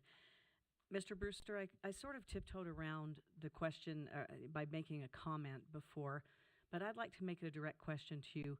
Are the individuals currently listed on the board for this proposal direct relatives of you yourself as board chair? Yes, they are family members. And what I did is I wanted to make sure I get the same people that have the same motivation that I have and dream, and make sure that I can open a school that will help students succeed. So that's why I chose them, because they have the same dream as I do. And they will do whatever it takes to help me and help the members, and also to help the community grow. Well, and you are one of the lucky few that have, it sounds like, has family members who have a unified purpose with you. So that's really fun. But just as one board member, I would suggest to you that that if your proposal is not approved to go on for a full application, but you'd like to bring this idea back because you've got a lot of passion and some real good seeds for some innovation, I think it would be prudent to consider gathering individuals who are interested and passionate and have a similar vision to yours, but that are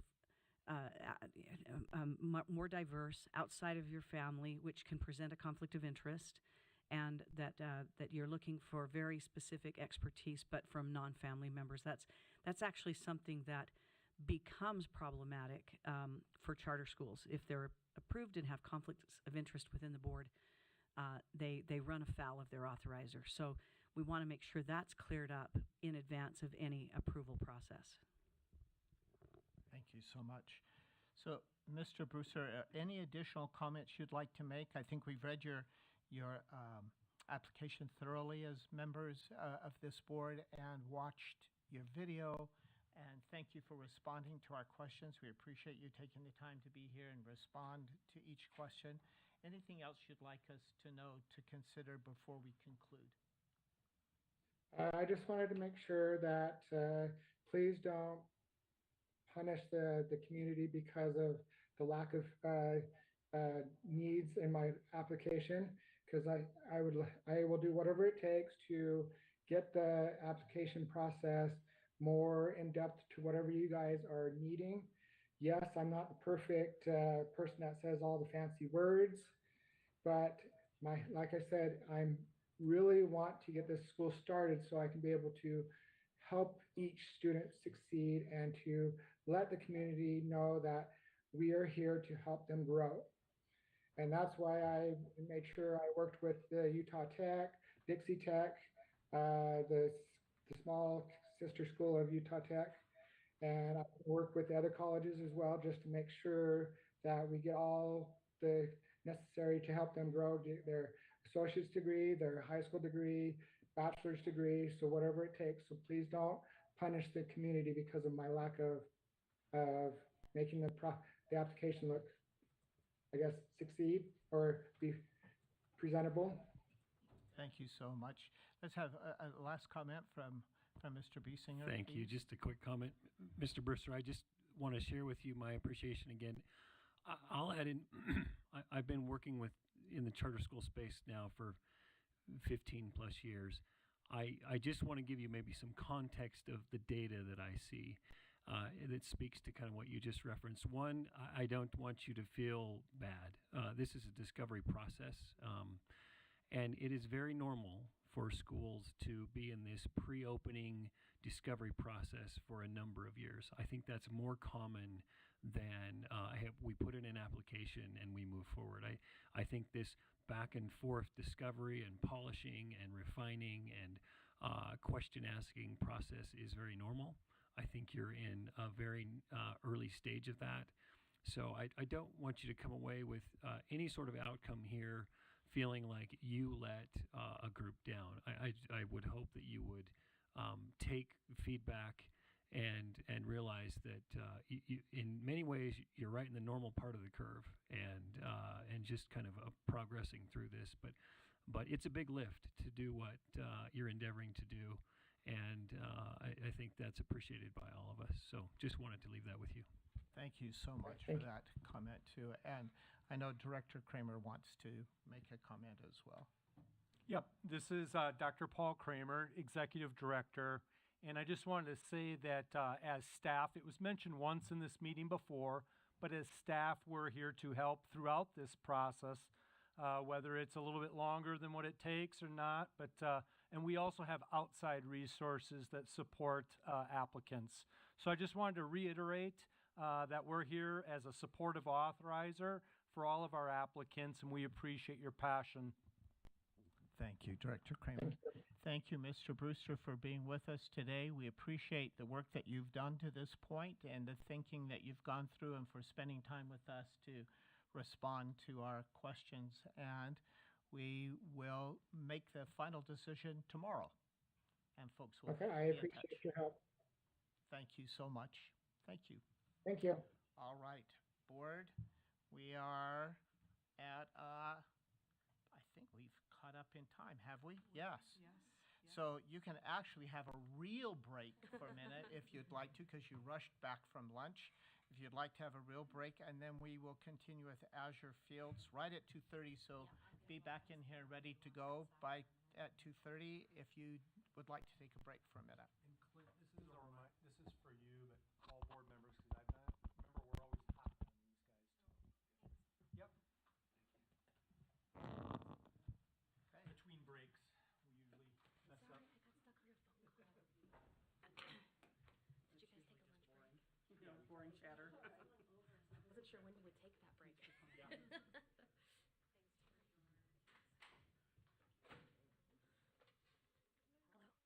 Cindy, that was scary. My dog was caught in an elevator when she was 2. For 45 minutes. What? By yourself? It was open like that, and we were able to talk to her in there like that. It was at a wedding nonetheless. She knew she wasn't alone. It was a little bit more than what you had too. No? Overhand. I'm gonna say. But then when she started getting the like applicants we have. panicky and tired, and then she took a nap.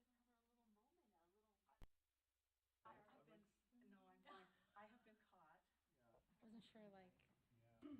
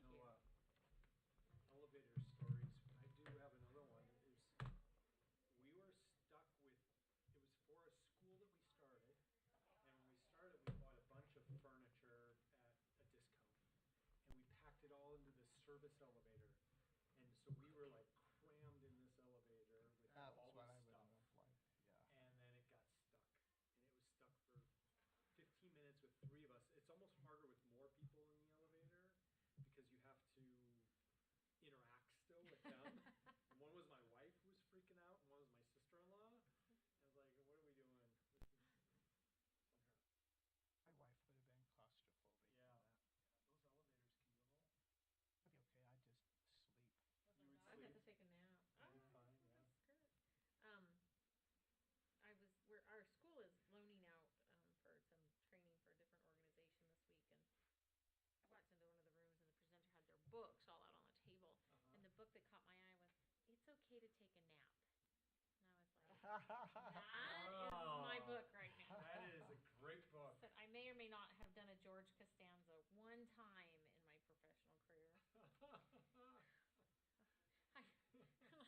I wrote in a Zoom Yeah. on my door because I thought now nobody will mess with me. Yeah, So yeah. I liked it, and then I just laid under my desk. I was Yes, so tired. so I just tired. couldn't even. I'm like nobody would care if I went on a 15-minute walk Right. around the building. Right. Why do they care if I'm laying under my They desk shouldn't asleep for care, 15 no. minutes? But I knew they would judge me, so that's why I wrote in Zoom. When I was young, and they said it's time to take a nap. I just hated it. Today, it is the greatest luxury. I just Yeah. love those days I can I'd have like a nap. to get to the place of taking them. I- Nice. Yeah, well, the right ones, because otherwise they can just wreck your day, can't they? My 20-year-old said, "Oh my gosh, what I wouldn't give to go back to being a kid. I did not know how good I had it." That's right. He tells his girlfriend's 12-year-old brother, "Hang on with both hands, because if I could go back to any grade, it would be sixth grade. I want to go back to sixth grade. I want to be 12 again." He's like, sweet. "You don't even know how good you have You it." do not. You And do I'm like, not. "Yeah, but when you're 12, you don't, right? I mean, you hate it because people make you take naps and tell you what to eat. Please. Force me. Force me. Force me. Twist my arm. I'll be right Pick out my back. clothes for me. Yeah. Plan my meals." Told my husband last night, "Do we really have to think about? Let's just eat cereal. Whatever you find in the closet, whatever I find in the closet, that's for sure." Just do your own thing. Whatever sounds good to you, you do. Yeah. I know. As of next Monday, we're official empty nesters. So, but dinner's like the hardest part. Like trying to good for two Sometimes people. I feel inspired to make something for us, but sometimes I just say to Joan, "Are there leftovers you would like? Just have those." Let's each find what we feel like having. Yeah, I know. I don't want to eat out every night. Besides the expense, it's just gross feeling. But I don't want to plan dinner every night for two people. It's hard to cook for two. And we're not very good about learning how to scale down from 6 with 4 boys to 2. It's a very different amount of food. And the trash. Do you know, I knew my refrigerator was going to empty out, but I did not know my trash would only need to be taken out once a week. And then when it's like the time for them to come pick up the from the curb, I lift it up and I'm like, there's nothing in there. And less laundry, less. I know. It's a change. Yeah. It is a change. But no one to help in the garden, so. Well, anyways, the losers. No, we've kind of been empty nesters for, well, it went from like all 4 there to 1 almost overnight. But the 1 has been around anyway. He's off with friends or skate park or work or school. Monday he's gone. Well, so, yeah, Sunday we drive him down and gonna have In a school, down at Utah Tech. is he? Oh. Good place. Far enough away, but close enough too. Yeah, that's kind of, and he's very practical. And so he said, he looked at all the charts that they do for the merit scholarships, and he's like, "Mom, where my ACT and GPA are, Utah Tech gives the highest on that chart and has the lowest tuition." So, and he's going down with Place to go. his certificate of completion, and he wants the warm weather. So, Yeah, absolutely. I would have done that same thing. here's and Off and going. So what, certificate of completion in? just the generals from Yeah, Salt Lake having City his, College. all of his journals done. Wow, He finished it up this summer. that's great. Yeah. So what's he majoring in? Business. Good for him. He actually felt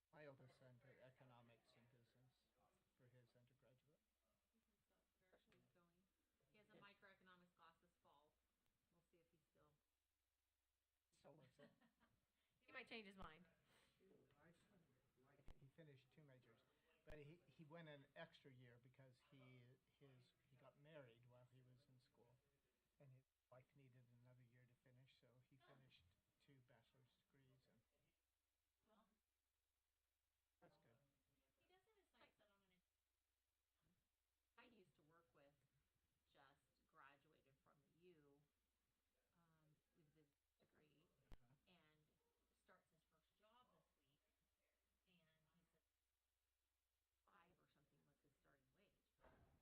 The 18-year-old's like, That sounds like a lot.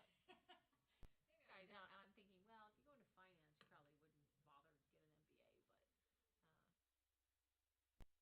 smaller to be 25 and have an MBA, honey, so, I'm good about gaining experience in a company too and moving up. My son worked somewhere first, but then he did do an MBA, that same one, in business and economics, but not necessarily did it. He now says some of the people he went to school with stayed in the company and progressed are more advanced than he is stuck with it. So there's some good to that. I have a learner, but by the time I've gotten to 4, I'm like, it doesn't matter what I say, doesn't matter what I do, it doesn't matter if I come or go, so I'm taking the advice of senior moms who say, I'd just hug them more. So, That's what you're doing. you do what you're gonna do, Jack, because you're gonna do it no matter what comes out of my mouth, so I'm just gonna hug you more. Which, how old is that? 18. Our Jack is 20. My dad's name. It's a great name. It is. And he's a great dad. I actually really like that kid. Yeah. Yeah. I don't have favorites. I like them. His brother's name is John. I guess those are nicknames for each other. So, They are the kids. which I didn't know, but I guess that's true. Yeah, because we used to call John F. Kennedy Jack. Mhm. People called him Jack Kennedy, right? Yep. It was totally accidental, but all of my children are denominations of money. What? So, yeah. Let's hear it. Benjamin, Alexander, Lincoln, and Jackson. You're kidding. That is So everybody would say, You didn't. no, it was not fun. Everybody would say after, what if you have a girl? I'm like, that can't happen because I'm not going with Sacagawea. And Susan, Or Betsy I could Ross. take or leave, right? So I'm like, yeah. And really, that wasn't intentional? No, That's no, awesome. it was afterwards when we were having Jack. I was like, well, I could have a George. That's cute. I could have a Grant. Some I thought, well, if I had a girl, I could name her Georgie. My husband's name is Grant. That's another good name. Yeah, strong name. Mm-hmm. Yeah. I am not that motivated by money. It appears that I am, by the way I name my children. All right.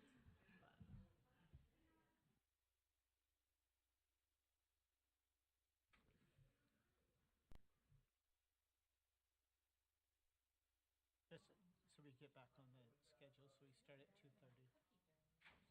Is there a time of year when you guys do these all at the same time? Yes. Just this time of year? And then And if you then- miss the boat, you have to wait till next time of year? Okay. So this is step 1. So then if they go through this step, then we do it again in January. Gotcha. But with the full proposal. Gotcha. Yeah. It's interesting to hear all the different ideas. I would love to propose we move this to September.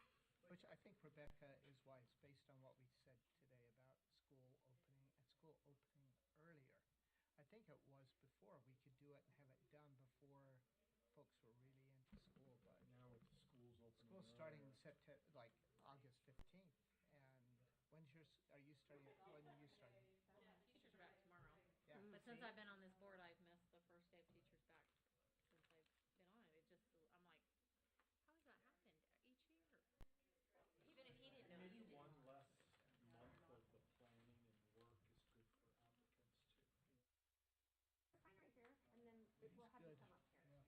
And Yeah, just a little it would be words good on the to- microphone. You can see how it's read on recording. So just usually leave Did tortilla chips? baby staples. Oh. I know they look like tortilla chips, but it's actually 6 staples. And if they're in here long enough, you'll start to smell everything. Everything. I love that. Yeah. I love everything. I do too. They must be yummy. Go Yeah. run for them. Oh, yeah. Yeah. Oh, yeah. Literally run? Stephanie no, always but I did, finds? but I did both. You notice how Stephanie always finds the treats nearby? She's got a kind of a talent. Is there a place nearby that has? Yes, it's right here on the strip, and a new, I was just saying, a new chocolatier just opened. They even have Kinemon Oh, again.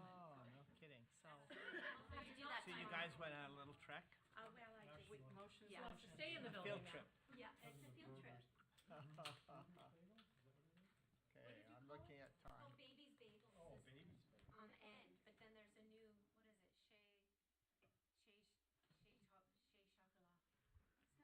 what is it, Chez Chocolat. So, I don't know, it's just right, like 3 doors down next to the Taco Taco.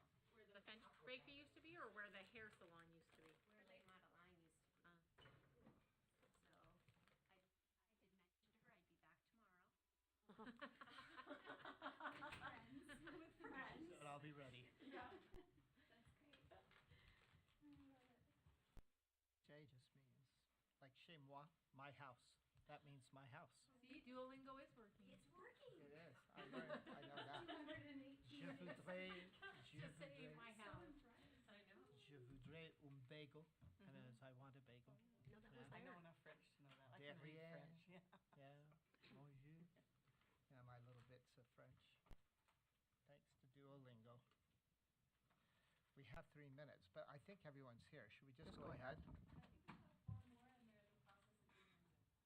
So you have a few more coming? So should we'll wait till right at 2:30? All right.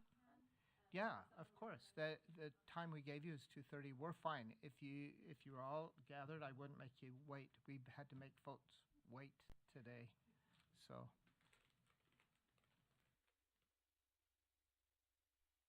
yeah, no problem. We'll hang on. Yep.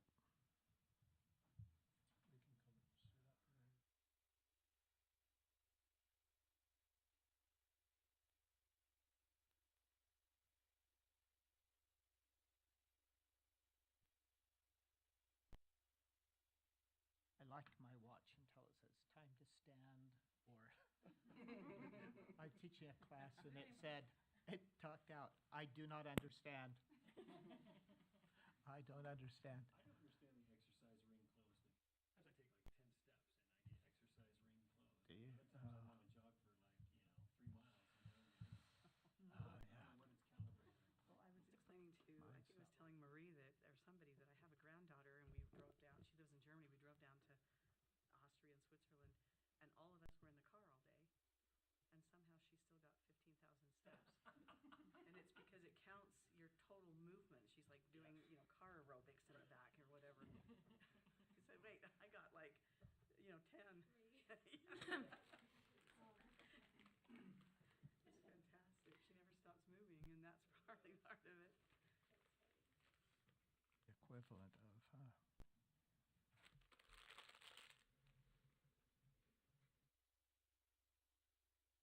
Students peer pressure me into signing up for a marathon, so. Oh, no.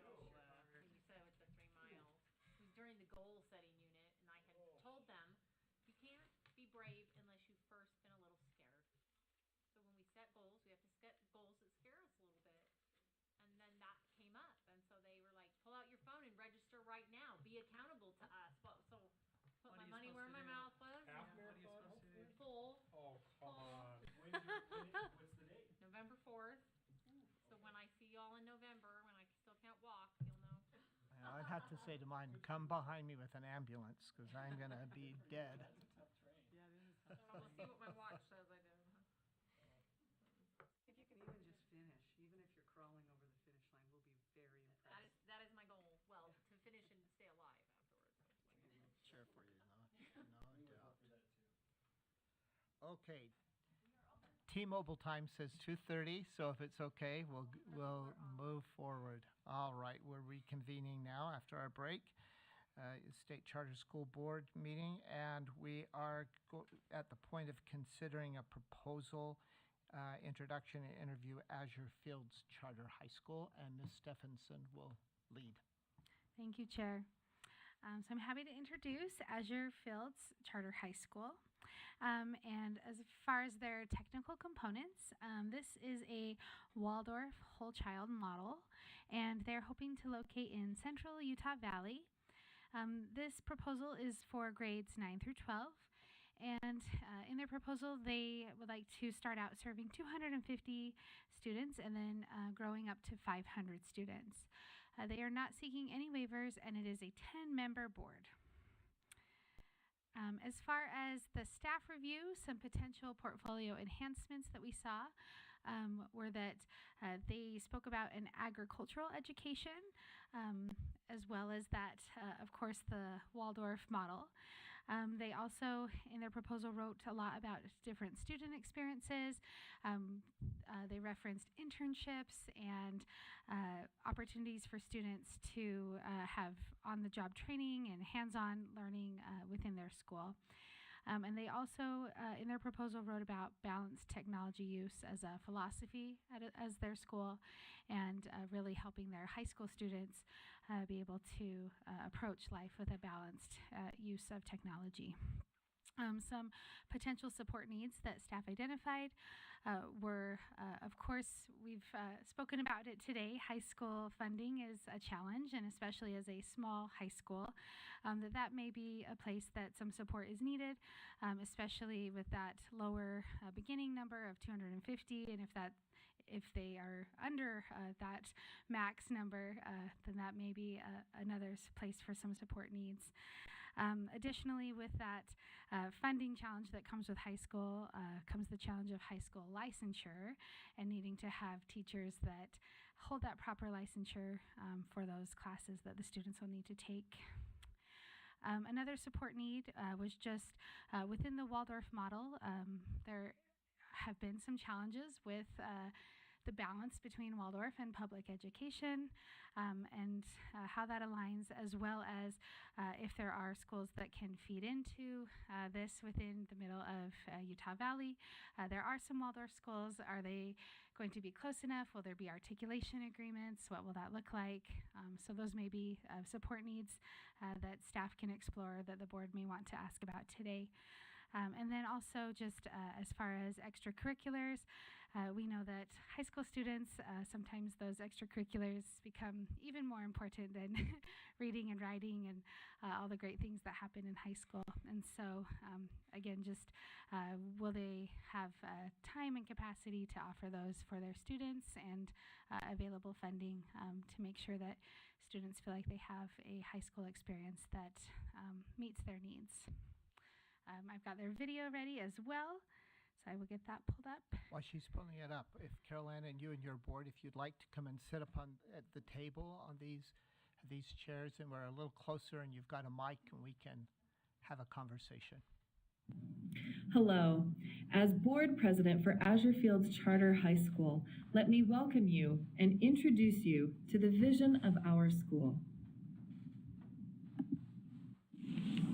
Our mission states, Azure Fields Charter High School is a Waldorf-inspired school dedicated to preparing students for success in both career and life by cultivating their academic, artistic, and practical skills. We strive to awaken students to their unique individualities and a moral relationship with the world by developing the whole human being and its capacity for goodness, beauty, and truth. With a focus on individual growth and community engagement, we work to nurture compassionate and resilient individuals. Graduates emerge ready to lead with integrity, turn their ideas into meaningful actions, and make positive contributions to the fast-changing world they inherit. We are the result of the dedication and hard work of parents, teachers, and community members who share a passion for providing a unique and enriching educational experience. The name Azure Fields Charter High School was chosen to symbolize the vast potential and boundless opportunities our school can offer students and their families. Azure evokes a sense of open skies and endless possibilities, while Fields represents the fertile ground for growth and learning. Together, these elements capture the essence of our vision for a school where students can thrive and reach their fullest potential. At Azure Fields, we believe in hands-on, practical learning that integrates all aspects of humanity to achieve higher academic success. Our teachers prepare engaging, hands-on lessons that integrate academic learning with practical and social skills. They guide students through collaborative projects and career or technical-focused activities that require teamwork and collaboration, as well as higher levels of thinking and a pursuit for truth about themselves and our world. Teachers work closely with parents and community members who volunteer to supervise student work study, lead workshops, and assist with various school activities. Our program is designed to cultivate a sense of goodness, beauty, and truth within our students while nurturing the individuality and intellect of each one. We are service-oriented, and our students have many opportunities to work with their mentors in identifying needs and solving problems within the school and surrounding community. As Utah County's first career and technical education high school, we offer unique opportunities for students to gain real-world experience through integrated internships and campus work-study programs. This approach not only enhances academic achievement, but also fosters strong community connections. Our school stands out because of our commitment to providing a comprehensive education that goes beyond traditional academics. By choosing Azure Fields, students gain valuable life skills, career-focused training, and the chance to contribute meaningfully to their community. We aim to attract students who are eager to engage in hands-on learning and who want to graduate with extra credits and a robust portfolio of practical experience. As the board members of Azure Fields Charter High School, we are excited for you to join us on this journey. Our school schedule is designed with the needs of high school students in mind. Our later start time allows students plenty of time to be ready for the day and arrive safely, especially in the unpredictable Utah winters. Students may also use the extra time in the morning for work-study hours or to get extra help or mentorship in the tutoring labs. Students will experience their core curriculum through 2-year tracks, which introduce the subjects in freshman and sophomore classes and deepen the understanding in the junior and senior years to better prepare them for advanced academics and higher education. The community garden, workshops for trades such as carpentry or mechanics, and art studios will provide students with rich, creative experiences and help them develop trade skills that will enrich their lives. Work-study opportunities will give students training in job skills such as following work schedules, showing up on time, and resolving issues with coworkers and supervisors. The work-study and internships will also help our students feel a greater sense of connection and belonging in our community. At Azure Fields Charter High School, we are committed to providing a unique, holistic education that prepares students for success in all aspects of life. Our Waldorf-inspired approach, combined with a strong emphasis on career and technical education, sets us apart as a school dedicated to nurturing the whole human being. We are grateful for the opportunity to present our proposal to you today and share our vision for a school that cultivates goodness, beauty, and truth in every student and faculty member. The passion and dedication of our board members, parents, teachers, and community partners have brought us to this point, and we are excited about the potential to bring this innovative educational model to Utah County. As we move forward, we invite you to join us on this journey. Together, we can create a school that not only educates, but also inspires, empowers, and transforms the lives of our students. With your support, Azure Fields Charter High School can become a beacon of excellence, a place where students thrive, and a force for positive change in our community. Thank you for considering our proposal. We look forward for the opportunity to work with you and answer any questions you may have. Together, we can make the vision of Azure Fields Charter High School a reality, providing a brighter, more promising future for the students of Utah County. Thank you so much. So our process today, of course, gives us an opportunity to get to know you, for you to know us. We're looking for opportunities, ideas of working together, and we'll ask some questions. We've each read the application And now, having had an opportunity to see the video, and we'll just ask clarifying questions, or in some cases, say if you give some ideas to you as well. So that's what we're looking towards. But let's first start with, each introduce yourselves and your role on the board. Do I just start talking? Okay. Yeah, you just pull the mic towards you and then I'll go on. You'll see Okay, that red perfect. light. Yeah. Okay, I'm Carol Gregory, and I came to know Waldorf education about 5 years ago, and so it's been a really exciting journey to see this unique way of seeing the whole individual, and the belief that if we are nurturing our children to be their highest human being, that then the teachers are doing that work as well. And that has just really resonated with me, and the more I learn about this philosophy and approach and connect with Waldorf educators throughout the world, I found a wonderful and supportive community, and we found a need in Utah County. We have 2 K-8 Waldorf elementary schools, and the families in those communities have been asking for a place for their students to go in high school that aligns with their educational goals for their children. And so it was that gesture that brought about this team of wonderful people. And so I've kind of helped organize and gather this group to do this work, and we're excited to join you in supporting the needs of these families. I'm Chalice Maddox. I'm the vice president of the board. I have just really loved coming to Waldorf education and seeing that it puts into place and into practice all the things that I was taught as a teacher going through college, and how to integrate everything into the teaching experience for the student. Hi, my name's Christian Swenson. I'm a voting member on the board. I worked at Mountain Sunrise Academy for a while, and I'm also an adjunct professor at both Brigham Young University and Utah Valley University. I have a long and extensive background in the theory of Waldorf education, and I can attest to its effectiveness in not only educating the child's head, but also their heart and hands. That it is a whole child education that invigorates not just the mind, but the body and the soul. Thank you so much. All right, board members, I'll turn to all of you if anyone has some questions. Oh, so sorry, I just didn't. That's what happens when I don't turn around. So please go ahead and introduce yourselves.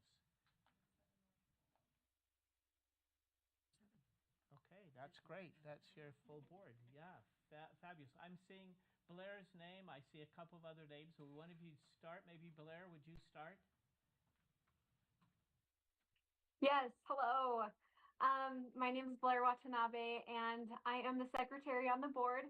I have 4 kids that go to the Waldorf K-8 school, Mountain Sunrise, and it's been a wonderful experience. Before I even had my kids go to Mountain Sunrise, I was homeschooling, and so I was incorporating Waldorf principles into my homeschool with my kids.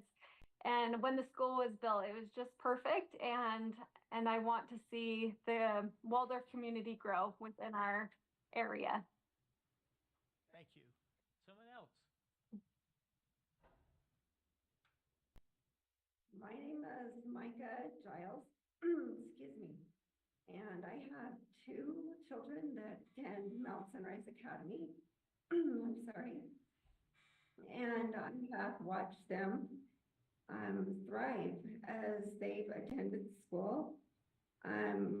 They first attended public school, and as I took them to the private school, I watched them progress as they started using the Waldorf curriculum and learn life skills. And I would never take them back because they've just been thriving as they've been using as they've been incorporating their emotions and growing and making friends, and they've been living their whole lives. And I'm excited to take them to a high school where they would get to go and use these core skills and take them out into life. So, Thank you. And others of you? Hi, I'm Carrie Skippers. I am a parent and a voting member of the board. I came to be part of this board because I have 3 kids in a Waldorf school, and my oldest is in 8th grade right now. And I feel almost a desperate desire for him to be able to continue with Waldorf education and the model, because I can't even fully express how much my children have thrived in the Waldorf model. They absolutely love school. They love learning. They're thrilled that school starts next week. And I just see them in their daily lives just soaking up knowledge and exploring and just really thriving. There's not adequate words to express it. And there's such a need for a Waldorf high school in our area. Thank you so much. What? Hi, I'm Dina Ross. I'll go.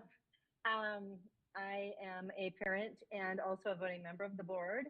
I am also a member of a micro or a hybrid school, hybrid homeschool. I've homeschooled my 2 daughters in Waldorf from the beginning, and now I have a 7th grader, but they have been in a Honeycomb Charter School, and they have been in that since they were, they have been in there for like now 3 years, and that has been a wonderful experience. And I'm excited to allow them to also experience a high school. We're in the need for a high school, very much so. And we are at a point that Waldorf is needed in this community for sure. And there's a lot of us that are in that space where our children are really close to needing that high school. And I'm sure there's some other children out there as well available that would benefit hugely in this situation.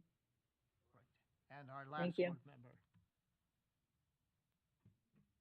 Hi, I'm Tiffany. I'm the public relations representative for the board. I'm a Waldorf teacher, grades teacher currently. I'm also well immersed in both the charter school system here in Utah since moving here a few years ago, as well as the homeschool experience. And it's been really beautiful to see those communities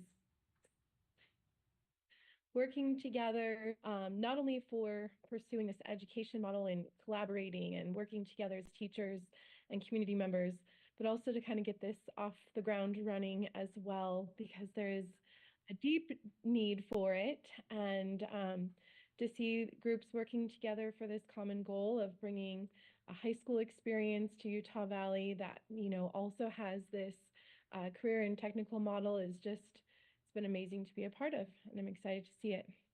Thank you. Thank you.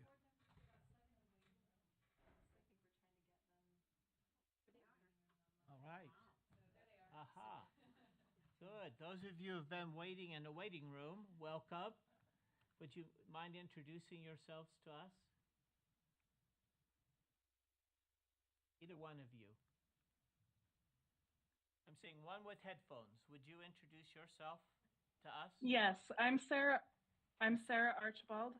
I've been in contact with the Waldorf community for a while. I'm very passionate about Waldorf education, and I'm really looking forward to seeing the school come together. I don't know if there's any specific questions that you wanted people to answer in general. I just got on. Yeah, right now, just an introduction, and it'll happen. The questions will come. Thanks. Okay. All right. And one last person.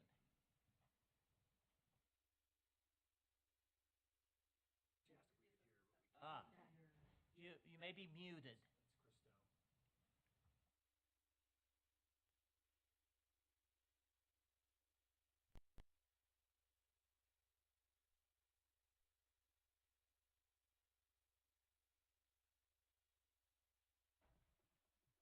We've all been through the same thing, so we get it. We get it. Hey, this is on brand. Waldorf schools are not high-tech schools. No, balanced technology. You know, why don't you, Caroline, will you just introduce her for us? This is Christelle Rose. She was a part of founding Mountain Sunrise Academy and was part of the reason that I found Waldorf Education. She's been a great support in learning from her previous experience in starting a charter school, and I feel very honored to be building on the backs of both Mountain Sunrise Academy and Wasatch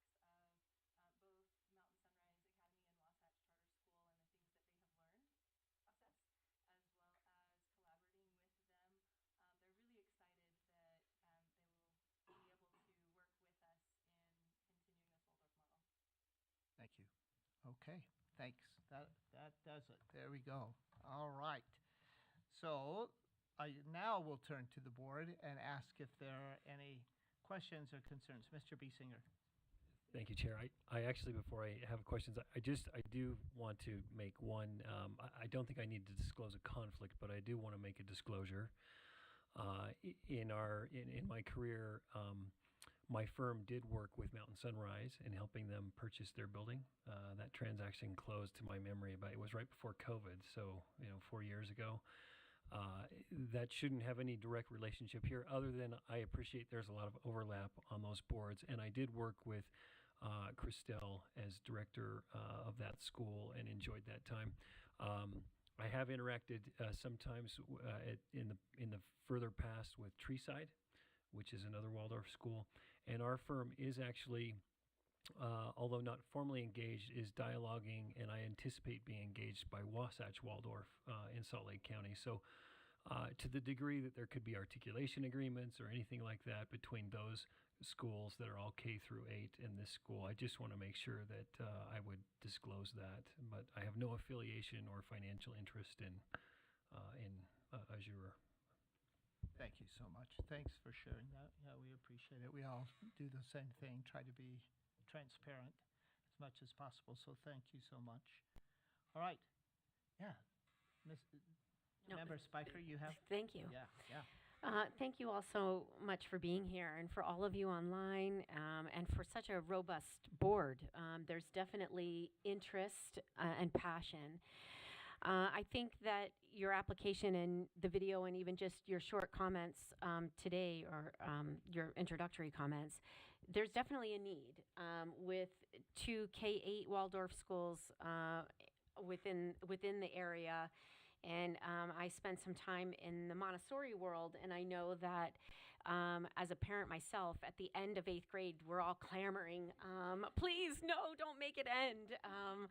And so I can really appreciate that. I was curious because just hearing from parents that are on the board and just some of the anecdotal information that was shared, have you all issued a formal survey? Do you have any concrete data points based on those 2 feeder schools of parents that say, of a 6th grade parent that says, oh yeah, when that high school opens, I'm on deck? I was curious if you have any real data. I mean, this is all great data, but you know what I mean, in terms of concrete data to share with us. We as a body do not, we haven't taken that step yet. Mountain Sunrise Academy and their board discussions in the past couple of years has brought up this discussion quite a bit, and there was a lot of support and feedback, and I think they have more data that we could pull from, and the same in discussions with the administration in Wasatch. They've had similar surveys. We as a body haven't done that yet. I would just recommend if the decision is, the vote is to move forward, I think that would be an excellent next step, just to validate the parental support that you're stating right now. Yeah, particularly with any schools, even beyond that, who have, you think of that continuation of the Waldorf model. And it would be primarily, wouldn't be for current 8th graders or 7th, maybe 6th graders, would it? I'm thinking if this school was eventually approved by January, it would open 2000. Yeah. So it'd be like current 6th graders. Yeah, 6th graders who had the potential of moving. So current 7th and 8th graders, the school couldn't open in time, even if everything was approved through this process, right? So looking at the enrollment at that grade level will give you some good numbers. And you have decided numbers. You've looked at 250, 375, 500 moving up. Tell us how you came up with those numbers.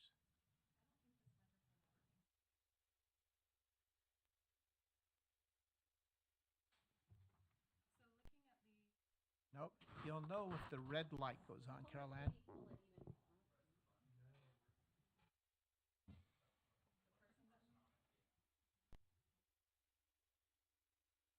Turned on a light up here.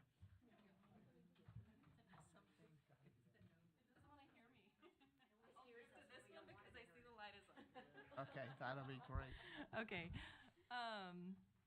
So going back to that question with the numbers, looking at the enrollment of Mountain Sunrise Academy in Wasatch, with Mountain Sunrise Academy, if they maintain a cohort of 8th graders through 8th grade, they potentially have 60 students coming out of that school that would potentially feed into us. And then the 120-25 would allow for 50% from a Waldorf school and 50% from the community, so that we have a nice balance. We believe that this model isn't just for students that have already found Waldorf, but we can meet the needs of other students in Utah County that are seeking for career and technical training. Okay, all right, okay. Of course, that is the question, right? Because we don't want you, it's very important that you've done that market study and that you know what your potential enrollment, kind of a good, even a very conservative enrollment might be, because otherwise you put yourself in a financial situation that you won't succeed in. So our experiences in trying to help is to make sure the school has numbers that are credible, that will support the work that you're doing, so you don't get into the situation and have it difficult. So part of that would be More piece that we've also considered. We are looking at very seriously considering a 9 a.m. or 9:30 a.m. start time, which would provide students that are up in the Salt Lake County easier access to come down and join us. So that is also a figure in that too, of that we're not excluding them in building farther south. Yeah, not excluding, but you also want to survey to say, even if we're not excluding you, would you make that journey around the point of the mountain and come? And you also survey the community to do that market research and say, is this something that you would support even though your children haven't been involved in the Waldorf school? It may be other charters, it may be other public, private schools in the area that you'd say, is this something that you would support? So that you know you've got really solid numbers. If you're to move forward, that's what I would look for, is that you've done that research and you have that support relative to numbers. It makes a big difference to us, because then we know that the potential is there for you to market to those students and have an enrollment that's going to allow you to meet your financial goals. All right, I jumped in just because it connected. I usually wait. I want to actually connect with something you said, which is why I'm jumping at this point as well. I agree with everything Chair Bowles has said, but I'm also concerned. I have just a few questions, but one's related directly to his numbers question, and that is your first year at 250. You may be aware of research that's been done by Brian Carpenter. It's national research on charters, and one of the things that he looked at as he looked at charters that did not succeed, right, or that have started up, seemed to be doing well and sort of fizzled, that it was very, very difficult, and I would say this would even more accurate a reflection of a high school even than a K through 8, that it's very difficult to survive financially, particularly as a brick and mortar school. I know you have a blended block schedule. I kind of want to see how that relates, if that means you can have a smaller building or whatever, but relative to your enrollment. But it's very hard in a brick and mortar building, even a K through 8, to survive with under 300 students. That's actually a huge red flag. So while we certainly don't want you to overestimate your enrollment, we don't want that. That's a problem too. But starting out at under 300 is also a red flag for us. If you don't really think you're going to have that many students and you're going into a building, instead of sort of hybrid or online or something. So talk to me about, and then of course high school is more expensive anyway. So as I'm thinking about these things all connected, the numbers, 250 has me worried. Maybe the blended block schedule is, takes some of the need for square footage down and is more manageable with a lower number. Would you address, and then I guess unless you have an outrageously advantageous building arrangement, someone's giving you half a building for free or something, or an outrageous, part of it is, isn't rented. I don't know, but what are you thinking in terms of a business plan here that would allow you to run a high school with 250 students? That's an excellent question.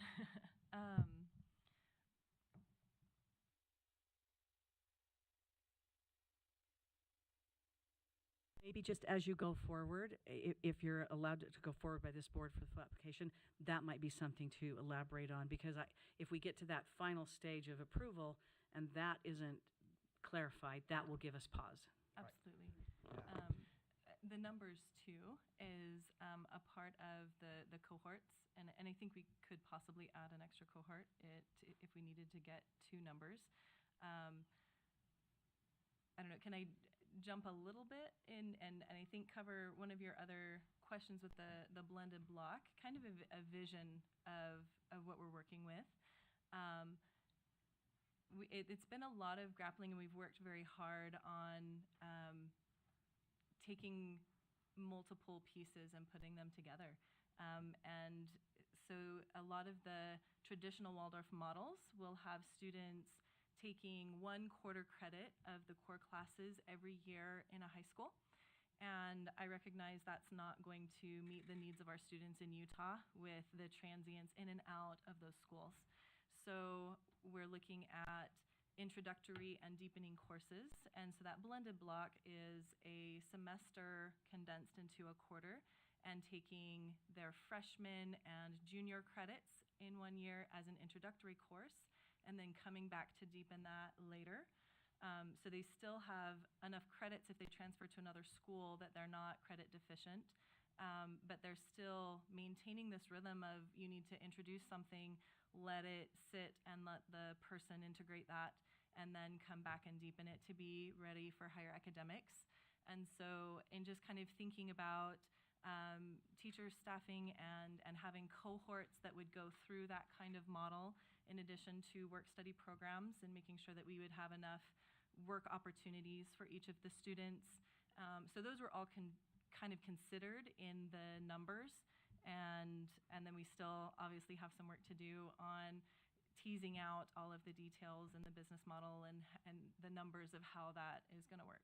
So hopefully that gave you some more information. It does. Okay. And again, I would just say that would be an area to sort of flesh out if you move on to the full application. I want to state that I think it's very exciting, potentially for the State Charter School Board's portfolio to have a Waldorf high school in it, so that intrigues me. There are 2 questions I have that I'm going to state and then leave it to you to answer, or if you aren't able to at this time, just know that I think those would be areas that, were you asked to submit a full application, you could elaborate on. So the first of these is, these gave me a little bit of heartburn, and that's why I'm bringing them up. So the first is whether or not there's a model Waldorf school, even if it's middle school, that kind of combines a CCA or a CTE component, or if there's some similar model that you're basing that career-oriented training and agriculture and work study and the Waldorf is great for interdisciplinary learning and holistic approach already, and SEL, but that career-oriented training and agriculture and work study is very high school, right? And it seems unprecedented with Waldorf, so I would definitely want that to be fleshed out. And then the one other thing that worried me is that the teachers will develop their own curriculum in PLCs. Now, I think it's great for teachers to develop curriculum in PLCs, but when you're starting a new school, you have to have that before there are teachers hired and before there are PLCs. So maybe explaining how you will start and with what curriculum, because Waldorf doesn't have that for high school, right? You're going to kind of extend that. Is that correct? Or is there a foundational? There are lots of Waldorf high schools throughout the world, and at the high school level, there's not a set curriculum. That's what I understood. It's Yeah. It's more of the approach of the children, and they don't differ very much in their bringing the curriculum to the children in the high school level. So a little bit in Waldorf, the developmental stages of the children is very important. And when they reach the high school level through college, they're in a thinking development stage, which is what most of the traditional schools are teaching at. And so a lot of that is in line with, it'll look a lot more similar to a traditional high school in that regard than the K-8 model that seems to differ so greatly. Okay, I would love to see that detailed as well in any kind of a full application. I'll add to that, you're also encouraging concurrent enrollment, which is a whole other level, right? That's another piece. So you've got to not only have the right brick and mortar setting to have all of those kinds of facilities and technical equipment and other kinds of things in place. You also have to have the right teachers, because to be approved by a university to award concurrent enrollment on their behalf, they usually need master's level teachers, right, in those particular topics. And if you have a curriculum, you're going to have to try to gather enough students to have a calculus concurrent enrollment course or statistics or whatever it might be. Yeah. So that's another level. You indicated you're thinking, at least in your application I read, you're thinking of Provo, but is that just meaning Utah County, or are you thinking specifically within the Provo city boundaries for the school? So we would like to explore the possibility of looking at some of the recent schools, public schools that have been closed, and seeing if we can work a deal to Alpine, you mentioned that. To acquire a school site. So that gives us a lot of benefits. Our enrollment would be less than any of the Alpine School District schools, so we would have plenty of space to expand our program. It's already zoned as a school. Many of these communities want schools in their communities still. So we're working on that process. We're not very far in that process, but that's what we're thinking as far as a building site. Right. And would be a closer connection with the current K-8 Waldorf schools, right? So not as far of a commute. That was one of my questions too. If it's that far south, you have the schools that you're looking at, that kind of ties them down. You haven't yet had maybe any conversations with Alpine School District relative to Still working on that. Okay, all right.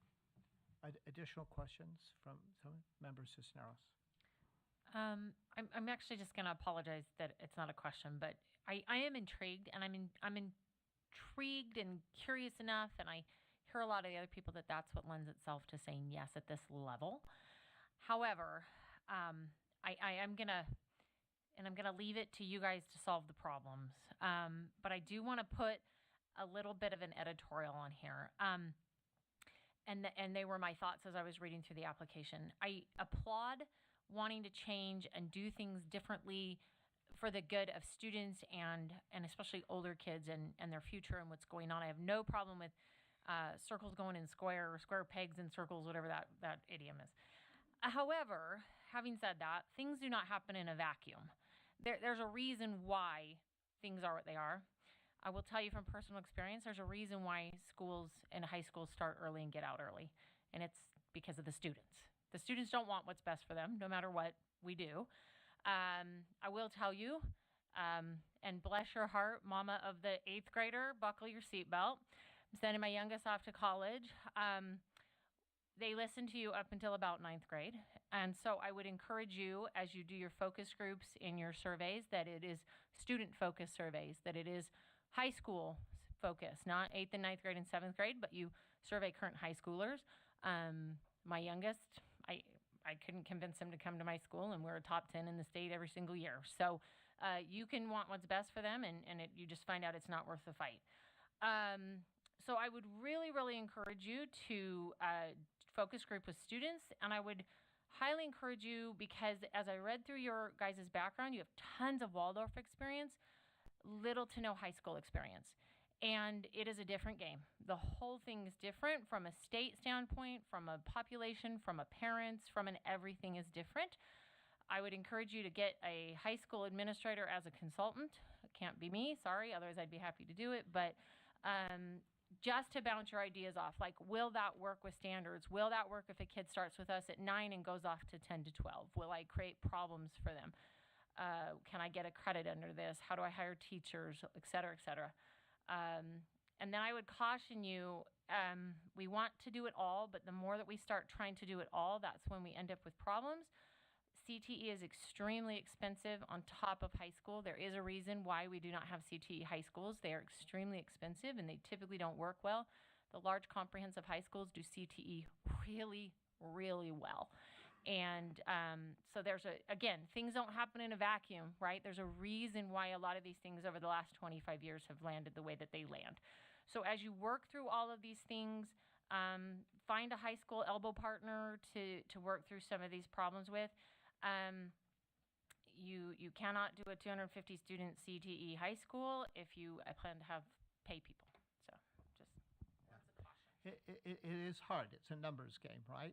Because you have to have teachers certified in specific areas, but can you afford that teacher if they're only teaching one class for one piece, or how would you work that out? So there are a lot of other kinds of concerns that come at that high school level. Additional questions from board members? Yeah, go ahead. Thank you. So I want to echo, I think, what you're gathering is a theme. And I'll just speak for myself.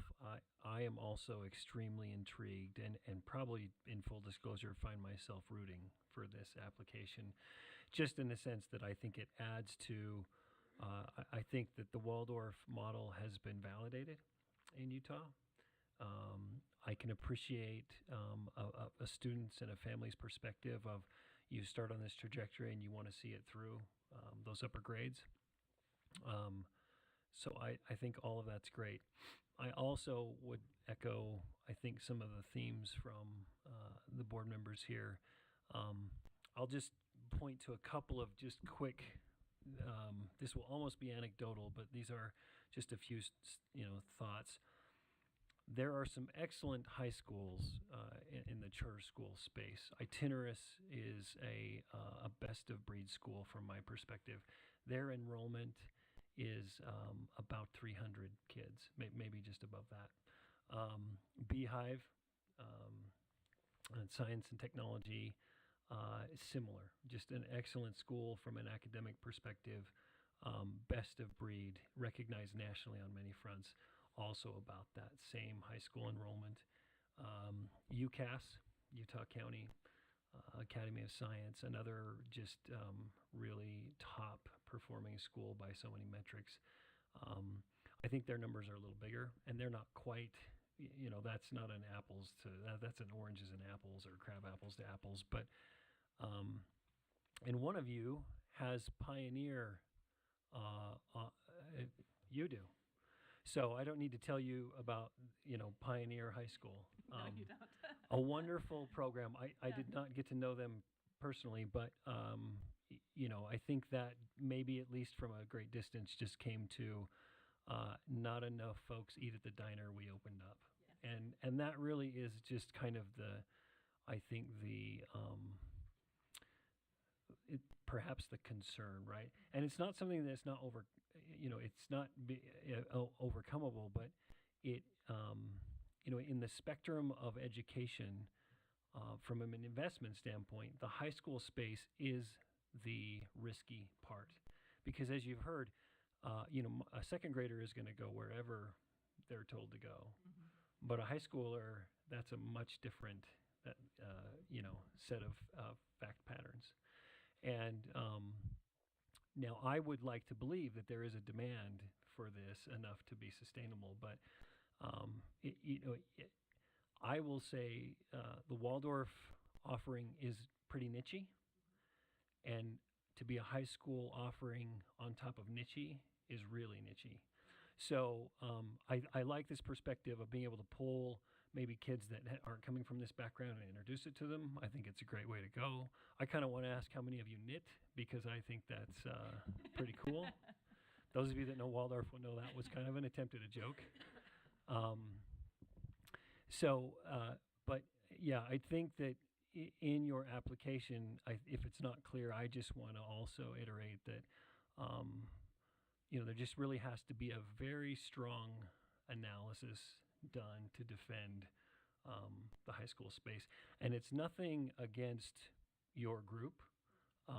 I think it's just a known out there in the charter school space that high schools are the risky end of the enrollment spectrum. Now, I will also just give you a perspective, though.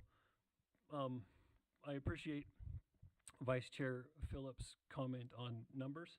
I agree with those. I think it takes at least 300 kids to make that work.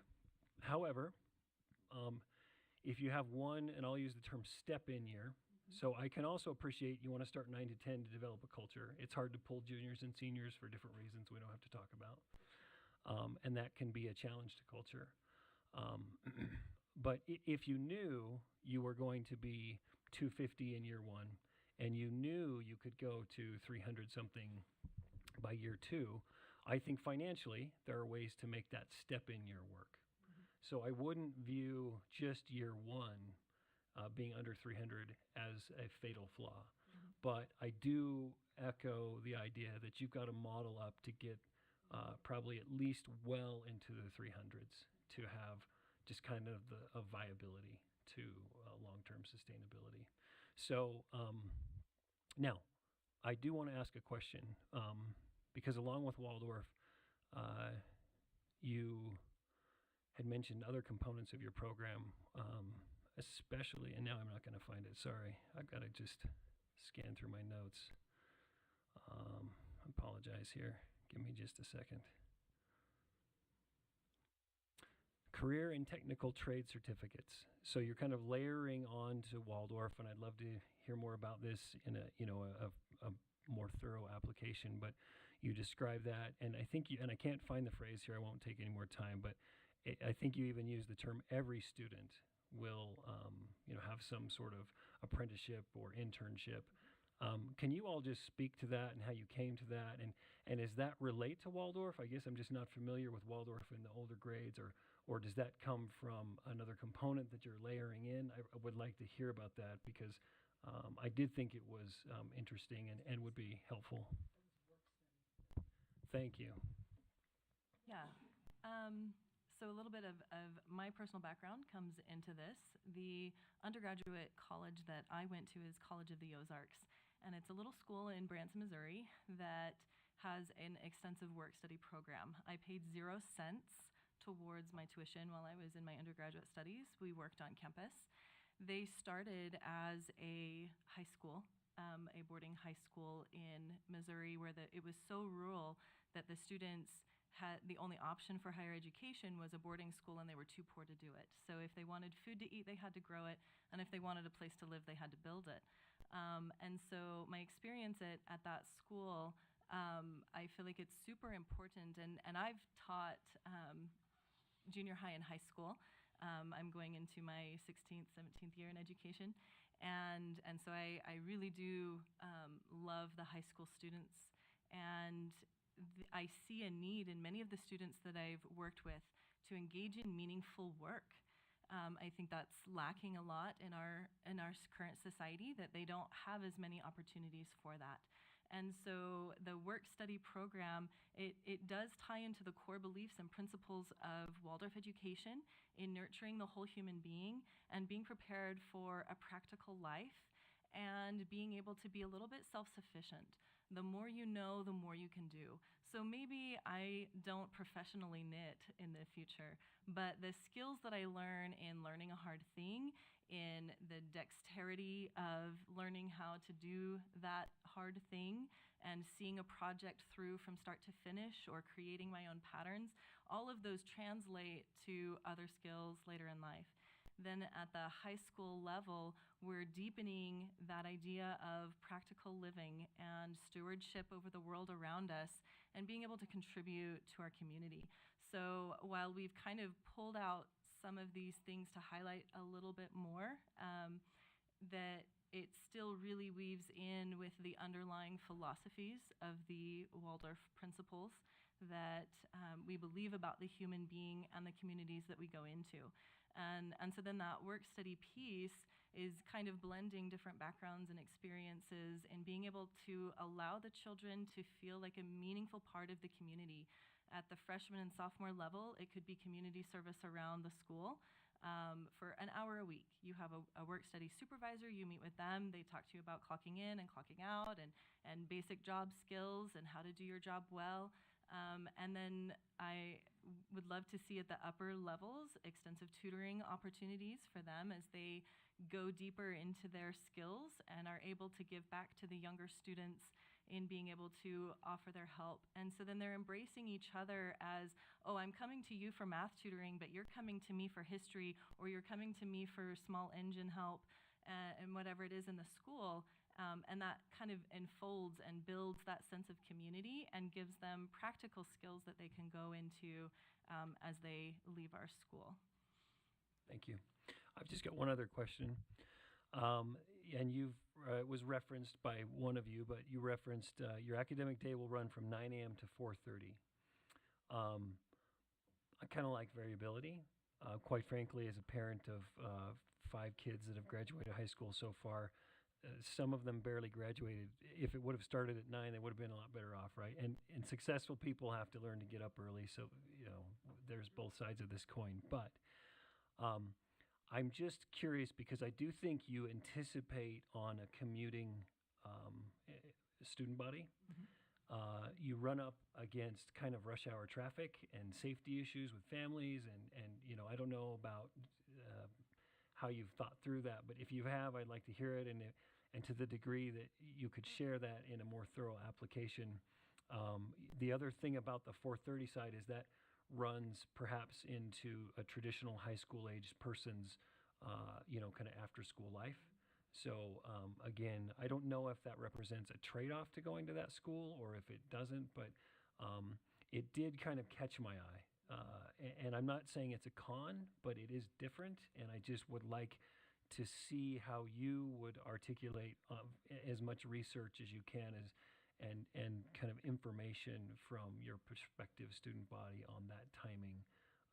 And maybe you can share something today, and maybe you would come back with that. But I think it's interesting. I think there could be some positives, but I do think there could be some headwinds with those times, with a few things that at least came to my own mind. Thank you.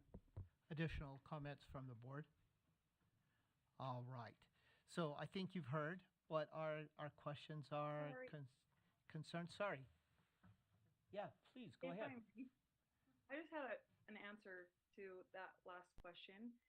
The research is pretty clear that in teens, their melatonin levels don't raise until about 10:30 or 11. And so they're not sleepy before that time.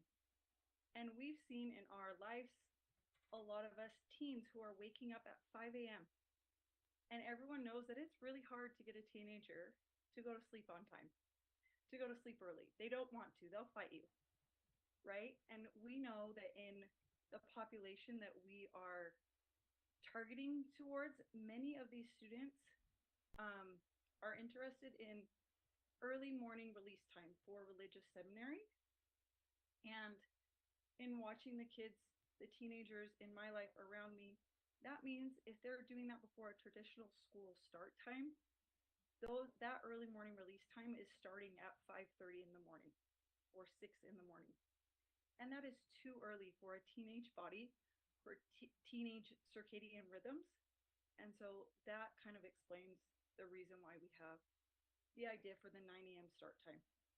Also, when you have teenage drivers, you want to give them plenty of time to get where they need to go. Yeah, thank you. And I think Mr. Biesinger knows that. His question was more about that then means that there's more time taken from the afternoon, because somewhere that's a sliding scale, and I think we get that. Having been parents, we all know what you're saying is accurate. So it's just, Well, it's a balance. Sorry, I had also another, just some information about the after-school activities. With Waldorf education, because the curriculum is so full and so encompassing, the kids are doing a lot of their extracurricular activities during their school day. At least with my children, we don't do a lot of extracurricular activities because we believe that kids should have downtime. And because their school curriculum is so full, they don't feel the need for that. And so I imagine that would happen with our high school students as well. They would not need to add extra onto their school day because they'll feel so fulfilled. I mean, there will be things, obviously, that additionally, but there's less to fit in after school because school is so encompassing. Thank you for that perspective. And that, therefore, that's why we say it'd be really good for you to have a good market study. That you're talking to kids, saying, what is it that would work? What would bring you here? Why would you want to attend here as opposed to another school? Because they make choices for other reasons, for friends, for a particular band program at one place, for something else going on other places that they want to be a part of. And so that's why it's really good, because, and you're not expecting to attract every student in the valley, but you want enough to make your school viable, right? So that's why those numbers are really important. We as educators sometimes are pretty good about thinking through our curriculum, but we don't always do the good financial, the numbers pieces that we really need to do when we're running a school. It's a whole other aspect to that work. So what I heard was a good study, look at your numbers, justify that those numbers are accurate, but know that you're going to have a minimum number in order to accomplish all the kinds of things you really want to accomplish in that school. There's so much, honestly, even I'll talk curriculum, so much you're wanting to do, it almost makes my head swim, that there's so much that you would want to try to hold on to. And I always want to make sure, and you've really built in, and I appreciate that, thinking about academic aspects too. And that's so important, knowing to have certified folks, making sure all those pieces are there. I think I was the only member of this board who voted against Mountain Sunrise when it was proposed here. Now the others, my colleagues, can say, ha, ha, ha, see, it's turned out to be a good school. And so, but my reason was I felt like it didn't have enough academic purpose. And I think you've tried to connect that more, make sure that that's in place. So kids who have a good, strong academics, that they're prepared for life beyond high school, but also that you'll be viable to do that, that you know that that's possible and what are folks looking for. So I think those are the themes I primarily heard you may have picked up. There may be some more among that if you've had notes, and I know that Ms. Stephenson will help you as well with some of those should you be moved to the next step in the process. Any last thoughts that you want to share before you conclude? We just really want to thank you for this opportunity. It has been really humbling for me to join this community. I've been passionate about education my whole life and come from a family of strong educators. And so I'm really excited to be a part of this process. And I appreciate all of the support that I've had from the State Charter Board throughout this process. So again, just really thank you for hearing our proposal and giving us this excellent feedback so that hopefully we can be successful. Thank you. Thank you. And we appreciate that you are here with a full board that says that people really care, that you have a team of people who really are on board to make this work. And that's very impressive to us as well. That shouldn't go unnoticed. So we appreciate all of your time, that you all were here and stuck with us through the discussion, and that you were ready to answer, respond to questions, and that you did do that. And so we really appreciate it. And that's really good. So that's really good. And I love that Carol Ann is here, because I have to tell you, she was one of my my master's degree students. And so in leadership and organizations, HR, so I was really, it's good to see It's good to see you. folks are doing good work beyond that time too. So I was so inspired. what? Yeah, they're doing the work that they wanted to do. So that's exciting. So thank you all. We appreciate you being here. Thanks. You guys.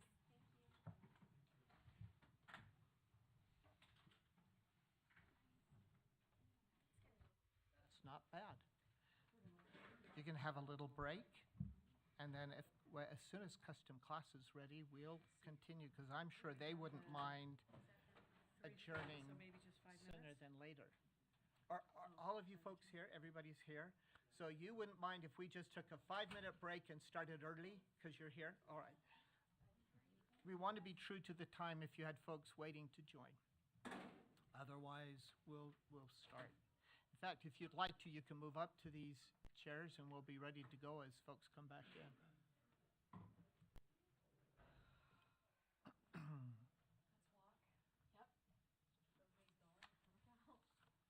Motion is lotion, Stephanie.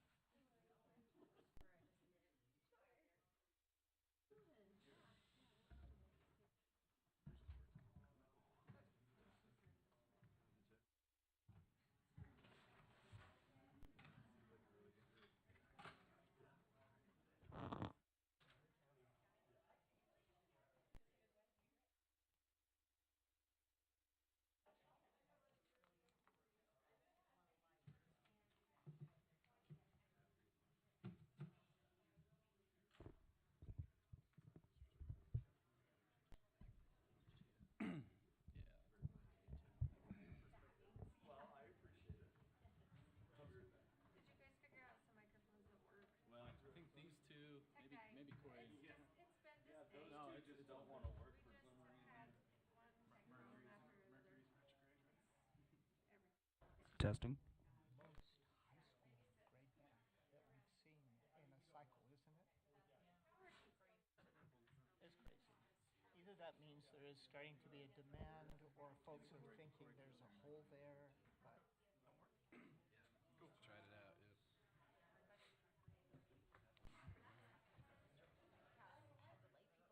Oh, it's working? they just don't know how hard those grades are. Testing. Testing. Yep. We're good. One of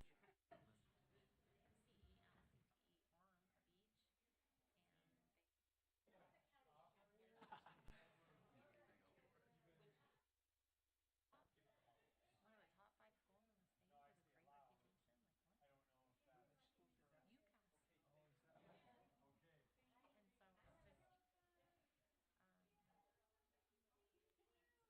just,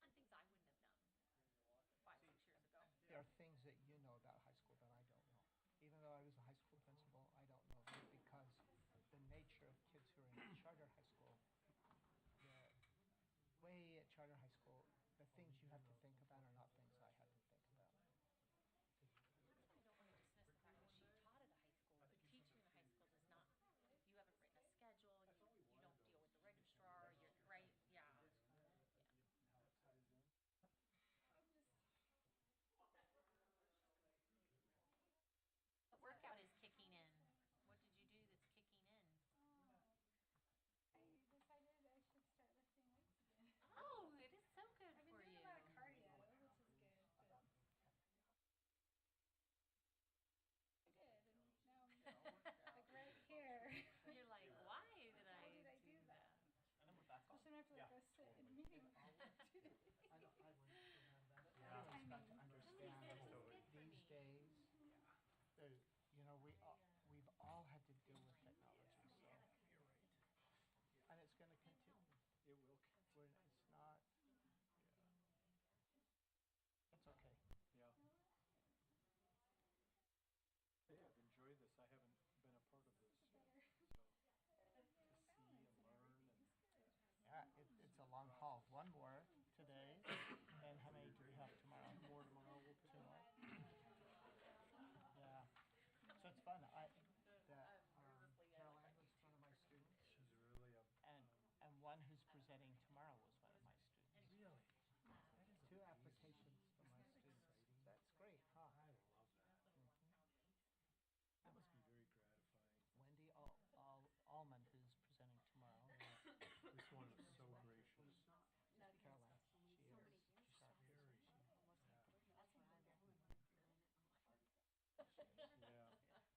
Like gracious. I can't think of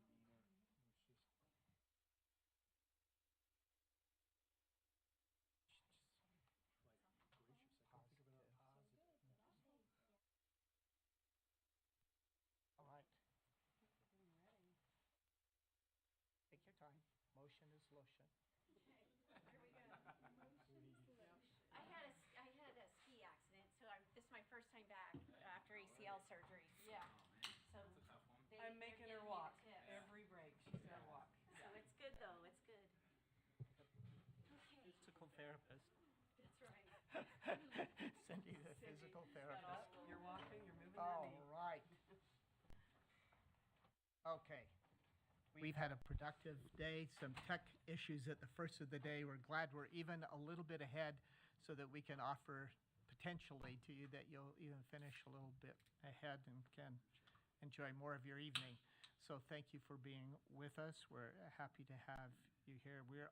Everyone, turn to your notes on custom class, and that's the next school we'll consider, and Ms. Stephenson will start us off. All right, thank you, Chair. So I am happy to introduce our last proposal of the day. This is Custom Class Charter School. And as far as their technical components, this is an online customized education is the model that they are proposing. This would be a statewide online school serving students in grades K through 12. In their proposal, they would like to start out serving 400 students and then scaling up to 1,500 students. They are not seeking any waivers, and it is a 5-member board. As far as the staff review, some potential portfolio enhancements that we identified were that this school is a model that was really written around Utah's Portrait of a Graduate, and a lot of information was included about Portrait of a Graduate, as well as board member expertise around involvement with the creation of the Utah Portrait of a Graduate system. Also, as another portfolio enhancement, this school really was able to articulate a lot about customized choices, not only with curriculum, but also with scheduling and the ways that students are going to learn at their school. They also talked about a lot of competency-based options for students, including some college credits and even possible degrees that students could earn while in high school, earning a college degree while they are there. Again, I mentioned the board member expertise.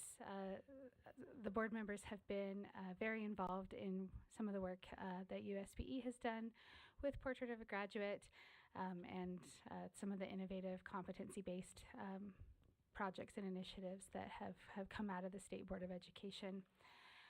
And another portfolio enhancement that staff identified was that this specific proposal was able to address special populations and how they would work to meet the needs of those students as well in a more thorough way than some of our other proposals did.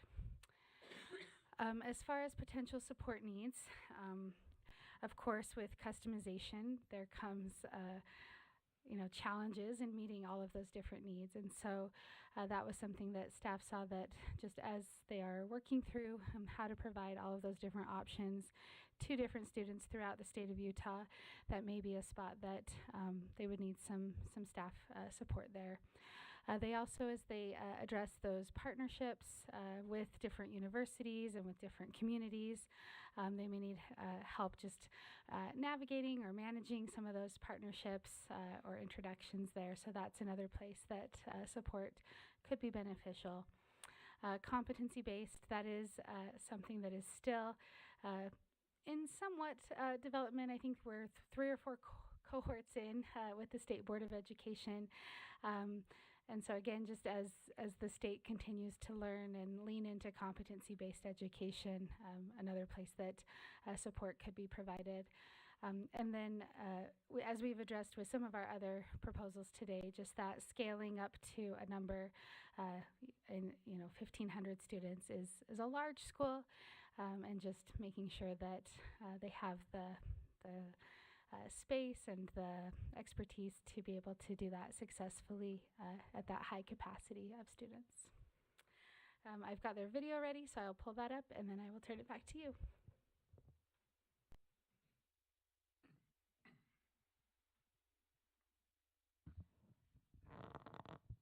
Today's education system assumes meaningful learning happens only at a place called school. Children learn best with their same-age peers, and every child should learn the same content at the same pace.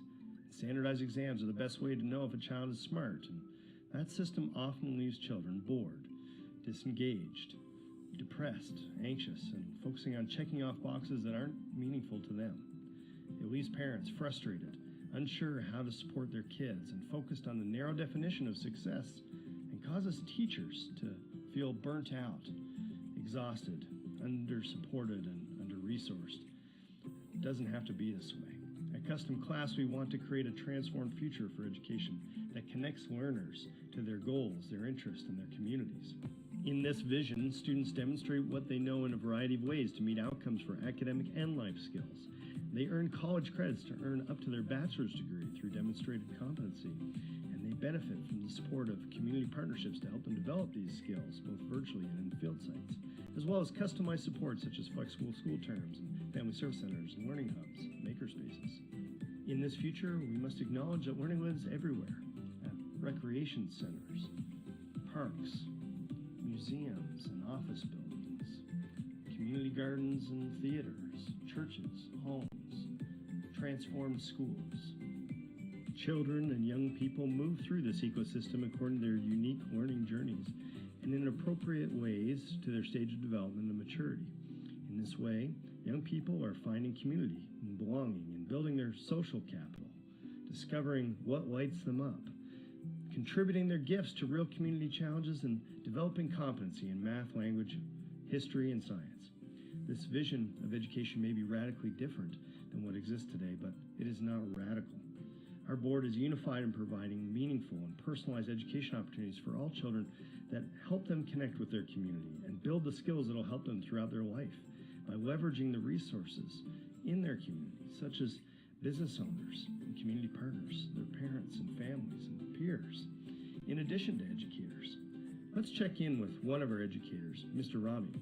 He's also a father of 3 and a serious drummer. In the morning, he loves to check in with his students who have come into the local learning hub. During this time, Mr. Rami supports them in developing their learning plans for how to meet their next learning goals by sharing evidence that meets the success criteria. Mr. Rami works with our community liaisons to brainstorm and coordinate internships, apprenticeships, job shadowing opportunities. It all matches learners' interests. One in particular loves playing the clarinet, so they're exploring potential performance opportunities for them. In the Learning Hub, Mr. Rami checks in with a couple of his advisees who are working with a group of young learners from across the city. They're developing a mobile application to motivate individuals to reduce plastic waste. After his visit, Mr. Rami steps into his office. Mr. Rami dedicates his afternoons to family check-ins. Today, he learned that one family is traveling to India soon, so Mr. Rami helped brainstorm ways for their learner to document the experience. Another family is looking to adjust their child's schedule to take the next term off as one parent will be having major surgery. He reflects on his day and smiles at the new opportunities and challenges every day brings with young people and the families he serves. His young people are learning and growing and changing, and so is he. Now meet Dea, an elementary learner who's fascinated with ants. Dea begins each day at her home base where she works with neighbors just a short distance from her house. A few weeks ago, her parents introduced Dea and others to the role empathy plays in developing leadership. Ever since, Dea's been practicing empathy by checking in with her peers each morning to see how they and their families are doing. Later, Dea hops in a carpool van and heads to a learning hub at the YMCA, where she's enrolled in a civics program for young people. It's Dea's third year in that program, which means she gets to co-facilitate learning sessions for the youngest participants. Her favorite topic is community service. She spent time planting flowers at the community park, working the concession stand at Special Olympic sporting events, and helping her elderly neighbor with her groceries each week. The next day, Dea heads off to her favorite activity, a nature program with local university grad students. One of the students calls Dea over to check out the ant farm he's been taking care of. The queen ant laid eggs over the weekend. Excitedly, Dea reaches into her backpack to show him the picture book she's been working on to meet her writing goals. She's writing and illustrating a story about an ant community and can't wait to add a chapter about the queen ant babies. Let's check in with Lee, a middle schooler who loves architecture and ancient history. Lee's chatting with his dad about what he wants to do when he grows up. Should he go to college, enroll in a year-long architecture fellowship in Rome, or take an entry-level job at his aunt's architecture firm? His advisor encourages Lee to take on a personal finance project to assess the costs and benefits of each opportunity. Lee likes this idea and establishes a 4-week deadline to complete the project and make a decision. Lee is excited about what his future holds as he grows up and ultimately leaves his home for new adventures in service and learning. He heads off to a field site where he's shadowing his aunt at her architecture firm. The team is brainstorming ideas today for the rooftop terrace of an apartment complex. Lee records the meeting minutes and writes down questions he wants to follow up with his aunt later. Afterward, Lee chats with two of the firm's architects about his personal finance project. During the conversation, the idea of roommates comes out. Lee had never thought about how living with roommates could ease his financial burden and help him feel less isolated. Later, Lee heads to the Learning Hub in Makerspace. There, Lee has a session booked in the virtual reality room, where he's been exploring the architecture and reconstruction of ancient Mesopotamian ruins. Reflecting on the brainstorming meeting at his aunt's work, Lee chooses to explore the Hanging Gardens of Babylon, one of the 7 wonders of the ancient world. The gardens prove to be a great source of inspiration for Lee, and he notes some ideas he wants to bring to the firm during his job shadow. As a lifelong learner, Lee knows he's most happy when he follows his curiosities. Meet Marco, a high school student working on his custom learning plan, which includes setting his goals for his internship with a local ceramics artist. An interest that sparked for Marco after doing some family history and learning his great-grandfather made black pottery called Ceramica Negra for over 40 years in Nicaragua. Marco and his advisor signed the form and uploaded to his project portfolio, where his internship host will be able to sign off on the plan as well. Marco's plan also includes enrolling in college-level virtual marine biology courses. Given the courses online, Marco hangs out at his home base for an extra hour to meet his peers who are already taking the class and look forward to learning from the professor. After the session ends, Marco leaves his home base and heads to the soccer park, where he practices with his team 3 days a week. Marco is working on his collaboration and wellness goals with his soccer coach. Other students pick goals to work on with their sports teams, individual sports, recreation opportunities, or even service opportunities. And now it's time to go to his internship. Marco is greeted by a ceramics mentor who welcomes Marco with his very own monogrammed apron. The two are just getting to know each other, and Marco is anxious to get to work right away. The first critical step is making and preparing the clay. There are several steps, and the work is very physical. Marco's mentor is really looking forward to having an extra pair of hands to help out in the studio. It will help so much with his ability to meet the demand for upcoming craft fairs. Before Marco leaves his internship, he snaps a picture of the clay making instructions and reviews his notes, as well as his learning goals, and can't wait to talk about his day with his parents. Finally, meet Krista, a nursery owner who has been providing indoor and outdoor plants and flowers for the community over 2 decades. Krista has always been interested in sharing her knowledge with young people in her community, but in the past has struggled finding enough support to make it happen while managing the day-to-day of her business. That all changed when Krista met with a community liaison to create her mentor profile, listing the areas of expertise she had as a business owner and as a plant lover, and how many young people she would be interested in mentoring at one time. Once her profile was complete, the liaison did the rest, and 2 weeks later, 4 young people were matched to intern with Krista for the spring and summer. Olivia and Tanner were specifically interested in the business side of the nursery, and Marta and Jack were more interested in the care of plants and flowers and garden design.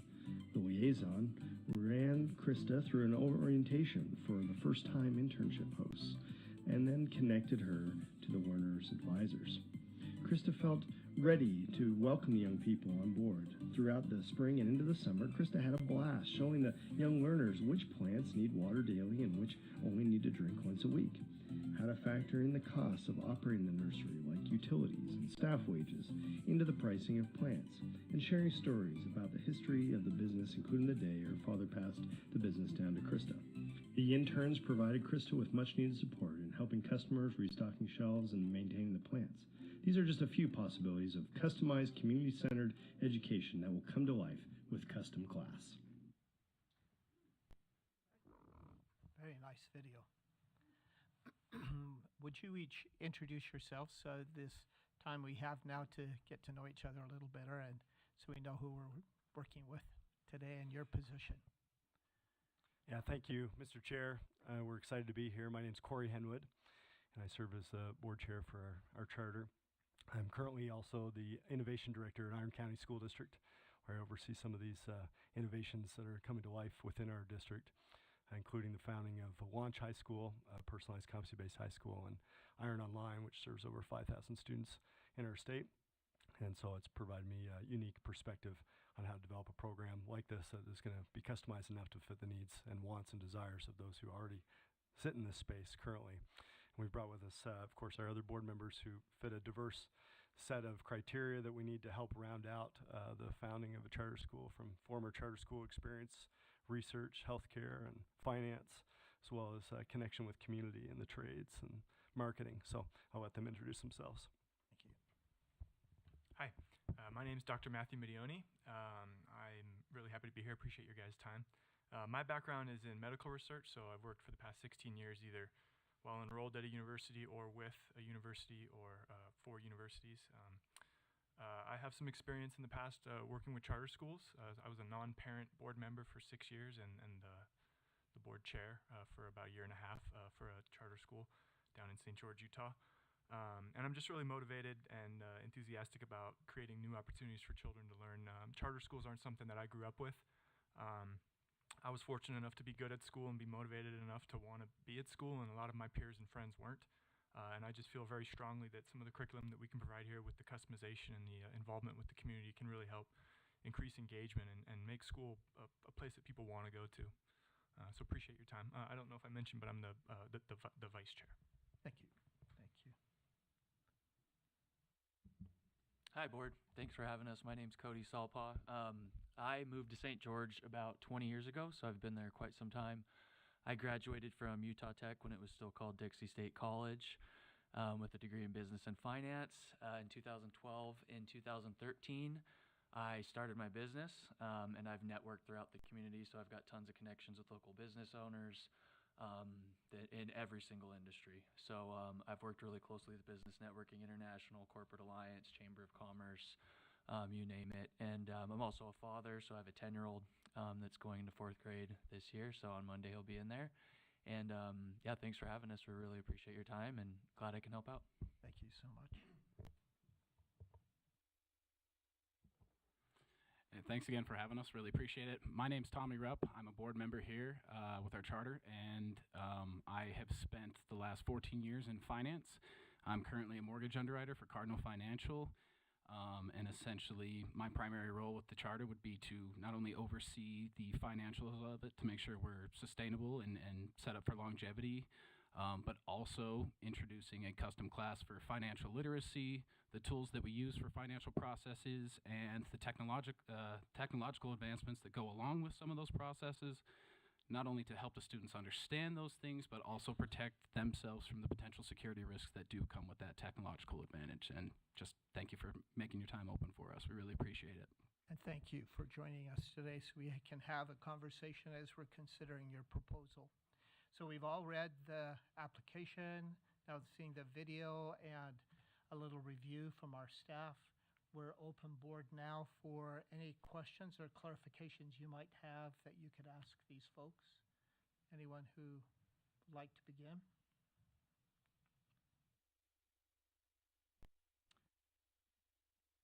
Yeah. That we all wait for each other. It's not that we don't have things to say, because we all have lots to say. It's just that we all try to be polite and wait for someone else. So Watching their body language. I know. So I'll have Vice Chair Phillips start, and the rest of you can, then we can move forward. Thank you so much for bringing this proposal to us. It's exciting. There are some things that I would love to hear more about, and I'm going to list what some of those are. It doesn't have to be today. If you're invited to a full application, that would be the place to do that.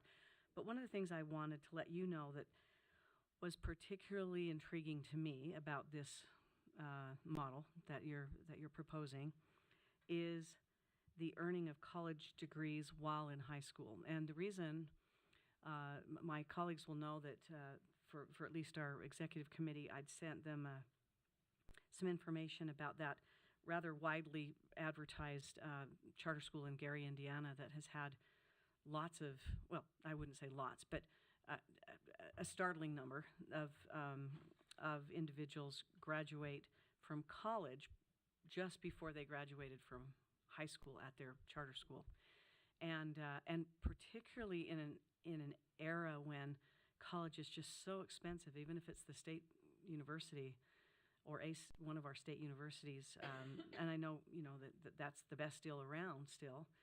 It's just so expensive, and particularly for students who may be from socioeconomically disadvantaged, strata.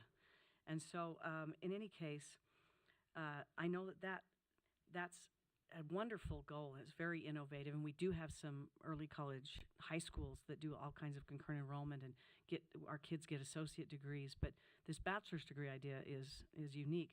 But my understanding from the schools that are doing that nationwide is there's a lot of groundwork to be done with colleges. It's not an easy lift at all. And you guys have tons of capacity as a board with things like online delivery of education and customizing the education and personalizing it. I'm not worried that you will not succeed in that. But that, to me, one of the most innovative pieces is this, and so I would like to hear more about that in an application going forward. That how that would really be accomplished, because it's again not just one of those things. Oh, we'll do this. It's not a given, right? The other thing is, I know you had lots of details about you infused the whole application, the proposal, I should say, with Portrait of a Graduate, which is great. I think we as a board have been very supportive of that. But what I'm more interested in seeing is how, because the thing that I'm not clear on in your application is how you will combine so much student choice and customization with the actual development, which is like a box being checked, of specific skills and content knowledge, because there's a lot of stuff kids need to know and should know for the portrait, as well as other things. Utah Core Standards come to mind, but that they don't want to learn, and it's not what they're going to choose. It's not going to be as engaging to them as something over here, which is fine, right? That's the way.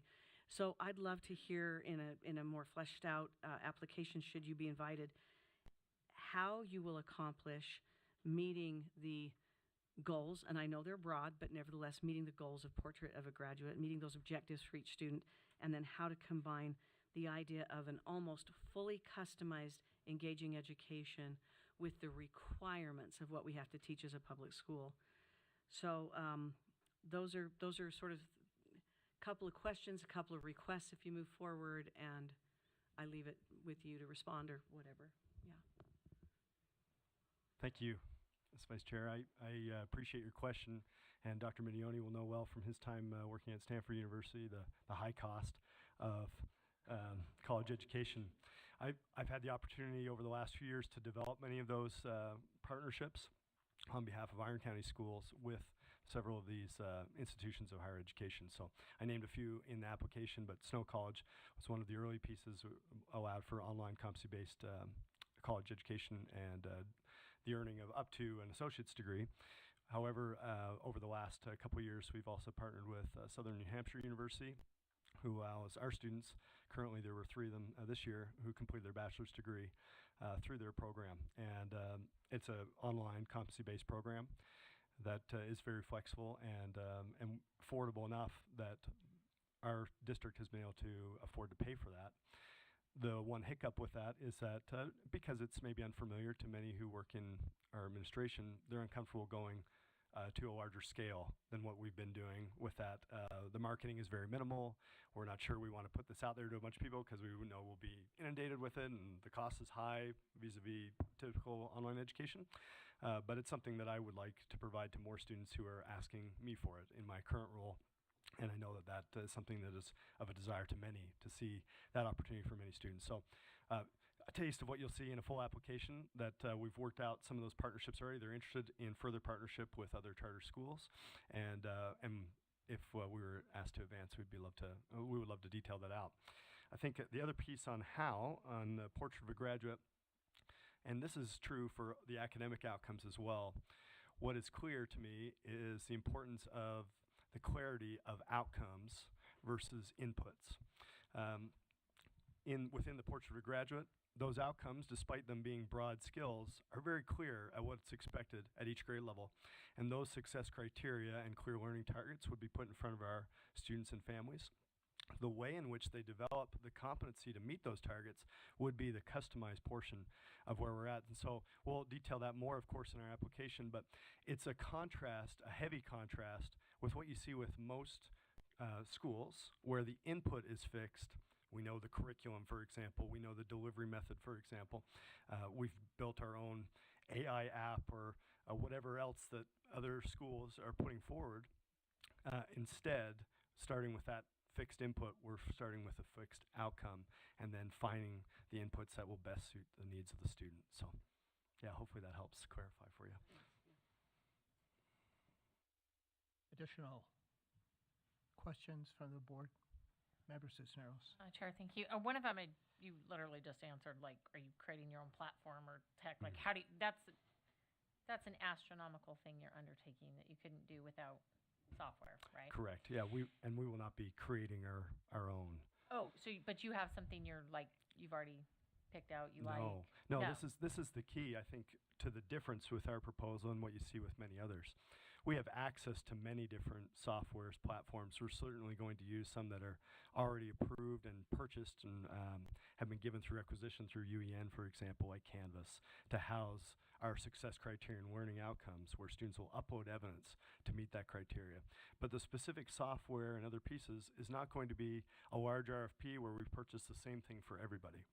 We'll be purchasing several different softwares and pieces, some of which are already procured at no cost to charters and school districts. I mentioned some of those in our application, but we're starting, which I believe strongly is the right place to start, not at, hey, this is the software we're going to provide, and we're going to find a bunch of students that hopefully fit that mold, but instead we're going to be providing the software based on the needs of the students that is going to help them best succeed. So, which I can't imagine you could, in the right mind, go through a process like an open RFP and already have a curriculum provider in mind and do that, you know what I mean, honestly. So we're taking a different route.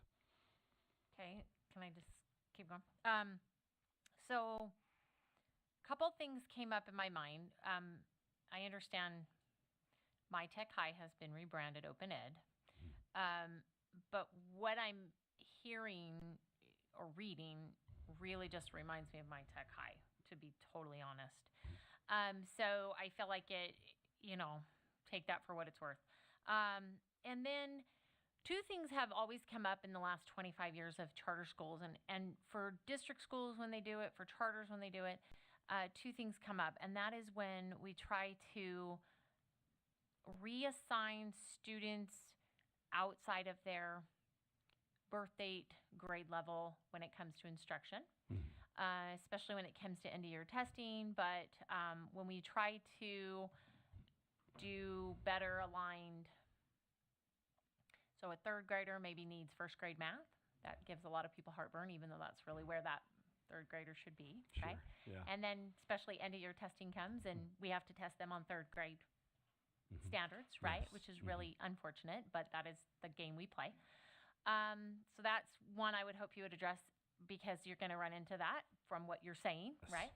And then the other one is if every single student is on an individualized plan for their education, how do you differentiate that from an individualized education plan, which is a requirement for special education? And Sure. since you're an educator, you know exactly what I'm talking I about do. with your limitations, right? Yeah, very well. Thank you. What we found with several of these customized programs that we run within Iron County School District that I oversee is that the IEP process is less stigmatized in a space where individualized learning is the norm.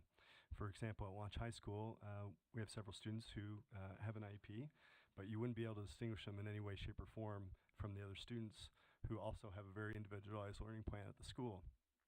Many of the projects that our students take on, I'm thinking of one in particular, are very well suited to their particular interests, needs, and desires.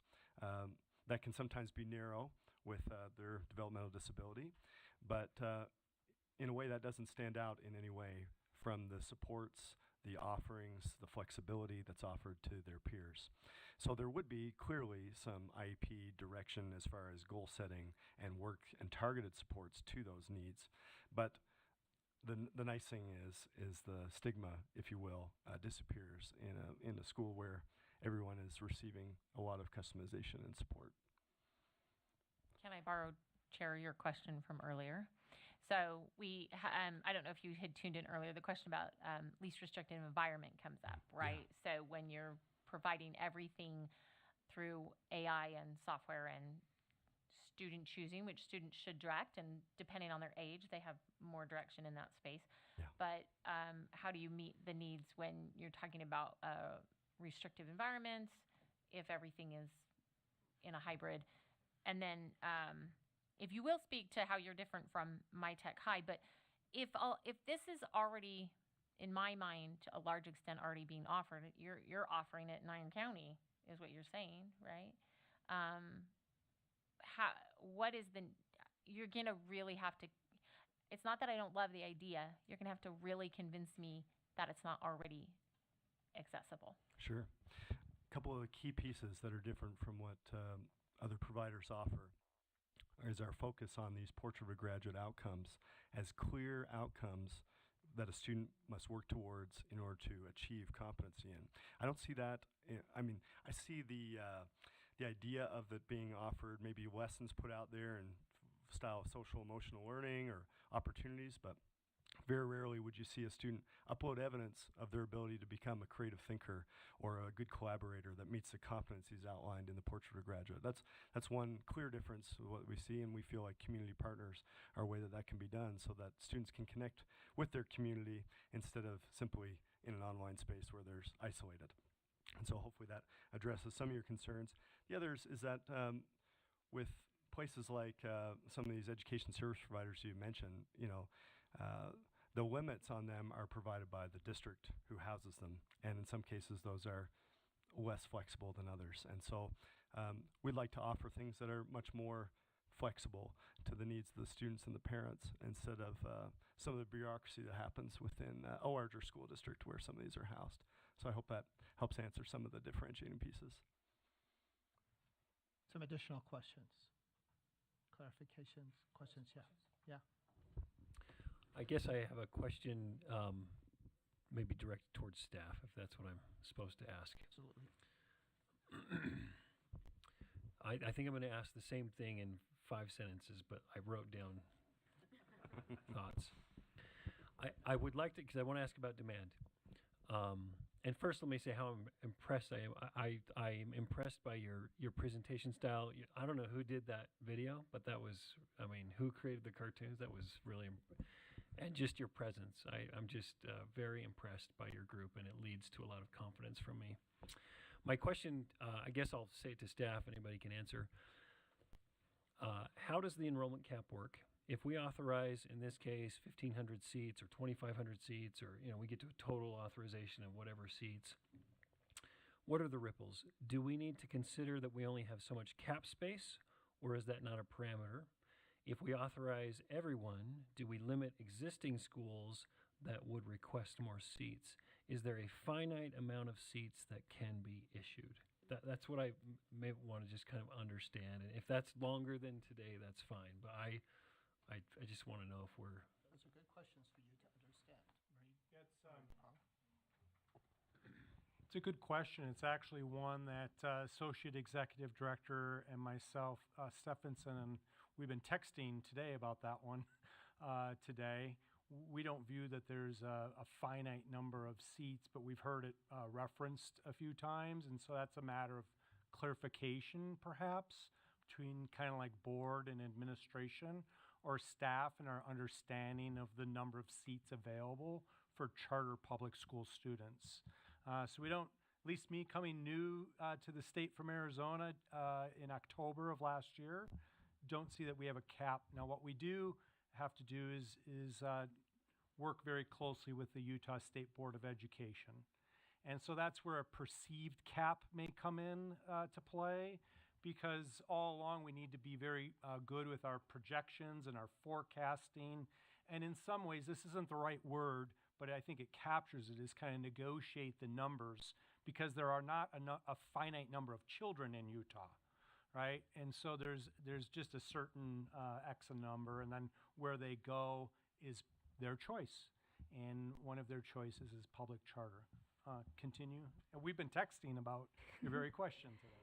Yeah, thank you, Executive Director Kramer. And I think that with that, just for the context, each year as we do projections, we have a number that we are typically working with. So in asking about, what are the ripples, we then are trying to divide that number amongst existing and any incoming charters, and then also trying to advocate if it is a large number that we're adding into that mix, and justifying, as we're doing proposals, what gives us this confidence to justify that larger number as we turn in these proposals that are looking a few years into the future. We did also probably maybe 2.5 years ago as staff, just do some comparisons, and we found that overall to the max authorized amounts that charters have compared to where enrollment was currently running, we had about 20,000 additional seats that we've authorized as charter seats that are not currently filled. And so, the projections obviously represent more of what is actually occurring, about 80,000 students within the state of Utah. But authorized, we are running much higher than that. Okay.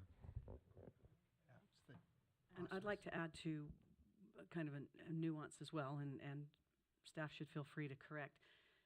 But when we give, as a charter group, when we give those projections and to the USPE and they go to the legislature, and what we end up doing, if we have significantly overestimated, we will be shorted, if you will, initial funding for charter students, which will then eventually be trued up, but may leave some of our charters short in that first allotment, you bet. And so one of the things we try to do is, on the one hand, as accurately as we can predict those things. And even if we've authorized somebody for a big cap and they're not meeting it, it's not a tragedy if they're financially healthy at whatever enrollment they are. It's not going to be a big problem, except we have to continually remind ourselves, this school that we authorized for 1,000 has really only ever hit 500 or so. They're financially healthy, we're not worried about it, but we're not going to take into consideration those extra 500 seats for them as we give projections to the USPE and then to the legislature. We've had that the last couple of years, that very thing. May I add one last thing, Chair? Yeah.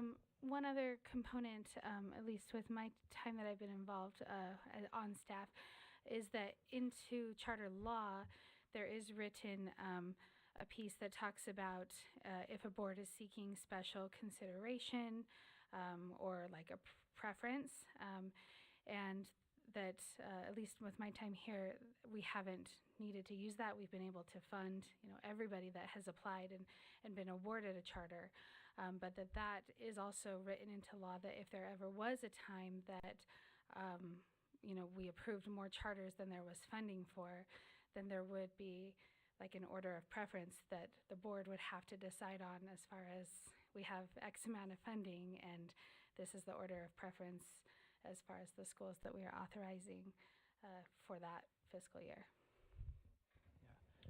Yeah, so we haven't had that to do that yet, anything close to that. I think primarily we look at can the market bear it? Can the market bear a school with this perspective, with this plan in mind? And so we try to balance that. We have are we saturated in this area, or can we sustain more? So I think that's more of our question that we look at as we approve schools, more than an actual number limit. In fact, I think the legislature is generally has a good about wanting to make sure that charter offerings are funded. Yeah. But we have to be accountable to, are we going to help you? Are we cannibalizing current schools in the portfolio? How are we balancing the schools in the market currently?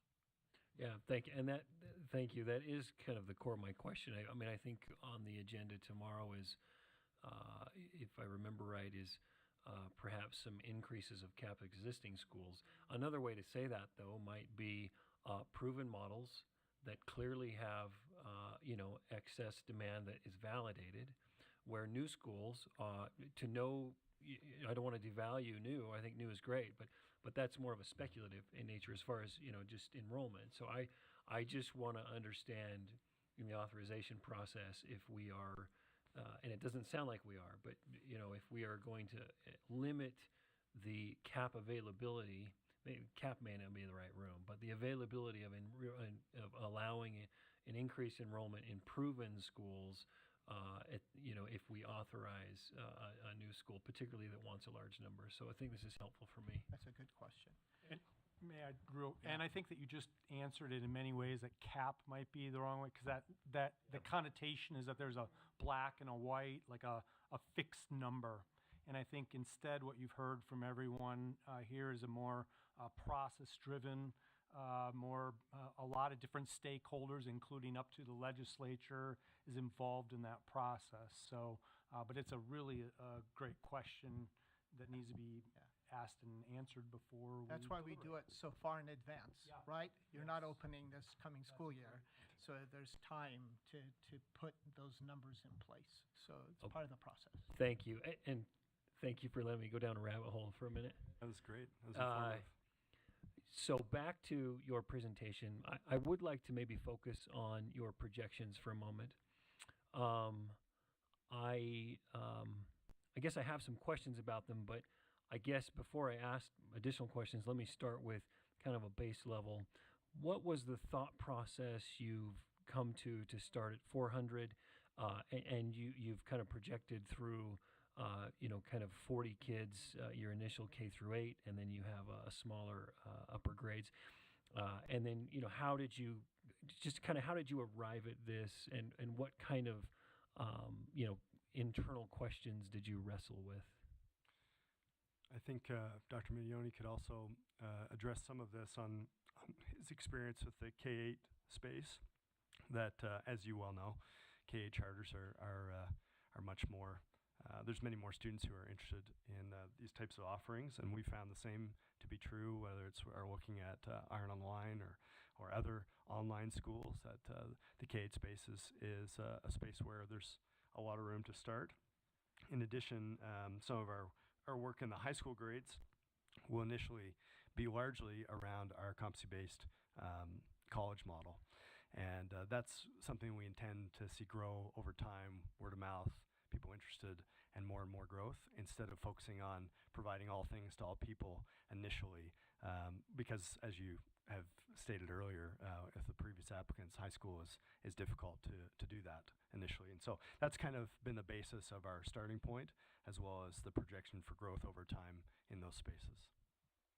Did any of you else have any comments? Go ahead. Yeah, I could just comment on the other charter school that I've been involved with in the area in the past. I'm no longer affiliated there, although my children go there now, which is great. We always struggled with having too much of a demand. We always had a 3-year wait list. And so I think there's a very high demand for charter schools, at least in our region, and I think it expands out beyond our region and also throughout the state of Utah. So, obviously it's tough to do projections, right? And you can do market surveys and things like that, but really I think once you get the school up and running and out there and people see exactly what it is and how and what it offers and how it can benefit the students and the community, I think it's, I think our numbers will be projected too low. Okay. Yeah, that's good perspective. If you are moved on to the next, to the next round, I would benefit from, and I think I've shared this theme with about every applicant today, but I would benefit from just a very defendable and thought through budgeting process. Online schools have a different kind of cost pie chart, if you will, than a brick and mortar school. But I'd like to learn about what your analysis suggests kind of your core enrollment needs to be, your break even, as you think about, curriculums and things you're going to have to, take on and salaries. Can you just help me understand for a moment, how do you plan to make, the video was helpful, but with respect to the youngest of grades, those grades where maybe students don't yet know how to read or perhaps being educated in that way is a challenge, how do you plan to address that? Yeah, good question. Primarily, there are a series of both tools as well as community partnerships that'll be key to that. So some of those tools include software tools specifically designed for young learners, many of which are funded and have been funded through early literacy grants and other pieces from the State Board of Education. But beyond that, community partnerships are going to be key, and Dr. Mignoni and I were speaking about this earlier today, about the key portion of finding those community partners, that these things already exist in every community within Utah, whether it's from the local library, from the local higher ed institutions, the recreation centers, the other community projects that are brought together to help students to develop these, both the portrait of graduate skills as well as their academic skills. Again, to remove the student from their computer-based learning entirely in an online system to a space where they can learn and develop those skills within their community. So it'll be a combination of those two approaches to help students to develop those, as well as our learning hubs and then our family service centers where students can come in person and receive instruction with our staff. So, okay. Yeah. And you, it sounds like internally, are very bullish on your enrollment, what you anticipate for enrollment. Can you just share to this point, you seem to be a very data-driven group. What has led you to that? 400 to 560, but then, 560 to 920, then to 1200, then to 1500. At 1500, that would be one of the biggest, one of the top percentile largest charter schools in the state. I'm not saying it's a bad idea or it's not achievable, but you're essentially projecting to not become a unicorn, but to really kind of become a unique horse anyway. So can you just speak to that a little more? And you can tell in my question, I'm probably challenging this idea that I would be braced for just the reality of perhaps a longer, perhaps even lower enrollment. And I'm not trying to debate it or be critical, but I just like to know kind of how if you can speak to those points. Yeah, I totally understand your question, and it's not typical to see that kind of enrollment even over 5 years within most new charters. Over the last 5 years, I've developed a program within Iron County School District that now serves many throughout the state, from 0 students to 5,000 students, and that's well beyond the capacity of what our district thought was going to happen. And I think How many many of the students same are in Iron County, by the way? Do you know? 15,000. So Okay. 5,000 of which So are a third. a third of the district. That's pretty is good served. saturation. It is, or and penetration. it's not exclusive to students who live in Iron County. I Okay. think that's Okay. you know. You're needs to stealing be some known. from Emory? Is that what Yes, you're doing? yeah, Okay. potentially. You know, there's a few from Carbon. I don't Sorry, know. Anyway, I will let you it's answer. but it's one of those things that we've helped to grow over time within that community, and it does grow in a way often by word of mouth in somebody's good experiences. And so as you see our projections kind of cascade over top of each other to get to that point of 1,500, our intent is not to go out and be extremely bullish in the market our first year. We're looking for something that's going to be sustainable, of course, but not something that's going to be overbearing.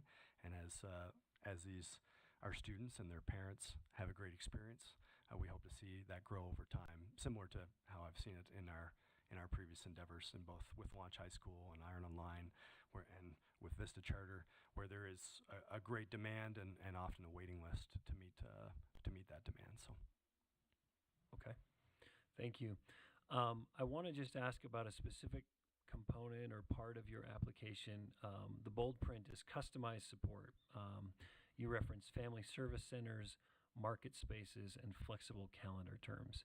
I'd like to understand a little bit more about each of those. You kind of note 4 of 6 available calendar terms. You note family service centers. It sounds like this is a physical place where somebody would go. I'm curious to understand how you're going to offer this in a statewide online context. Yeah. And if you've analyzed the cost, and then also scalability as far as not just being centered in one county, Right. but across the state. With this size. Yeah, our family service centers are simply a space for students and their families to receive both counseling and instruction as needed. And so they come in as needed or as they desire. Some families will desire that their students are there often, frequently, maybe several days a week, and others will probably never attend at the Family Service Center or the Learning Hub. And those spaces will be strategically placed based on our enrollment. And we're not talking about huge buildings like you would see at most schools, more of an office space, a space where they can come in and work with our staff. And that might also house a maker space, that was also noted, a space for them to work on their skills in the Portrait for Graduate areas like creativity and innovation and some of those types of skills where they can work with machines and others to bring their ideas to life, if you will. The last piece on the flexible terms is a space where we're adjusting for folks who may wish to have their schooling go throughout the summer and may prefer to have the winter terms off. And there's no reason within a model as flexible as ours that we can't accommodate that type of work where a student may work through the summer, work with their educators and their coaches and all these community liaisons that we'll have available, and then also take instead the winter term off. And so those are kind of some of those pieces that you talked about with customized support. Hopefully that helps clarify. That's helpful. I guess I'm going to learn more about this area, but I just want to make sure that your description of those things would fall in line with kind of the needed components of statute or law. I think we have at least one school that will be very well known that actually operates on a Southern Hemisphere schedule, right, because of their particular offering. So I like the idea of flexibility to meet student and family needs, but just to make sure that I'm going to guess you're already mindful of this, but just to make sure that wouldn't fall outside kind of the guidelines of public education. And I hope it's been clear from both the remarks of the Assistant Director Stevenson as well as some of the other staff that we are extremely eager to work with staff on all of these things to make sure, one, we're in line, and two, seeking best practice on all of this. We've been lucky and are grateful for the support we've had so far from Marie and Amy and others in this space. And so we appreciate the staff and we look forward to working with them to make that work out the best. My last question, back to scalability. You noted this in your presentation, but I like this idea of mentoring in the community.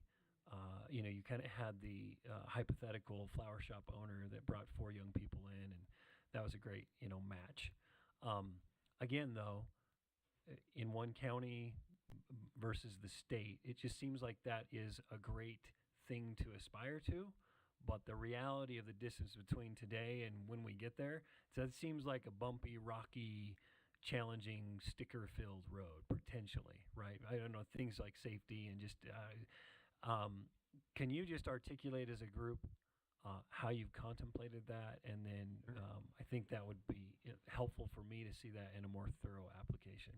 And that will be my last question. I'll let any of these folks chime in because they're very passionate about building networks and community and the involvement of some of our local businesses as well as programs. So they can certainly chime in on that. But I'll just say briefly that that's a key component that's pretty unique to us, and that we hope through the employment of part-time community liaisons who can connect to those local businesses and program offerings throughout the state based on where our enrollment sits, that we'll be able to meet that demand and provide and achieve that aspiration. But if you wanted to speak, any of you on that, go for it. Yeah, just as far as personal experience goes, I think what's often generalized as subject material is not actually analyzed in the individual detail that things can provide. So my personal experience being in the mortgage field, if you actually take the mortgage process start to finish, there's probably 7 or 8 different business types that affect the transaction start to finish. So you have real estate agents, you have builders, you have appraisers, you have title companies, you have investors, you have capital markets that dictate rates. So all of those individual subjects may be under the house of quote unquote the mortgage process, but it arms the student with the information that none of these things can be just individualized itself. It actually is something that they can pull education from that they can use later on in it. So if you went and you talked to the average, let's say 15-year-old today, they probably don't even know what the term equity means, and they probably don't know that an appraisal would need to determine equity. Well, an appraiser and a mortgage lender don't work side by side. That's a conflict of interest, right? So there's things that you can learn from the appraiser side of things that ultimately know, oh, okay, now that's going to affect me long-term down this road this way. Or title insurance. We all want the peace of mind knowing that if we transfer property ownership, it's going to have clear title. And so I think through our community partners and our wide variety of backgrounds in that, I think we've already seen the interest go through the roof with people that are willing to detail those, walk those individuals through that process to set them up for long-term success. Many community leaders are very interested to impart their knowledge and expertise. It's simply a matter of finding people at the local community who will make those connections with those partners and our interested students. And so we look forward to helping facilitate that. Others have other questions? I'll just talk about a few. Everybody else must get, nobody asks this question. I have my questions and mark them off as other people have asked them, so I don't repeat. But nobody asked, what's Red Rock Hockey League? I read that through your application. I thought, what is Red Rock Hockey League? Yeah. Who wants to take that one? I can start. So essentially, Red Rock Hockey is a ball hockey program located in St. George. And essentially, this is how we all met. We all have children in the space of hockey, and I grew up in Salt Lake City here. I was fortunate enough to play competitive hockey at a very high level. I was also fortunate enough to be in the opening and closing ceremonies of the 2002 Olympics. So to see that come back, it's pretty cool. But not to get off on a tangent, but ultimately we don't have ice down in St. George. And even working with the local city government there and everything like that, it doesn't sound like it's a desire to put ice. Corey has a little bit of background. He's originally from Canada, and the sport of ball hockey is very popular there. And essentially what ball hockey does is it allows you to play hockey on foot. What that alleviates in hockey itself is the cost. We're lucky enough to be a nonprofit, and we provide all the sticks and helmets for our players. So quite literally, the parent, all they have to do is they have to sign their kid up. We're going to take care of your safety. We're always going to teach them new things. We're going to coach them. We're going to do all these things. Ultimately, I found Red Rock Hockey through a flyer at the mall. I was looking to get back into hockey. It put me in contact with Corey, And then as the ball started rolling, we're now in, let's see, 18 months of our program, and we've already doubled the output of the kids that sign up. And so much so that we're actually working with the city to build a second rink. Those plans will further and will host local tournaments. And ultimately, through meeting Corey, and along came Matt with his kids, Cody and his kid came along as well. We noticed that our community program really sent ripples through things. Not only was there not a hockey offering and people were very interested, but we were very community oriented. And I love helping the hockey players learn how to develop those skills, and it's going to set them up for the lifelong success, whether that's being good teammates or understanding that we have to work hard to be successful, or understanding that we have to deal with adversity when the ball doesn't bounce our way. But personally, my favorite thing is when I see the relief of a parent when their kid finally found their sport. We had one example this year, a kid I was coaching, and you could tell that the parents were trying to expose them to different things to see what his interests were or her interests were. And ultimately, he found hockey. And one week, Corey was filling in for me as a coach, and he goes, you know, why don't you try goalie and just see? The kid lit up. He wanted to put on the equipment. Not only that, he was very good right out of the gate, which is very rare for goalies. The amount of relief as I saw that mom just look at that and her eyes open wide going, I found it.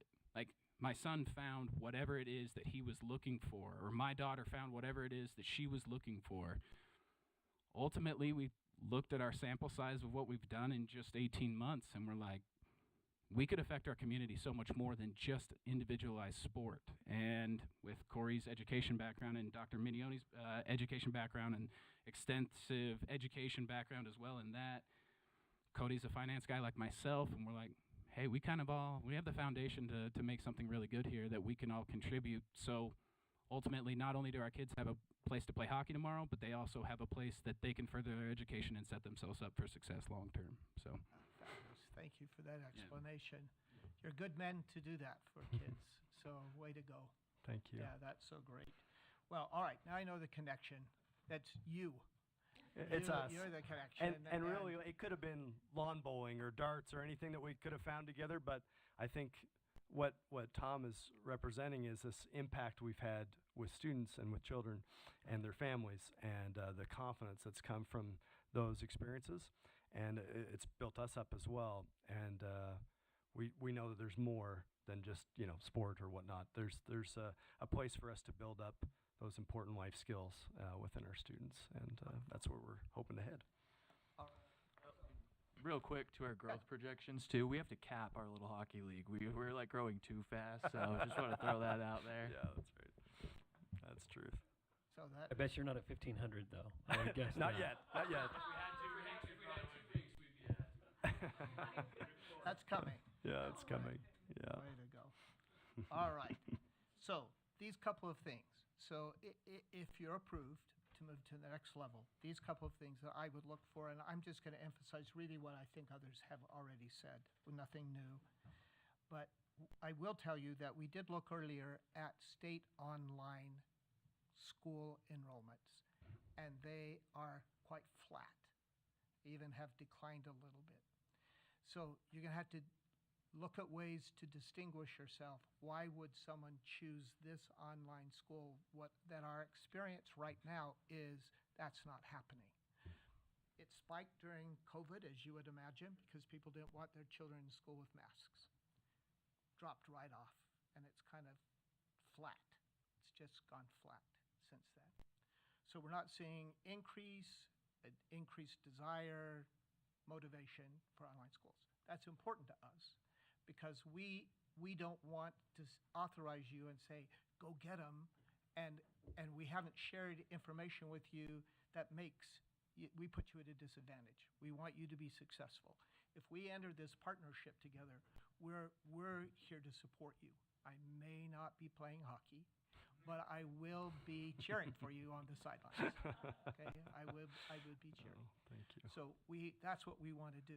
So we're saying to you, we're seeing statewide online kind of flat. It's not increasing.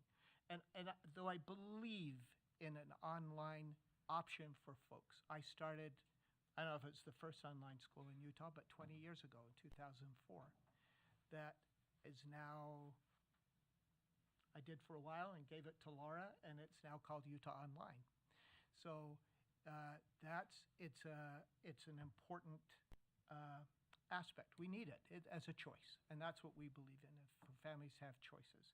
So you have to distinguish, why is this something that folks will come into, especially when we've just talked about your numbers are fairly aggressive, right? Yeah.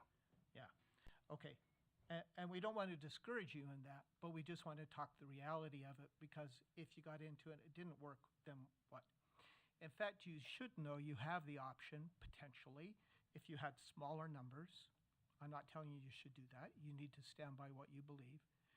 Then there is a process that we do school expansions. Now, we wouldn't do it every year. We could do small school expansions or large expansions. Tomorrow, we're going to be considering expansions to charters, currently existing charters. Mr. Biesinger already referred to that. So we're going to, you do have that option. If you say, we think we can build, but maybe we need to be a little more conservative, in the future, there is an option to increase if we see that we need it. So that's just something to consider, to think about. Mostly, other than that, a little bit, Member Cisneros talked about when you have to admit anyone who applies to your school, right? You can't say, well, we're not suited for you. We're not going to take you, which I'm not hearing any of you say you want to do. You would take everyone.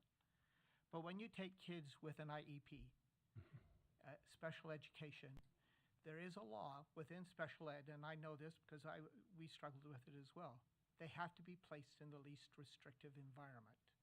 I mean, that's not true. The least restrictive environment, meaning that you're not containing them in a setting that is more restrictive than they should have. Being online is the most restrictive environment. So we have to justify, why is this setting the best for this child who has an IEP? And I think that's what Mrs. Cisneros was talking about, to look at that, to know that that's true. Then everything else of mine is just looking at financial pieces, justifying that you'll have the numbers, because that's going to generate your money, right?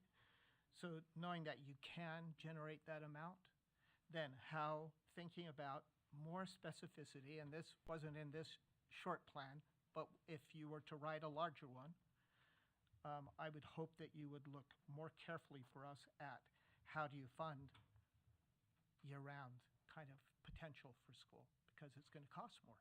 You're going to have more people, it's going to cost. Though you're going to reduce sometimes, you're going to increase other times. There may be people who want to take pieces. I mean, it's just going to cost more. To be able to have learning hubs, how much will that cost? And how many do you think you're going to have? And where do you anticipate that those are going to go? I mean, it's hard to predict if it's a statewide program, but where would you immediately start? How would you increase? Where are you going to be? Know that you've got to pay for every computer that a student uses. And you've got to have internet access for them. The law requires it. We can't even ask a child to bring a pencil to school. Now, that's not true as much in 712, right? K-6, we can't. And 712, as we know, has become more restrictive just in the last couple of years. And our lawmakers, our policymakers, are really tense if we require kids to pay for their school much. Even though you paid a lot to register a kid, but less than you paid a couple of years ago, because they disallowed some of those. And that's kind of the appetite of the legislature. So just know you've got to have a way to get computers, distribute them, maintain them, make sure that you have internet access, particularly if you have kids who are economically disadvantaged, who might not have internet, those kinds of things, or in rural settings. which you're, I'm sure, dealing with right now. Yeah. So those kinds of things, just the little details of things of how will you fund all of this? How thinking through the financial look at it, how are you going to pay for it? An ideal school, which I think you've been describing a lot to us, a kind of an ideal school. And it's just sad we can't say this is an ideal school, it's going to cost this much, give us that much money. But it doesn't happen that way. Sure. It's based on your enrollment. You have to have people keeping track of who's attending every day, because average daily membership is how we receive continuing payment, and you have to look at that enrollment and maintaining it. And we'll say again, and you mentioned it, you heard us say it earlier, the high school grade span is tough because kids want to be, I would say, the 3 A's. You have academics, but they want arts and athletics too. Very much so. They want to have, and they make choices based on where their friends are. This school has this particular activity or this program that I want to join. And you have to be able to say, what can we do to attract them? Because people vote with their feet, right? And you want them to stay with you. So thinking very carefully about that. I think Vice Chair Phillips talked about, I left it out of your application, which I liked. You said you're going to establish rigorous outcomes, but then customize for kids. You also have to balance, all right, we'll customize, but it better still be rigorous, right? Yes. Because if you're writing a charter that we are approving, we're in partnership with you, this is what you've been authorized to do. And we're looking for a rigorous program, but how are you going to balance that customization with it too? And that you're going to have the central hub somewhere for yourselves, right? This is where we're located. And I suspect it's going to be down south somewhere. So you'll tell us, Quite right? possibly, yeah. Yeah. All right. So none of that to be discouraging, and I suspect you've probably thought through a lot of that. But from our perspective, what we would look for, and you've heard that theme, those themes coming through, those are the things that we would look for in order to give full approval. If you were to go through to that next step, then towards that end, that's what we would look for. And our staff takes good notes also, and will remind you of those and help you with any of them that you have question about. They're Anything excellent. else?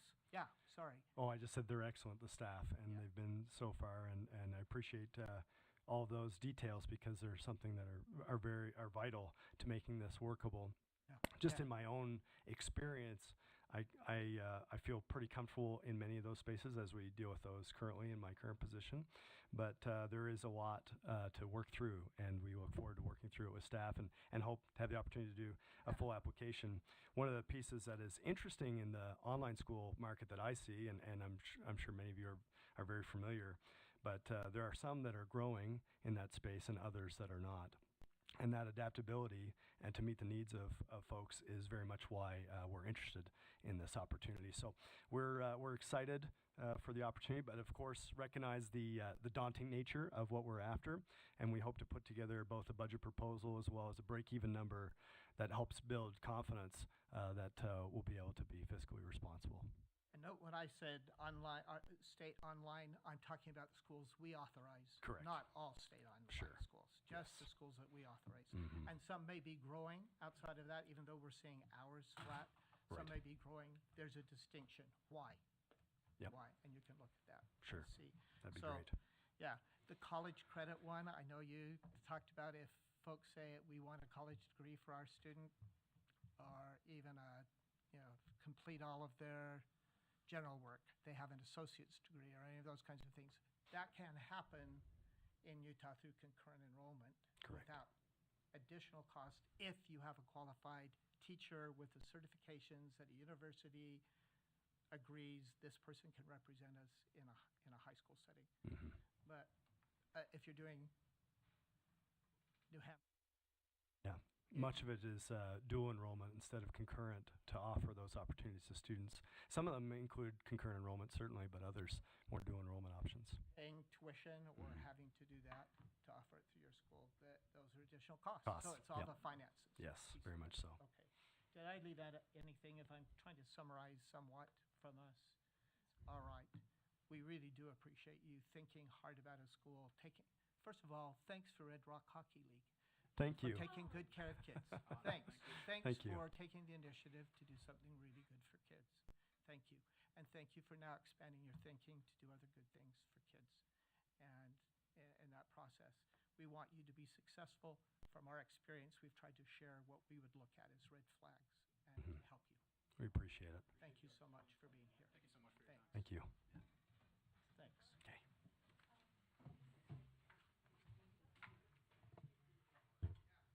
I'm not leaving. Oh, good. I It looked like everyone was leaving, and I was like, wait a minute. No, Point of order. I'm waiting for one more motion. I'd like to make a motion to adjourn our meeting for today. All right, motion to adjourn. I don't need to take a vote, but I do need a second, actually. Robert's rule says I need a second, so I know that can happen fast. I will second that. In a second. We will adjourn till tomorrow morning at 9 a.m. and we'll continue. And thank you, board, for this long day and in anticipation of tomorrow. Thank you, thank you. Thanks. We got a lot done. We Robert's got a lot rules done. actually says you don't even have to call a motion if you've accomplished all If of the everything on the agenda agenda is done, that's exactly right. But if you do call the motion, it is your tacit approval of adjourning.